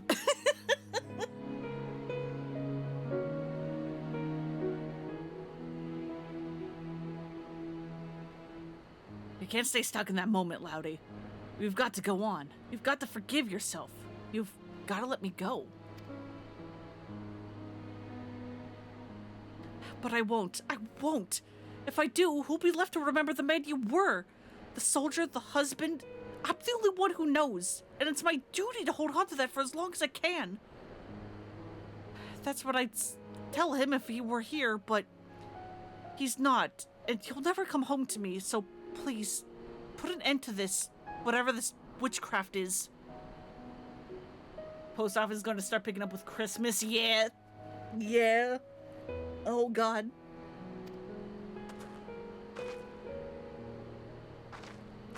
Holidays are going to make work suck for everyone. Yeah.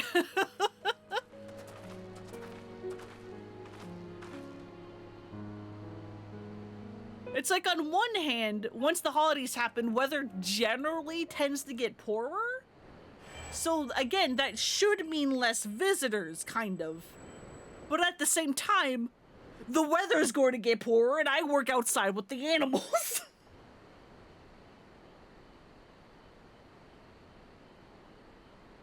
Forlona was Falquin.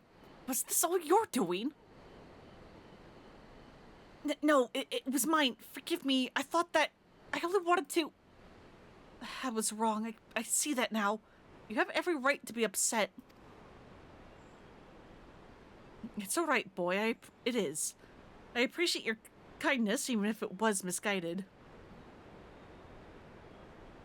You too, Forlona. I blamed you for a lot of things.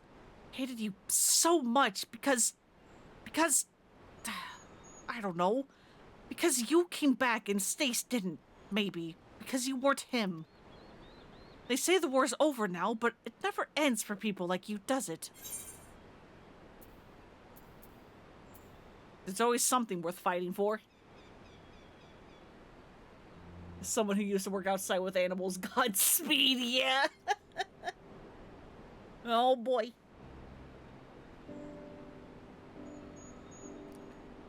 I know what you are. I heard the stories as a child. Of the ones with neither shield nor sigil. Champions of the weak and the helpless, undeterred by the law of man or God. I couldn't stop you any more than I could have stopped Stace from walking out the door that day, so fight, damn you. Fight if that's what you want. Just don't squander the time in between. There's never enough. Right. I suppose I owe it to him to try to make the most of what I've got left, too. So I will. Take care and thank you.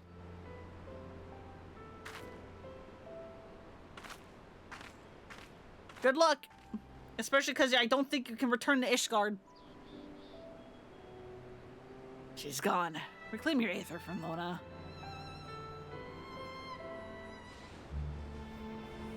Sure, you're ready to take down in like rubber boots and shit, but I used to wear waterproof snow gear, and even without snow, because animals always find a way to be wet. Oh yeah, no. Absolutely.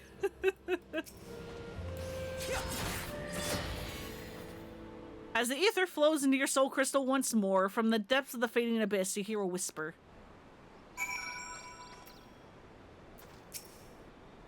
I did try to warn the boy. The Proctor's punishments were nothing compared to her own guilt. Forgive me, forgive me. In the end, I could not make her whole. So much pain, so much loss, how it fills my heart and overflows. Maybe it is indeed beyond us. Maybe it is not in our nature. You still got 3 more chances, don't you? There's no need to be so bloody melodramatic, at least not out here. We should go back to Tailfeather.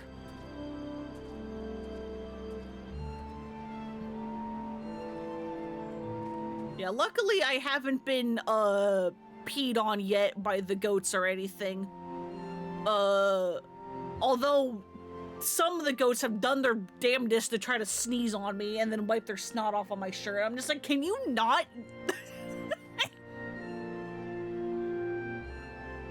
Your words did more for her than my illusion. She's still a good person, and so are you. I pray you remember both. Or I pray you both remember. I'm impressed. I don't know how I've managed to stay away unscathed, too. It's a mystery to me as well. You got peed on your first day at the dog kennel. Yeah, I mean, to be fair, have fun. When goats pee, it's kind of more in the, like, when they pee upright, and it's kind of more like, I don't know how to hang on. I got an idea. Hang on. Where's, no, not minions. Mount? Do I have anything goat-like? Fuck it, a doe, close enough. The one, like, goats and stuff pee, it's kind of more like down the middle here. So as long as I, like, make sure that I'm not under them at all, I can stay dry. I mean, okay, I guess it's kind of more like over here, but like still.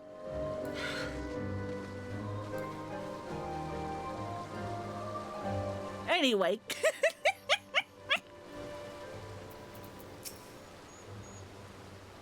She knew it was false, and yet it still had power over her. Can there be a truth in the lie, and perhaps a salvation as well? Don't. That's a slippery slope. Thank you for the demonstration. I was like, I know I have something goat-like in here. Where is it? First time you saw a cow pee, you're like, that's a whole fucking waterfall of piss. Oh, yeah. We don't have many cows at the zoo, but, yeah, no, those guys, they pee and poo like there's no tomorrow.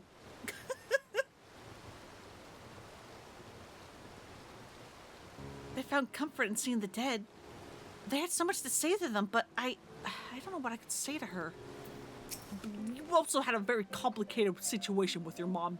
I wouldn't worry about it, kid. Arla next, I would say, but Miss looks to be in no state to continue. Which means we'll be staying here for a time, taking in the fresh country air, me and my little ones. For what it's worth, I think that woman is better than for what we did. Or at least as good as anyone can be after what she's been through. The Orphans and the Broken Blade. Serdugu is ready to make is about to make a suggestion he will immediately regret. Ramona, I imagine you'd like to get back to it, and so would I. Unfortunately, Mist remains inconsolable. Cleaning up after the huge dogs like Bernese Mountain Dogs was awful. Big animals like cows and horses would be a nightmare. To be fair, at least compared to the goats, horses at least generally pick like a spot or two to use as a bathroom. It's just that their poop is really heavy and smelly. Which is, to me, easier to clean up than the goats that will go fucking anywhere, dude. I have to clean the entire yard after the goats. If a horse has been in a yard, that's way easier to clean.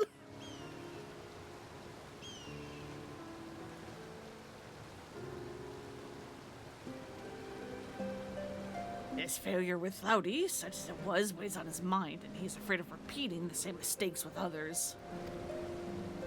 And so, for lack of a better idea, I'm thinking it's time to pay another visit to those funny little, furry little shites in the churning mists. What? But why? I can't imagine Mist helping a Moogle. My master used to take me to places like Mogholm when the city became too much.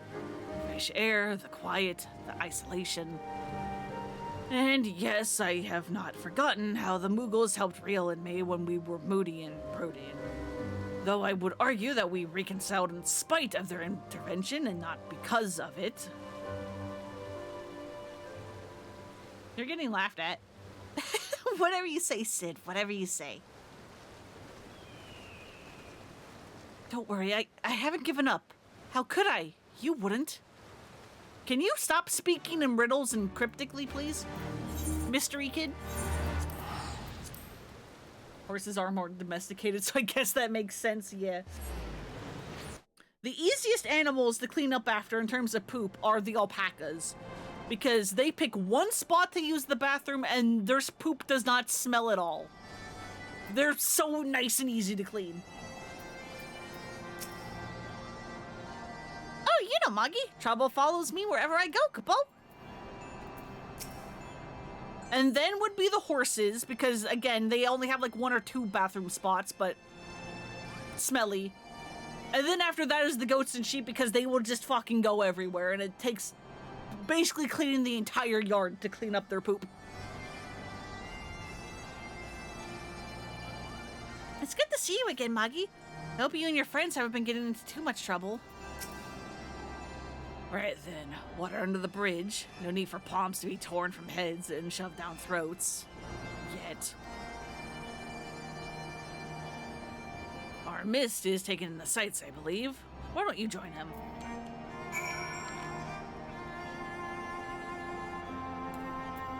Feel with goats, the dogs are the same way, yeah.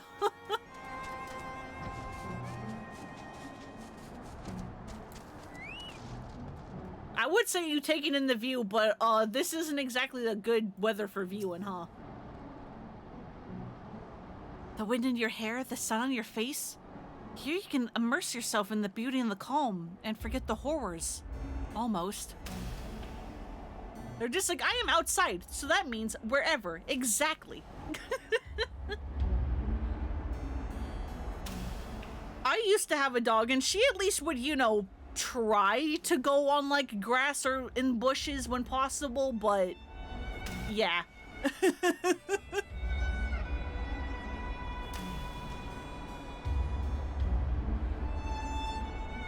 How far we have come, you and I. The others, they hesitate, but you understand the obligation, the duty, the need for atonement. What do you need to atone? You're a child. We have lost so much. So many friends and loved ones, so many moments. We thought we could keep and preserve them, but we are left with anguish in the end. Time strips us even of this bitter remainder if we let it. But I cannot. This pain, this sadness, it is mine to bear, mine alone. This I understand now. Their grief will be mine, and in return I will give them peace. But who and when and where, that is the question. Even we have our limits. Why are you speaking in cryptic puzzles like Frey was? Who did I lose? Everyone? No one? We've always been apart, have we not? Perhaps one day you will understand, and then you will share my loathing and contempt. I have so many sins to atone for. Girl, you're like 15, calm down. Oh, forgive me, I have been away from the others far too long. Sid will be worried. We must return to them at once.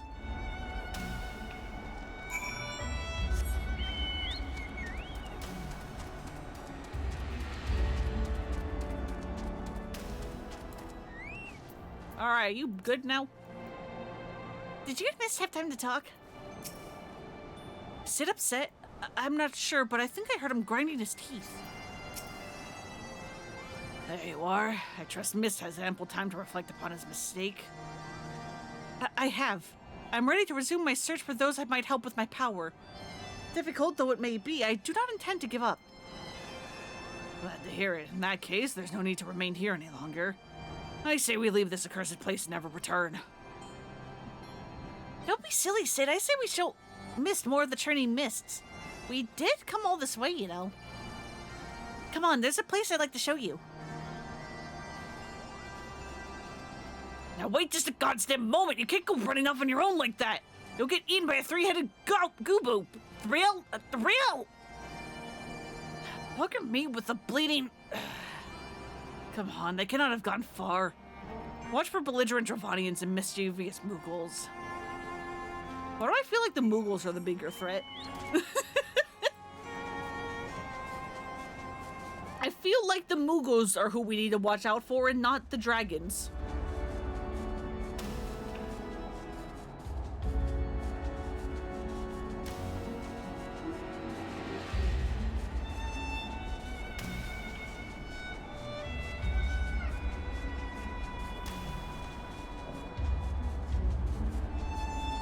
Alright, where are you guys? I told you! The Mughals! What did I say? Don't give me that look. If the little bastards didn't want their heads caved in, they shouldn't have tried to sneak up on me. Besides, they're still alive. You ought to give me credit for holding back. Anyway, I lost sight of the children. I'm not sure which way they went. I'll head north and circle back towards Essa. You head straight away there. Ah, God, where did the children go?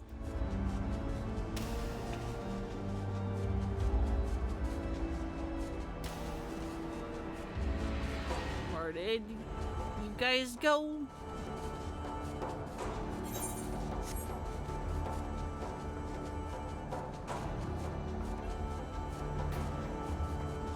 Are you guys heading towards the campsite that we had back in, Heaven's Word? Nope, but there is a solo duty. Rio tells me that she had rather fond memories of this place. Cool, no talk, just immediate combat. Let's go. The conked out Mughals are so funny to you, because it is funny. You should have seen the look on Sid's face when the Mughals started singing and dancing. He was utterly speechless. Why were the Mughals singing and dancing again? It was stupid, really, but I guess you could see that Sid had become obsessed with trying to live up to his master's example, and for all the wrong reasons. He lost his family when he was younger than me. Sir Opain took care of him and Frey, but then they died too, so it's just the two of us now. He was angry and short-sighted, but now, well, he's still both those things, but not as much as before, so that's progress, I suppose. Sid's master was very dear to him, wasn't he? Oh, thank the gods. You shouldn't have run off like that. Do you wish to see him again? Your master? Huh? Where's this coming from? What has Rael been telling you? I mean, there's much I wish I could have asked him before he passed, but... Wait, no, don't you dare, you little shite!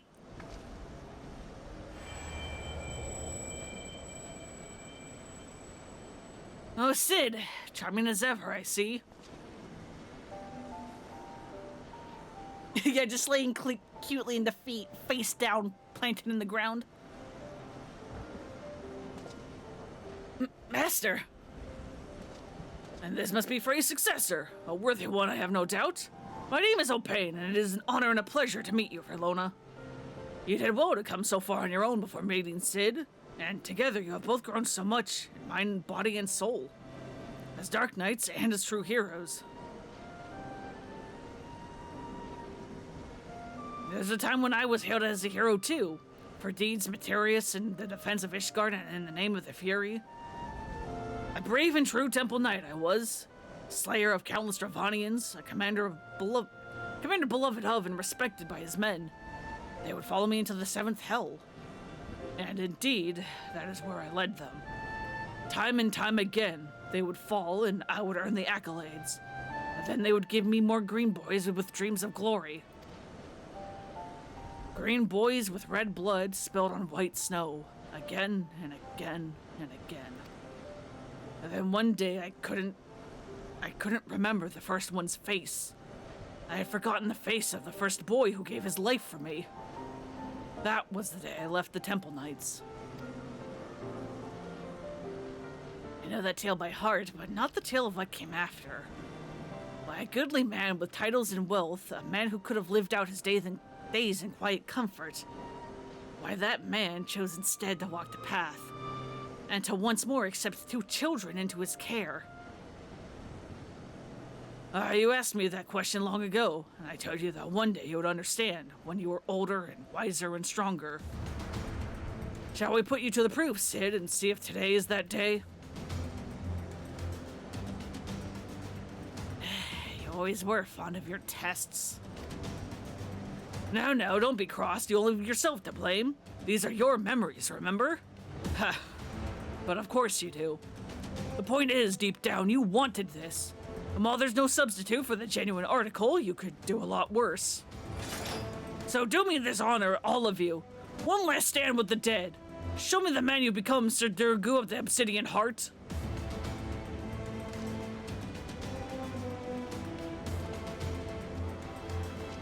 Get out of here, kid. We don't know if you're combat ready.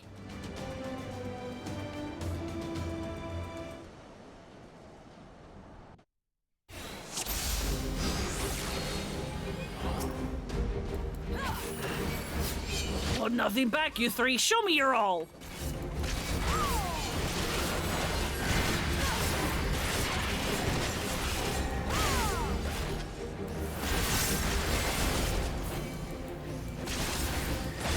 Hey, nope. Is that the best you can do? Perhaps this will help. They're going after Rio. Help them.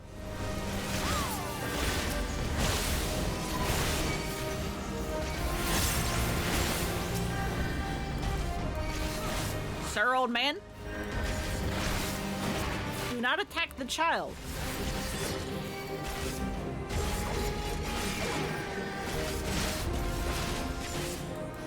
Don't do that, sir.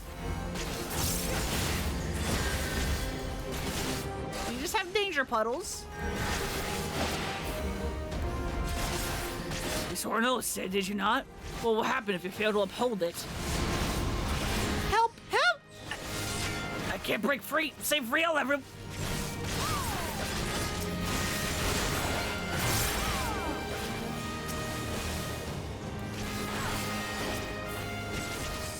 Sir?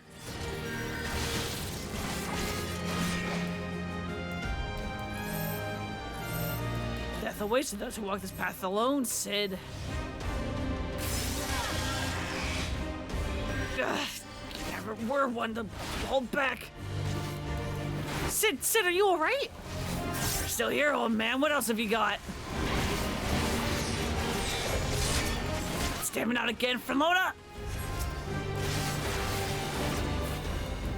Hey, Riel, do you mind not standing in the middle of the danger puddle?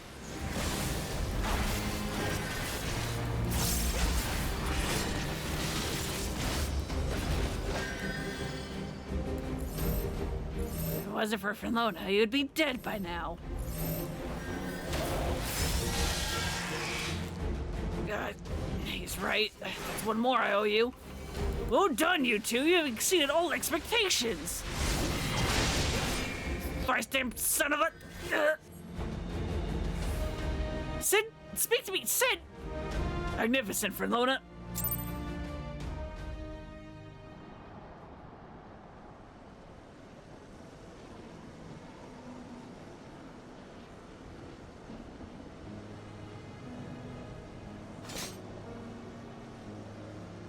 Yeah, well done, Fernlona. Well done indeed. Ray would be proud to know that you carry on his legacy, and mine.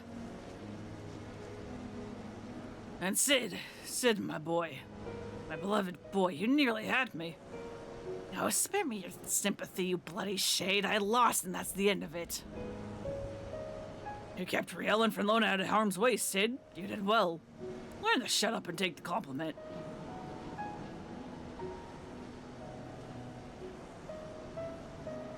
You asked me once why I chose to walk the path, why I chose to look after you and Frey, even though deep down you already know.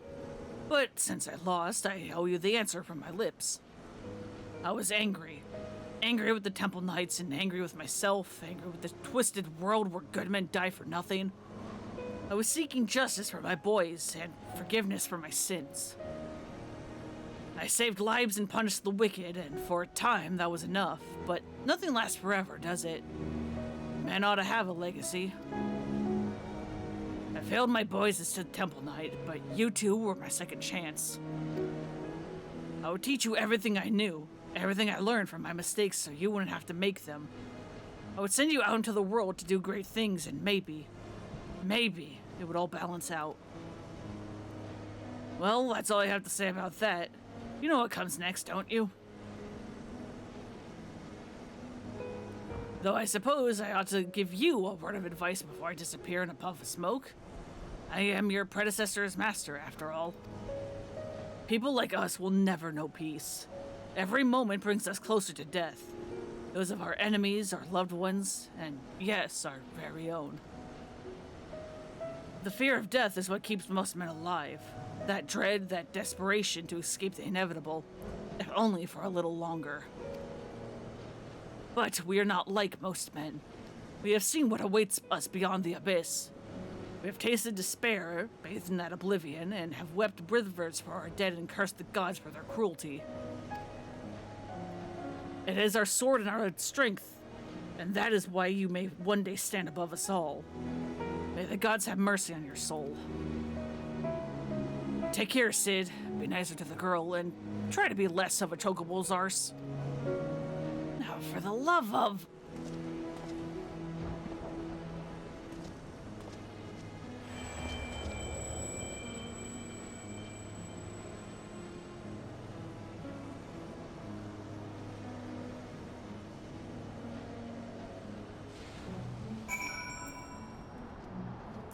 Well, as the ether flows into your soul crystal once more, the depths of the fading abyss, you hear a whisper. Whoops, nope, not that one. Not that button. They weren't supposed to fight.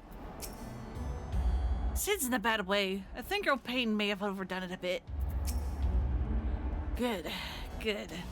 Let's see, it all worked out in the end. As for you, Mist, I distinctly recall telling you not to do that. Forgive me. Had I known it would come to violence, I... Don't you dare start pouting. I'm annoyed. And sorrow over, but it's nothing that won't heal in time. All I ask is that you promise not to do it again without warning and consent. Memories can be powerful and painful, in more ways than one. That said, he was right. I have only myself to blame. If I thought I could defeat him, I would have. I didn't think I had a chance, and so I didn't. His injuries are worse than I thought. We should hurry back to Mogholm. For a moment, I was certain he would fly into a fury. Could it be that he is grateful for the experience after all? Perchance? Then it was not in vain. Tired and broken though he may be, he is nevertheless better for the pain, and in time we too may be. There is still hope. Redemption is not beyond us. Actually, this... Ah, fuck, it is!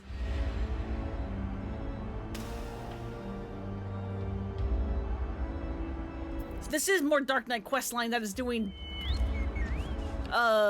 stuff with the journal, isn't it? The abyss is ours again, but again the boy holds back. Again he apologizes profusely.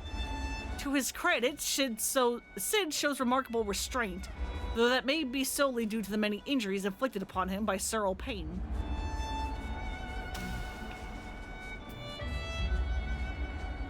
Miss remains inconsolable, unable to turn his thoughts from Laudy and her plight, and so in a fit of what can only be described as temporary insanity, Sir Durgu has proposed that you return to Mogholm. Apparently he hopes that the fresh air and the quiet might cheer the boy. Alternatively, he may long to punch a Moogle in its furry little face. After sparing a moment to put the fear of the gods into Moggy, Sir Durgu suggests that you go and look for Mist, who has wandered off somewhere to take in the familiar sights. Mist stares out at the abyss expanse and speaks of loss, of which we know all too well. So many friends and loved ones. Close your eyes and you can see them pass one by one in solemn procession. A lesser woman would be tempted to forget, but we know better. After reflection, Mist is ready to resume his search, and so Sir Durgu declares it time to leave Mogholm and never ever return. Riel, however, is unwilling to say goodbye, and over Sir Durgu's protestations, she takes Mist and heads north. Needless to say, you cannot abandon them to that wilderness and the three-headed goobos that may be wandering about. Mole Sid got to enjoy a spot of revenge by severely beating a few Moogles half to death. Riel and Mist are nowhere to be found. Sir Durgu suggests that you head to Osaha, you find the two children in a familiar place, the clearing where you and Sir Durgu once fought a party of Moogles and had pretended to kidnap Riel for questionable reasons. Mist listens intently as Riel tells him of how the Dark Knight loved and admired Sir O'Pain, his former master and caretaker, when Sir Durgu at last arrives.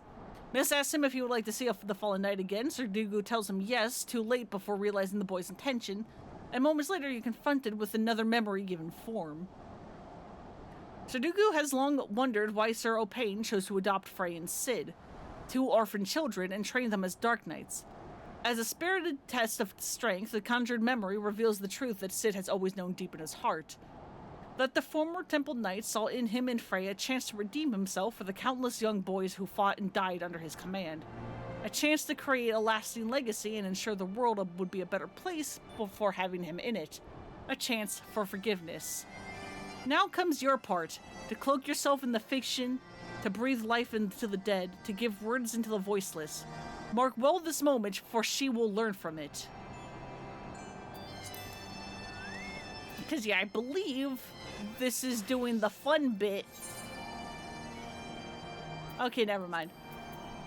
Because Dark Knight's journal entries sometimes do fun things where, depending on whether or not you are actively a Dark Knight, if you look at it, the bits, like, the text, like, changes a little bit. Yeah, I'm afraid Riel is right. I'm gonna need some time to recover, and I'm not fit to travel in my condition. Which means... Oh, gods help me. I'm gonna have to stay with these furry little shites even longer. 2 more times, was it? 2 more times and we'll be finished with this boys' crusade. Not soon enough. Kelowna, be a dear and punch Moogle for me, would you? I wasn't joking, by the way, about the Moogle punching. He'll heal, but I'm afraid it will take a while. The Moogles can probably help, though Sid would have to let them, and good luck convincing him. I can't punch, I'm so sorry. We can never go home. Miss has been waiting for you for a long time. As you can see, Sid has yet to fully recover from his bout with Sir O'Pain, and there's no telling how much more time he will require. But my quest will brook no delay. If we must seek out another soul in need of succor without their assistance, then so be it. Do you agree? Then we are of one mind. Now then, where shall we begin our search? War is perhaps the greatest source of man's misery. So much death and destruction. A battlefield, perhaps. Yes, the slaughter you bore witness to at Castrum Oriens is precisely that of which I speak. A tragedy which tore apart the lives of every man and woman it touched. My mind is made up. That is where we go. If I had it my way, I'd not let you out of my sight. But then again, it's your soul crystal at stake, and I'm only here to help you reclaim your ether. If you think you can look after him by yourself, then by all means. As for me, I think I've finally gained enough strength to make the journey back to Ishgard. When you finished in Girobania, come and find us at the Forgotten Night.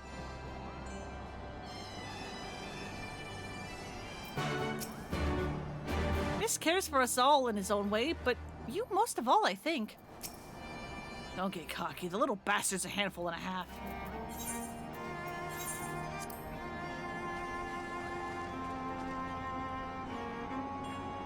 Although Sudirgu has yet to recover from his injuries, Mist will wait no longer. He wants to resume his search for souls in need of succor, and he is willing to forgo their assistance if you are.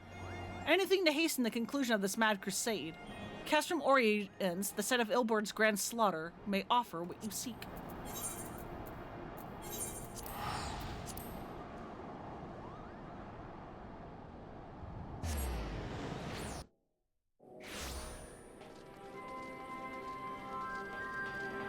Alright, Mist, what is up? Castrum Oriens, how it buzzes with life. So many brave soldiers resolve to do their duty no matter the cost. But I have no doubt there will be a cost, and it will be most high. For no man is beyond the reach of fate. Death will not be denied. This place, it weighs on me. Anywhere but here I would search. I thought you wanted to help. Is this too much? Mist grows weary at the sight of so many men and women willing to give their lives in service to a greater cause. A sight that is all too familiar, perhaps. Elsewhere, we shall look for listless spirits.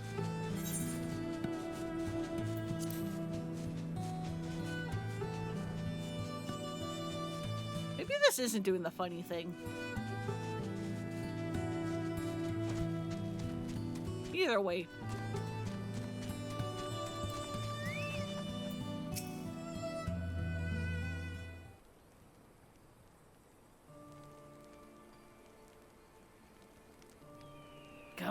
Come to share the fire.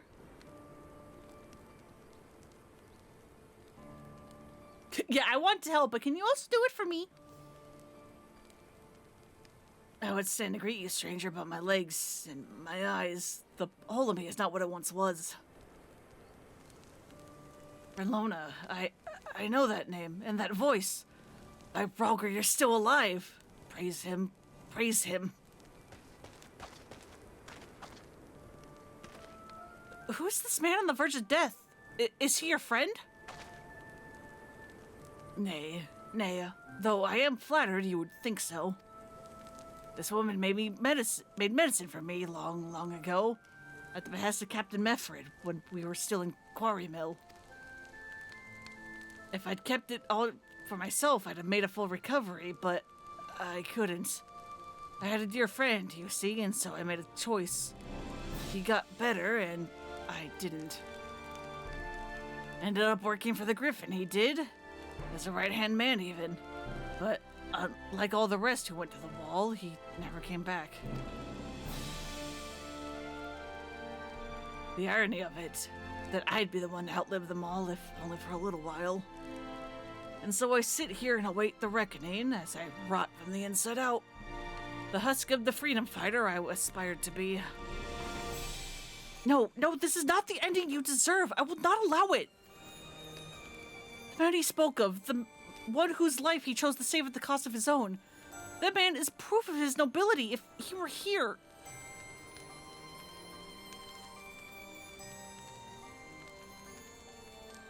Do you wish to see him again, your dear friend? Bodart, Yeah, more than anything. But there's no point in praying for the impossible. He died with the rest, I'm sure of it. He was the Griffin's double, and one of his top commanders besides. So he was the one who played the part of the fake Griffin back in the post-Heavensward patches. You're a kind boy, you are, and I'm grateful for the company in these twilight hours. But there's no need to trouble yourself further. My time is nearly spent.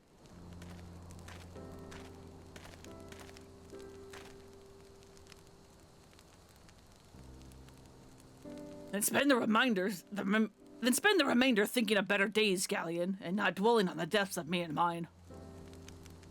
God, strike me down, Hodart! No, it can't be. This is not more than a trick, an illusion, a lie. But even if it is a lie, hear me, Hodart. I have a favor to ask of you. One final favor for a dying fool. Return to the Reach, to Bloodstorm. Offer a prayer to our brothers there. I will, Galleon. You have my word.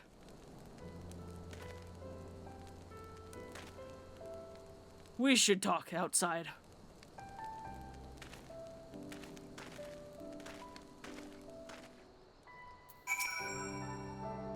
Well, you go with Hodart. He has to make it. I've not left but this.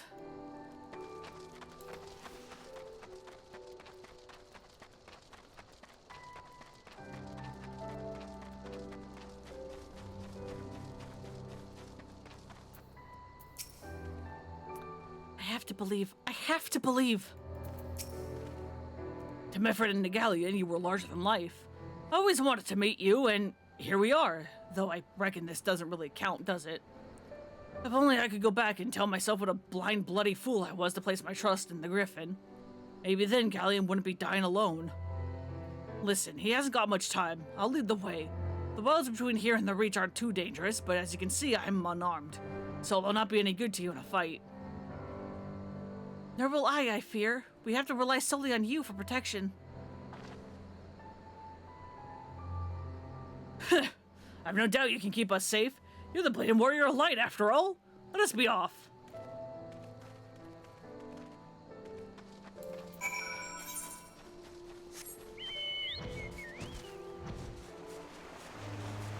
Things I need to kill over here, I presume?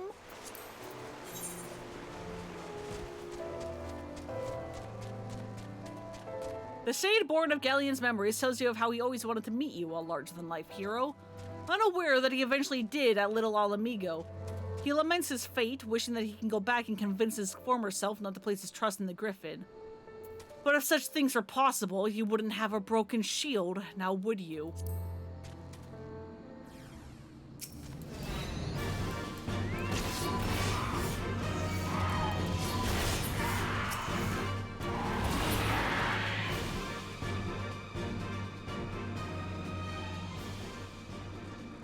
You should have seen that guy, she turned into mist. You're fine with her. Exactly.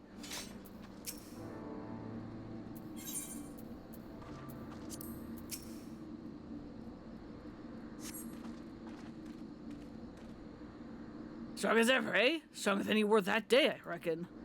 They say that when the Griffin's men realized that you were coming to stop them, they grew panicked and unsure. How could they take up arms against the woman hailed as the hero of Eorzea? A hero who had personally intervened and their lives were the better. Some of them stood their ground and died for it then and there, and died for it then and there. And died then and there for it. There we go. I imagine, while others looked to the other way to try to find some more Imperials to kill. I pray I wasn't foolish enough to try and fight you. I owed you better.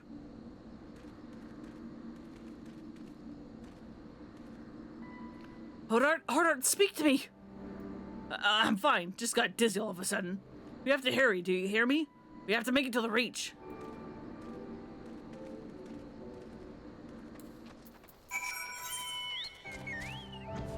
You rescue Hodart and Mist from wild beasts, but though they are unharmed, the shade abruptly stumbles and grips his head. Dizziness, he claims, and nothing more before imploring you to hurry. He's as poor a liar as the boy.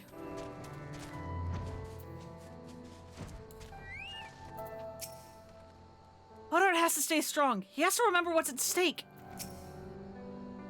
I made a promise to Galleon. I'll not fail you, brother. It cannot be the distance. We haven't traveled far enough yet. Man's memories cannot outlive him. I told you he hasn't got much time, and neither do I. I'll hold on as long as I can, but in the end, it's not up to me.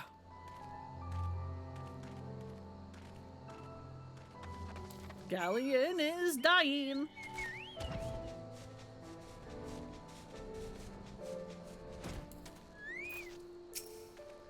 No, I'll not allow it. He will endure. We will fulfill Galleon's wish. So close. Hodart, you must go on. You must make Galleon whole. Remember, Hodart.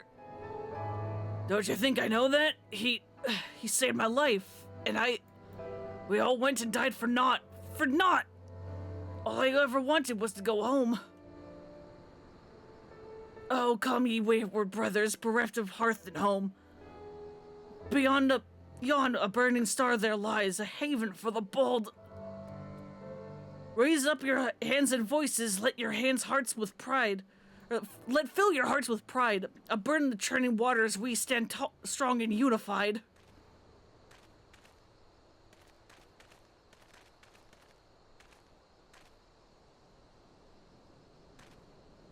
We can still go home.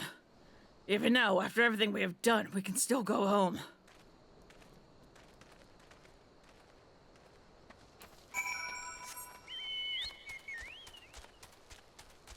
And not quite. He fell and would not rise. He began to shake and he was so close. He could have made it. He should have made it. How cruel the gods to tempt us with this promise of redemption. We did not fail. They failed us. They failed us.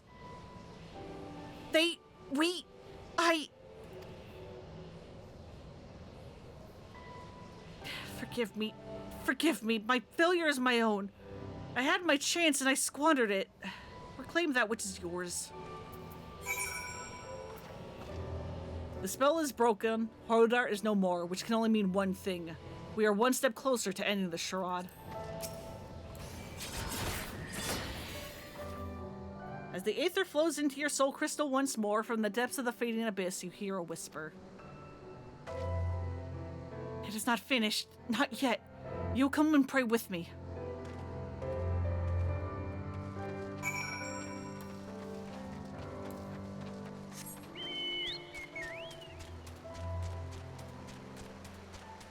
I love the Dark Knight questline so much. It's so fucking good. One of the best job quests out there.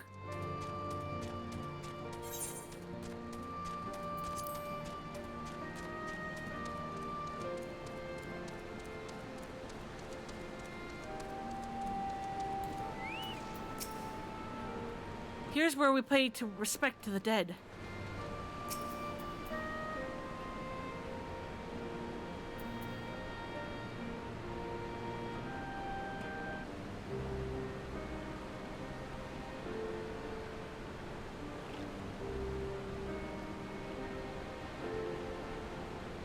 What good are prayers to the dead? They not have ears to listen, nor eyes to see or hearts to console. Naught remains of them save fleeting recollections soon lost to time and to the abyss. We are left only with pain, a lingering sadness for names and faces consigned to oblivion. How are we to withstand this relentless onslaught which threatens to consume us? There is no truth but this. Or is there no truth but this, that all men must die? Is this our world to suffer or to shape? The world is what we make of it. I by my sword. That is my truth. Indeed, we are only bound by the god's law by choice. Which is real fun for Lona, given how we are like God's special child. We are God's favorite. Like, quite literally. We have been blessed by God, and she used to speak to us before she grew too weak to do so. And we're still just like, God's not all that. We make fate, not God.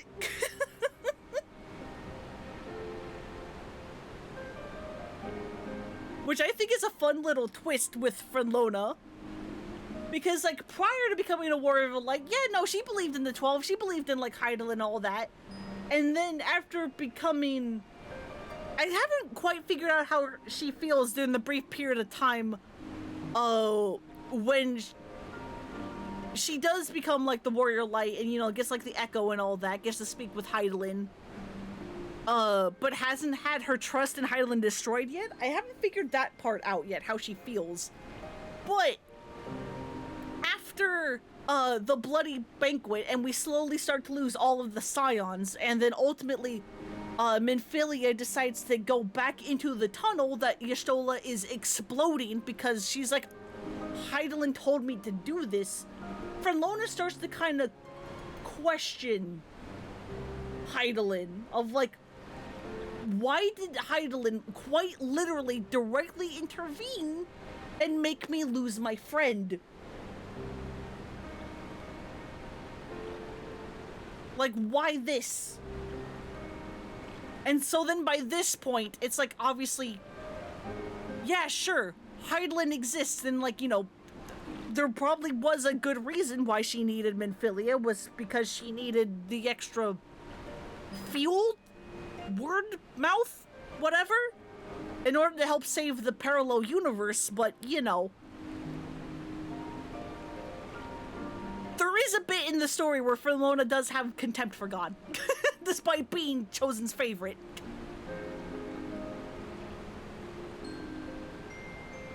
We cannot save everyone, can we?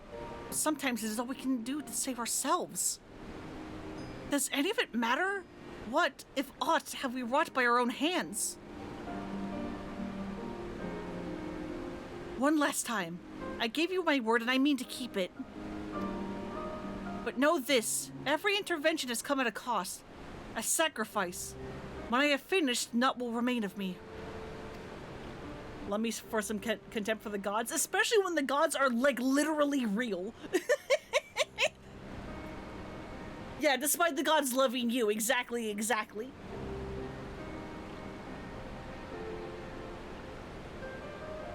And that's, like, the best part, too, is that despite Frenlona starting to have a frayed relationship with Heidelin, she also very much knows Heidelin doesn't care and like loves her back anyway.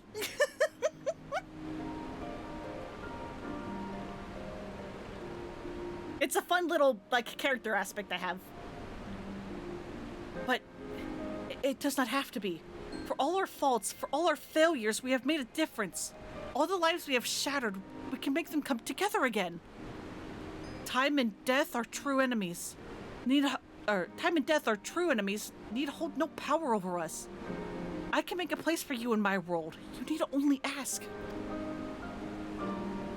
Kid, what are you talking about? We should go back to Ishgard. You must miss Sid and Riel.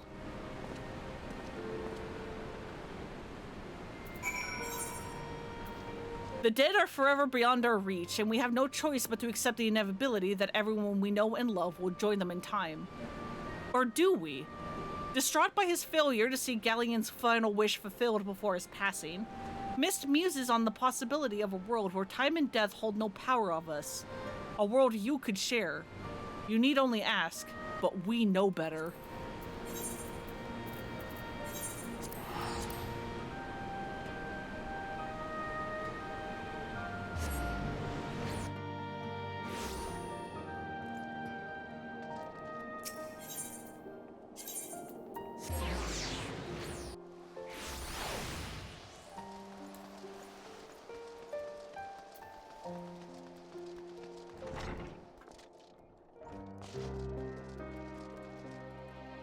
Where'd the kid go?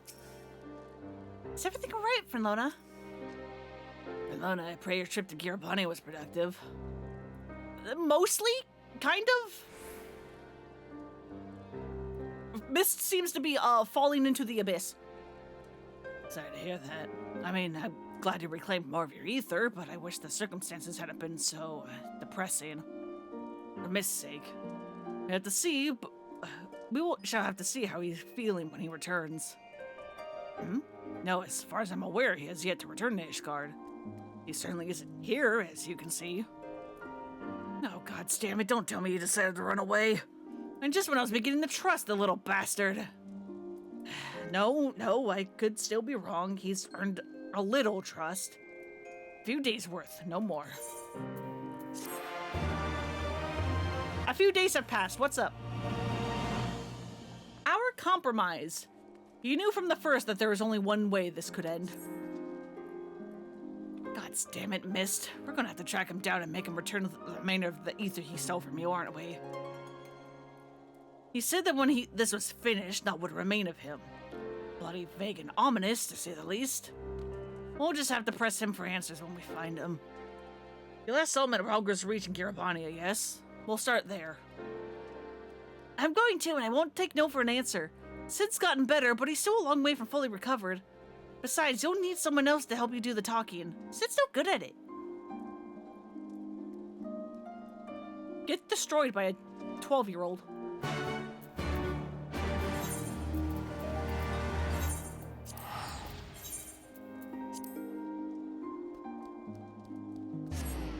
Yeah, nothing interesting there. But still. Sid has at last accepted that Mist is not coming back to Ishgard, and that if we were to reclaim the remainder of our stolen ether, we need to take the initiative. Ralgris Reach was the last place you spoke, and so that is where you will go. Or where we will go. Excuse me, wrong pronouns. Looking for a young boy with long blue hair, you say? I reckon I would remember someone like that if they were to come this way, and I don't. Spoke with the fellow before me during the changing of the guard, as we do, and he made no mention of anyone matching that description either. Alright, so he is in the Reach, presumably. Has not left yet.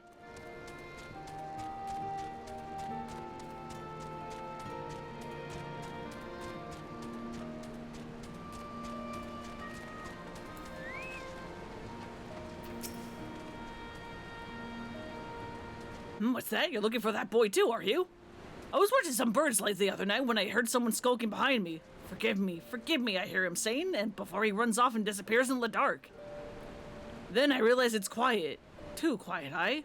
Sleeping birds make noise and mine ain't, 'cause they're dead, every last one of them. No wounds or any other obvious marks, but there they lay, like the life was sucked right out of them.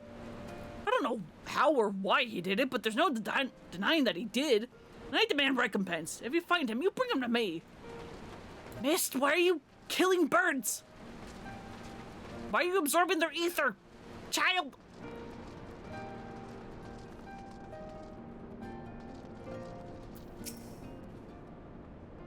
Ah, yes, I remember the long-haired boy. Very curious, and with many questions about the nature of ether.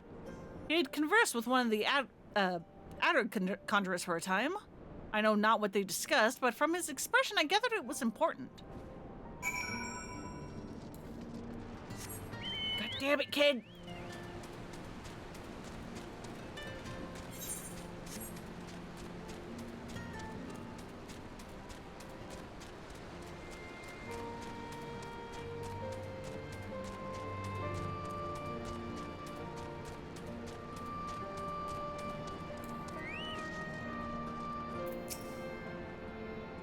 Bad feeling about this. I hope Mist hasn't done something stupid.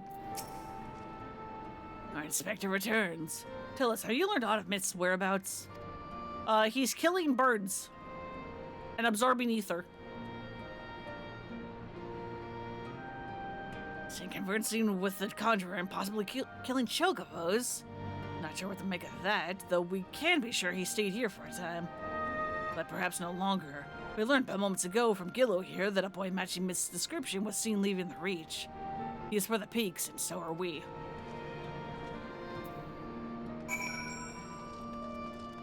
God damn it, kid!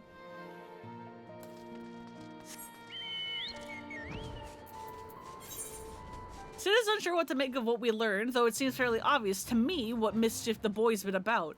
And you too, I hope.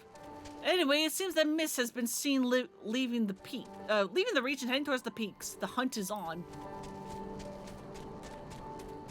How interesting that the author of the journal for the Dark Knight quests isn't us ourselves. They're dead. Just dead, like the chocobos in the story you heard. No visible injuries, no bleeding. As Riel says, these beasts died for no discernible reason. Just like the chocobos that man in the Reach claims that Mist somehow killed. But it doesn't add up. Other than his singular magic, Mist was utterly helpless. Unless... was he always capable of this? But we know the answer already. He stole your Aether when we first met. And even if he could do it, even if he did do it, why? We'll ask him when we find him, and this time you'll let me do the talking. Search the east. Riel and I will head south. We'll meet in between if we find naught. And if we do, either you come to our raid or we to yours. Mist!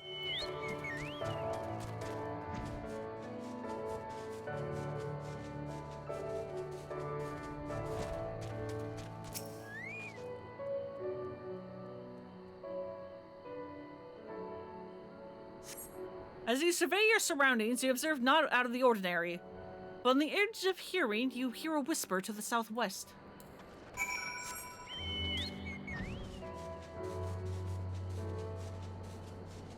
Goddamn, Frelona, how good's your hearing that you managed to hear all the way out here?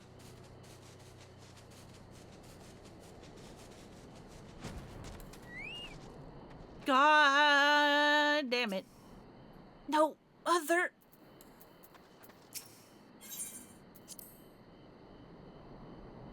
Mist, what are you doing?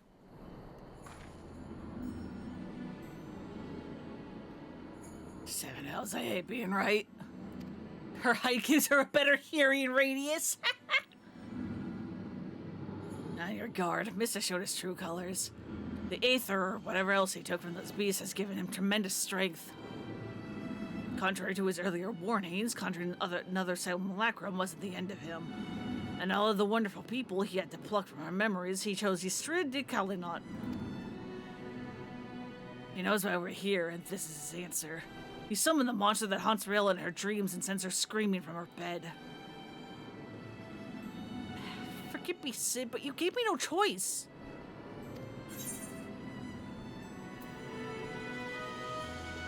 There's always a choice.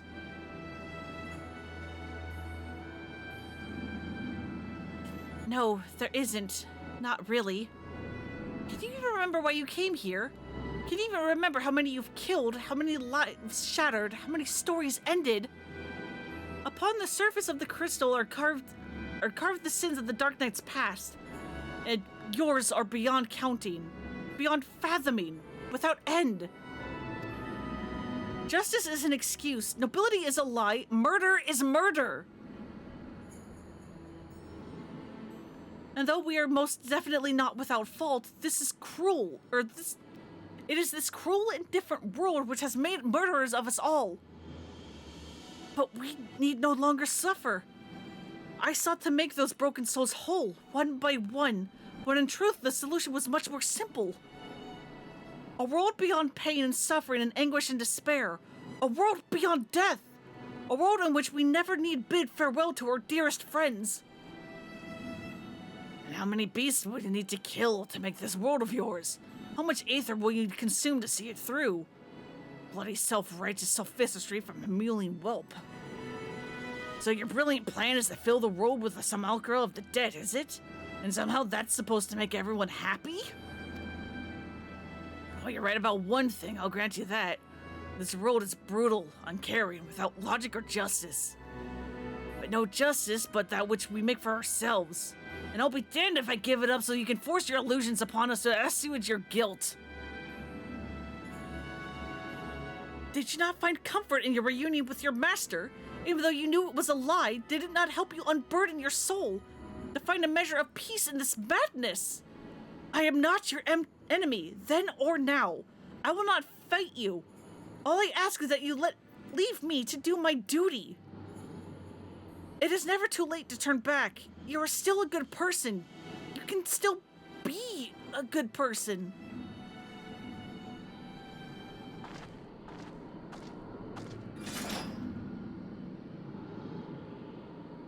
So this is your answer. Girl, you're losing it. He sure is. Maybe you cannot accept what needs to be done, but I can. Goodbye.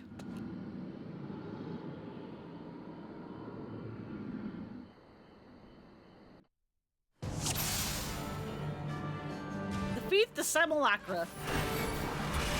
Ours is the greatest lie of all. We have to end it.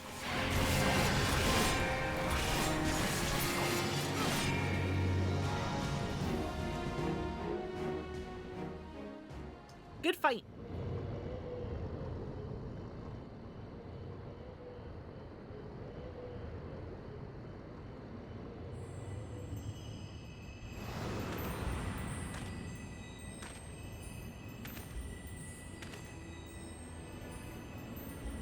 Hello, Ilberd.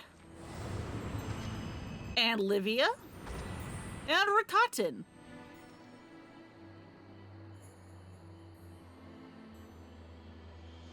So many broken by this world, and then by you. So many. Woe betide the man who stands opposed to the weapon of light, for death will be his reward. Death for him and his kin and all he holds dear. Woe betide the man who stands with the weapon of light, for death will be his reward. Death for him and his kin and all he holds dear. Like sands through the hourglass, everything we fight so desperately to protect slips through our fingers. And what remains is us. Only us and the memory of our sin. To walk this path is to suffer, to sacrifice.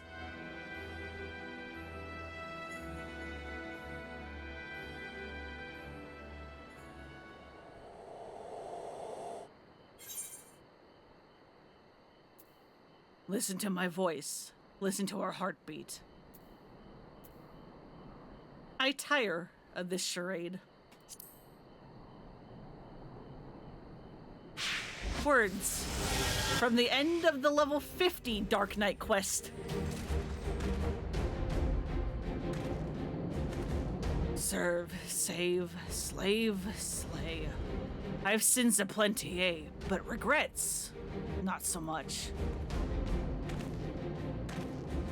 And if she wouldn't listen to me, the embodiment of good sense and pragmatism, then what hope could you possibly have? A house divided cannot stand, you know. This childish rebellion ends now. What in the seven hells is this? Meet my shadow self, who has taken the form of Frey. Compromise, I suppose. Our dear friend here refused to let me take the reins, but I wasn't about to stand idly by while that imbecile tries to do whatever it is he was trying to do. No hard feelings about rape, eh? I promise to not stab you in the back. It'll be just like old times.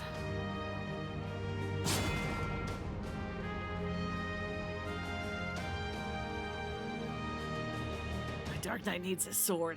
Take mine.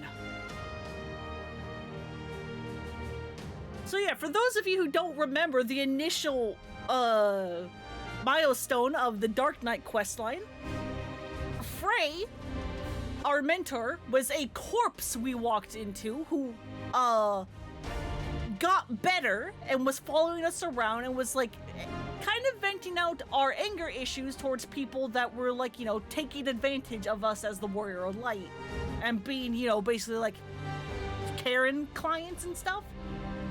Only to ultimately reveal that Frey was indeed dead the entire time, and the thing puppeting Frey around was something only we could see, at least until the very end, because they are our shadow self, basically. It was basically our, like, frustration at being a hero and being taken advantage of and being like, these people don't deserve us. And so through that frustration managed to make themselves actually solid as opposed to just temporarily taking over our body. And people of Riprim saw that happen and were like, what the fuck was that? And we're like, don't worry about it. Please keep this a secret. Thank you. They have returned. Yeah, dark thoughts personified, exactly. No, this is wrong. This is so wrong.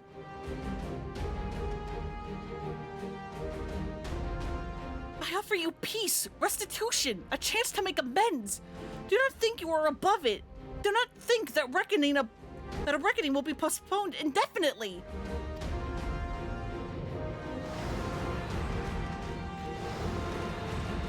Heaven's word, the warriors of darkness.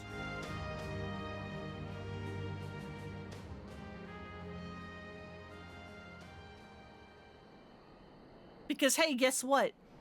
Mist is also a shadow self. Mist is our grief.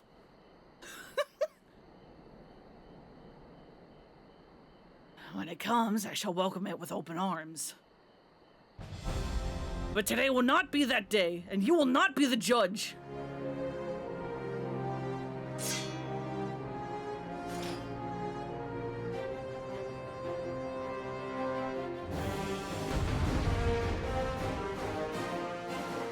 Our shadow selves are fighting!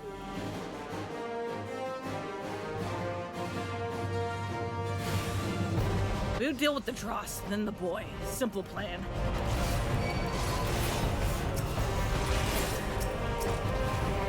Look on the faces of your victims. They are legion. And yet you're picking people that, like, wanted us dead. Again and again and again, you kill. Do you feel nothing? You know my heart, it bleeds like any other. These scars and sins are ours to bear, not to deny. But you, boy, I deny. Yours is the coward's way. Dug deep for those magnificent bastards, have you? But lest you forget, we've bested them before.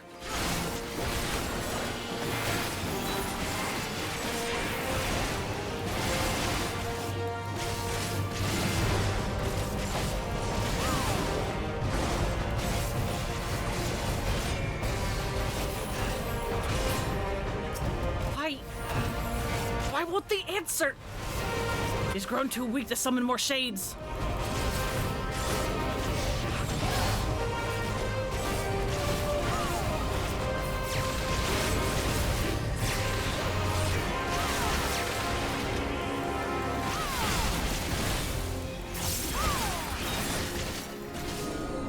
No.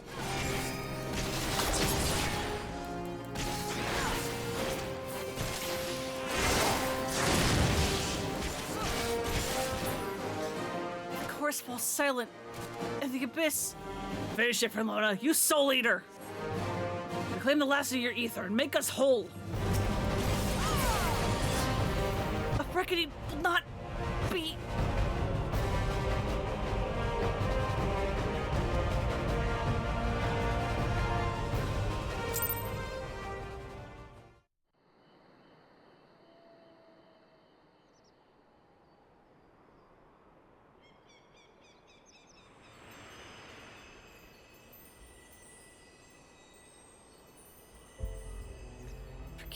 Forgive me.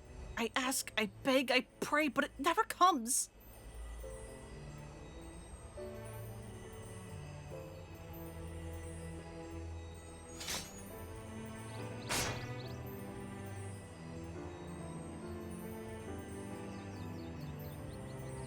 Again, they go and join the multitude in the black oblivion of the abyss.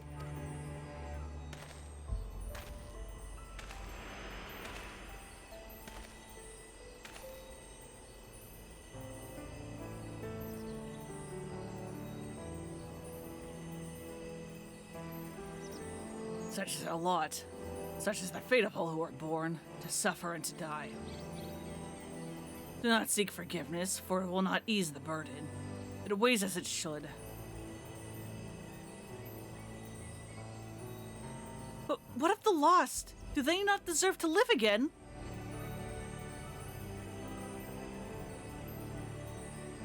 They do, in our hearts and our souls and our memories.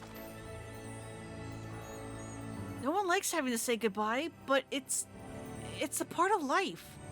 That's what makes the time we share together so precious. You can't obsess over the mistakes of the past, or you'll lose sight of the future. The people still with us, who need us more than ever. The greatest strength is born of the flame in the abyss.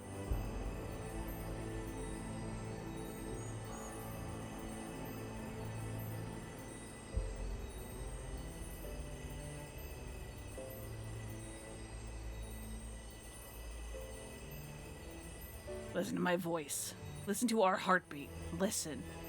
I forgive you. I forgive you. I forgive you. Thank you. That is all I ever wanted.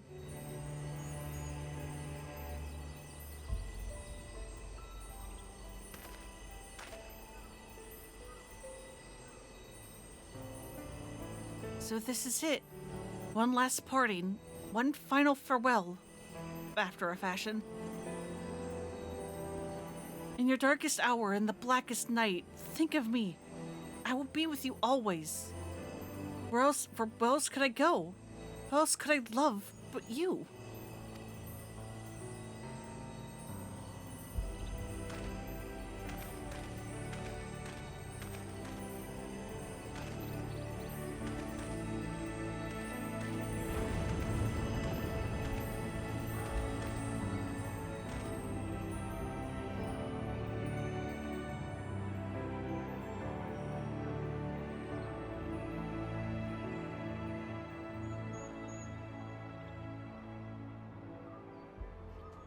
Because despite being all dark and edgy, Dark Nights are about love. Number one.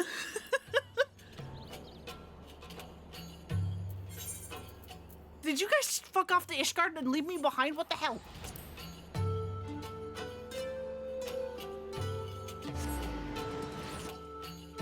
Dark Knight is about love and grief and frustration at the injustice of the world. It's been love the entire time!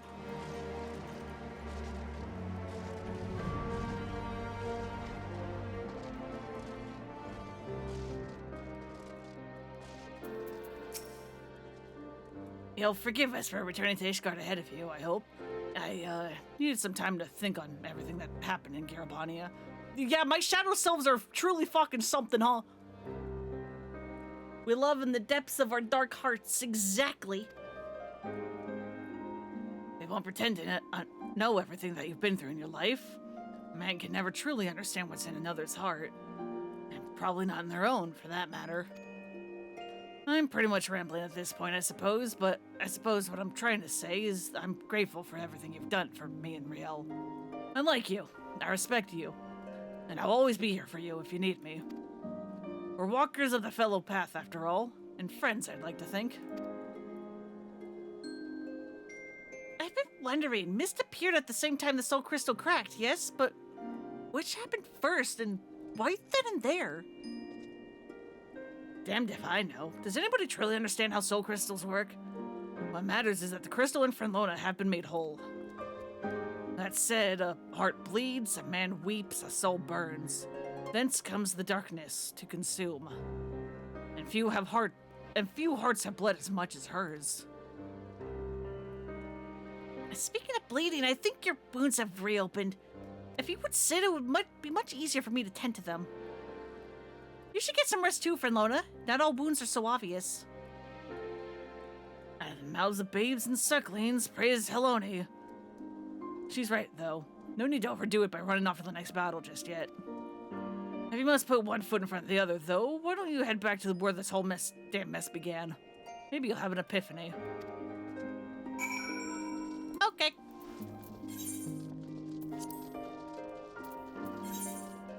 Do you recall how we came to this place?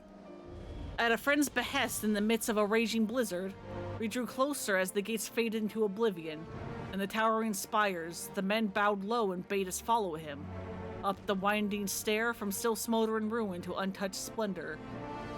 There we found a warm home and warmth. A warm hearth and warm hearts. Fucking, that was really hard to say.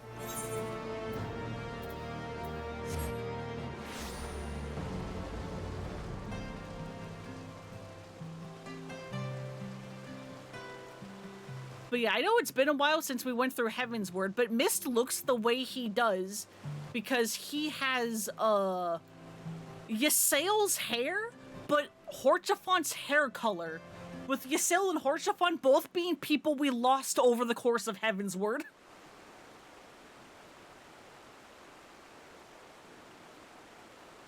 Mist is our grief and guilt manifested.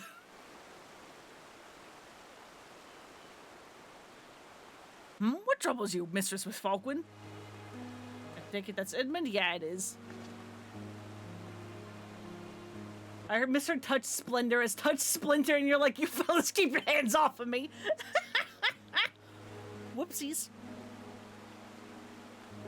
Ah, but of course, 'tis bitterly cold this day. At times like these, one should be warming themselves by the fire. Not a day goes by without your name being spoken, you know? The soldiers and merchants often bring us news of your exploits. That said, to hear from the hero herself would be much preferable.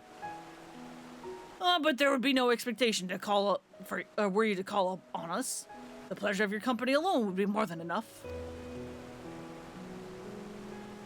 Where though I expected it will be in the days to come, but your destiny was never to remain here, was it? Though a part of me wishes that you would. Buddy, Ferlona's parents are alive. You can't just adopt her. I'm sorry. Also, she's a grown-ass woman. Forgive me. I find myself growing more and more sentimental in my old age, and been working on my memoirs. I've had time to reflect on the darker chapters of my life.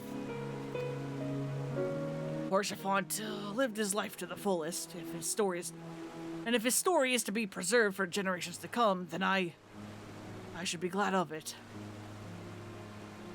You will always have a place here, Ferlona, for your family.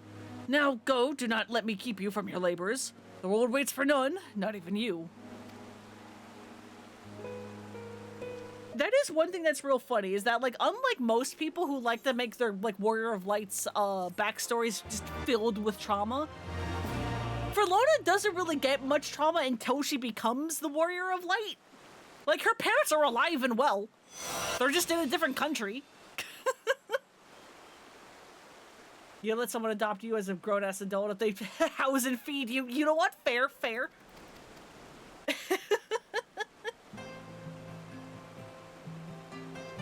But it's like...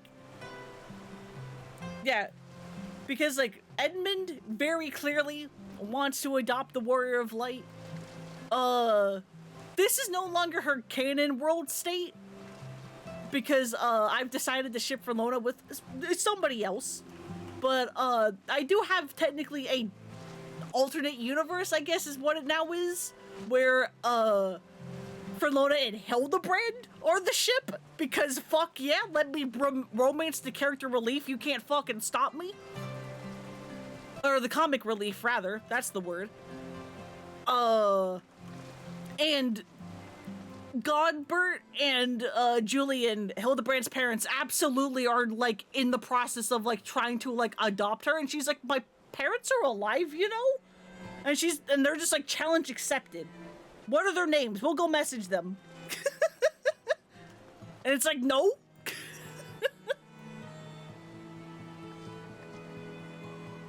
But yeah, that's no longer her main world state, but for going through most of the game, actually, that kind of was her ship, was with fucking Hildebrand. And then a certain scene happened with a fucking steel chair, and I was just like, oh no. Wait, no. This other character is much, like, more better and more serious. And so now I basically just have, like, the two universes.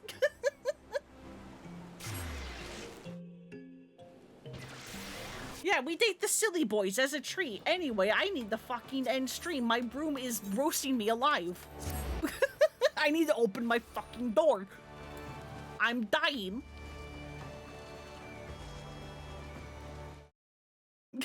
That will be stream. I had to take my jacket off. I don't know what it is about 14, but it it surely does make my computer fucking work for it.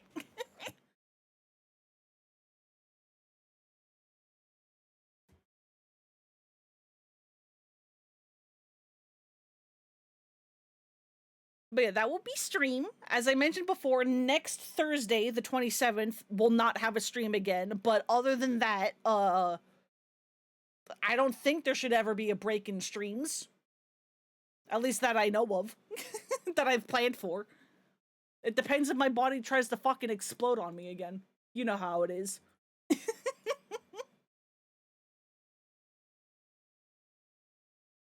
Is there anyone to raid? Is the question.